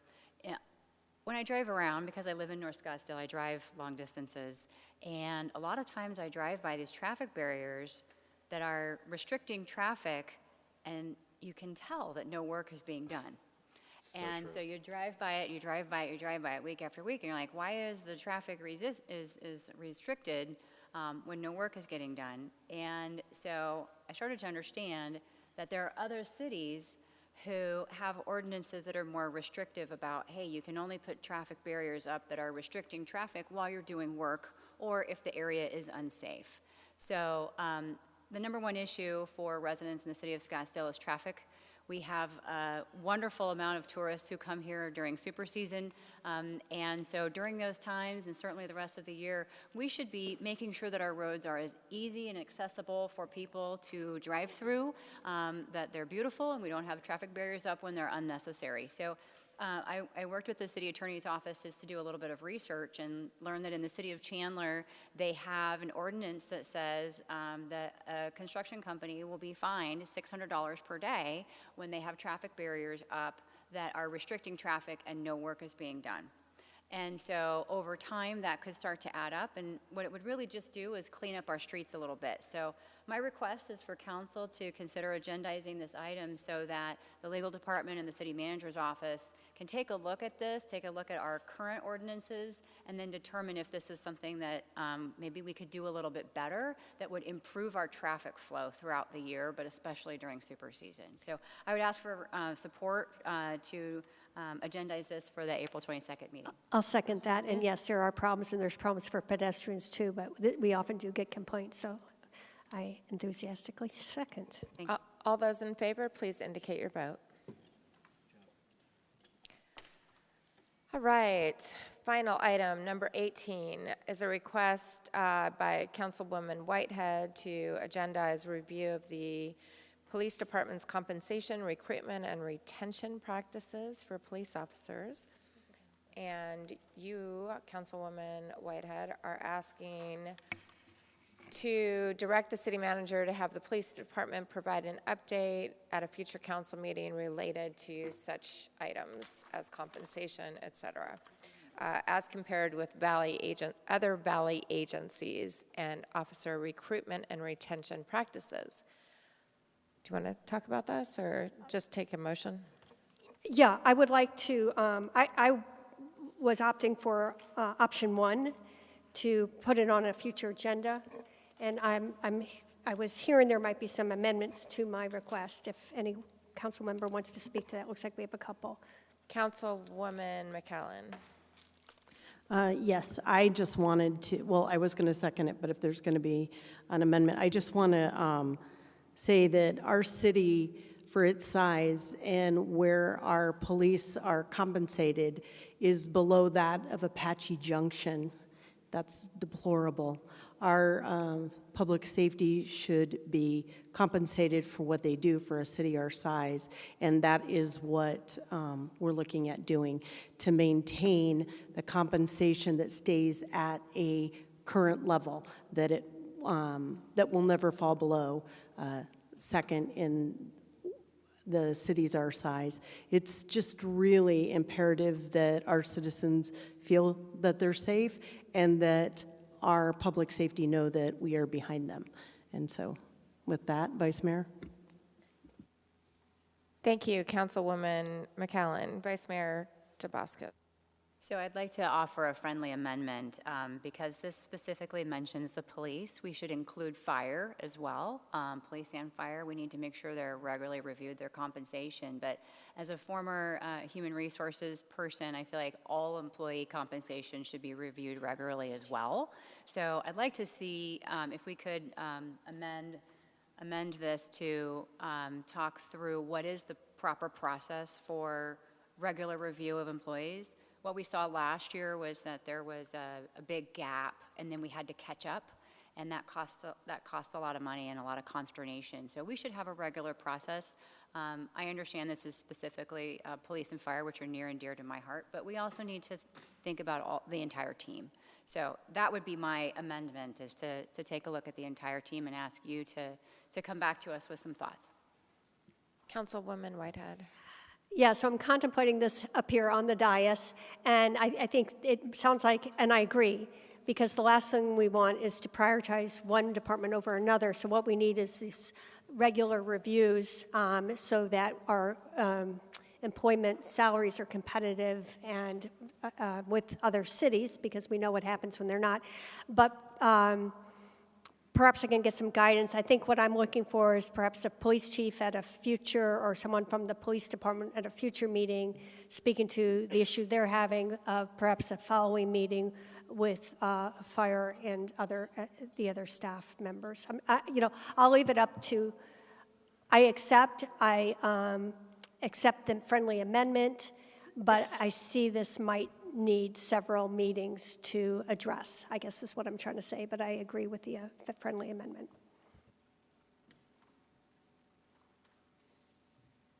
Okay, so do we have a second? You were the second, right? Well, I just want to speak to that. I think that you're right. I mean, that opens it up to, we're including all, other departments, I get it.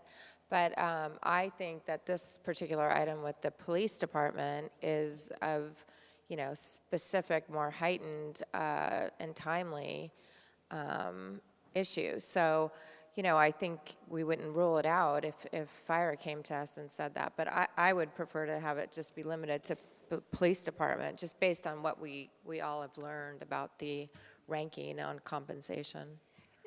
May I speak again, Mayor?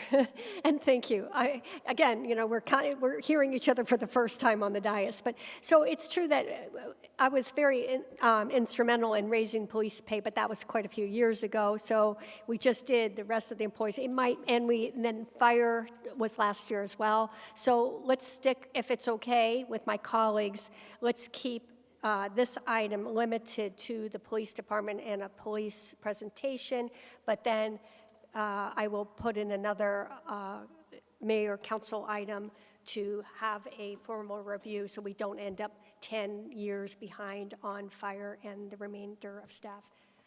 So I'm going to reject the friendly amendment and ask my council members to support this item as is, because actually police pay is further behind, and because it allows us to move forward quicker and then address the other issues. Councilman Quasman. I just want to be very clear. The question that we're going to vote on is whether or not to add a review of an increase in fire pay at this time. I just want to be very clear about this. Please. You do not want to add fire in. Am I correct? Perhaps I can get some clarification. I believe fire was part of, I know fire department was part of the overall pay raises last year. Is that correct? Madam Mayor and Councilwoman Whitehead, you are remembering it correctly. A few short months ago, we moved fire on the STEP plan. Yes. Since I have the mic, I might just also insert, I'm familiar with annual reviews of compensation for all employees. I see that the budget process is a natural nexus, so I just place that out there for your deliberation.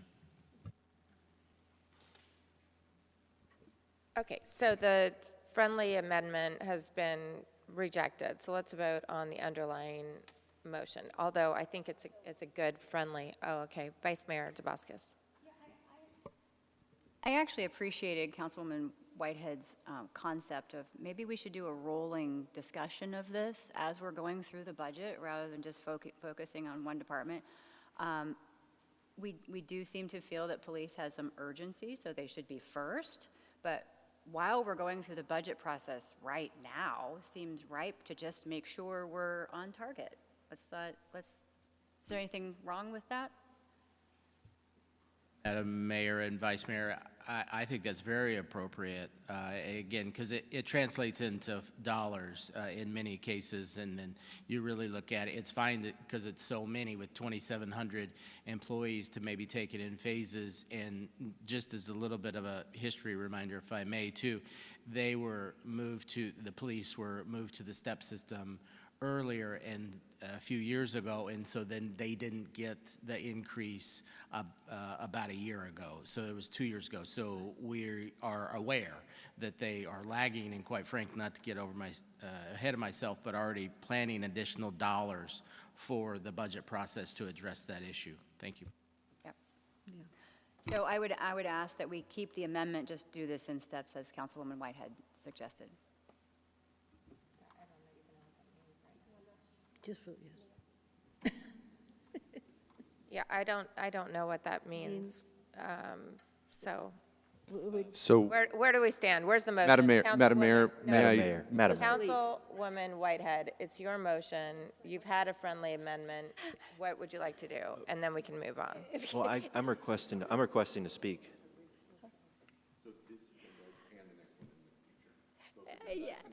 Yeah, we could do a step fashion, and the urgency of the different pay reviews may be very different, although we can find out what is the process to prevent a 10-year gap between the pay review of our staff. But I do see an urgency. I would like to see in a very, as soon as appropriate, a police report on where we stand on police pay. And I'm good with perhaps I need a order, some guidance on order. It seems to me like this is two different motions because they will be two, 3 different meetings. Would it be appropriate for me to submit another mayor council item that we could discuss at the next meeting with the balance of this remaining friendly amendment? Mayor, if I may, it sounds like, and correct me if I'm wrong, Councilwoman Whitehead, but it sounds like you're willing to accept the revised friendly amendment that will move forward more urgently at an upcoming meeting with the review of the police department and come back at the discretion of the city manager when there's time for that with the fire department, and then look at the other departments in due course. Absolutely. Does that work for you to accept that friendly amendment? Thank you for clarifying everything, that discussion up here. I accept. And can I get approval of the second, which I think was Councilwoman McAllen? Yes, I accept. Second. Open meeting law reform now. Graham. Oh, I'll withdraw my request to speak. I'm ready to vote.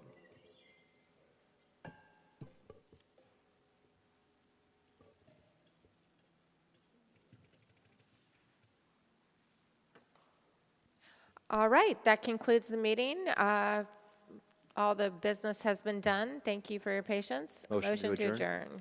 Thank you. Second. I'll second. Okay, there you go. Thank you very much.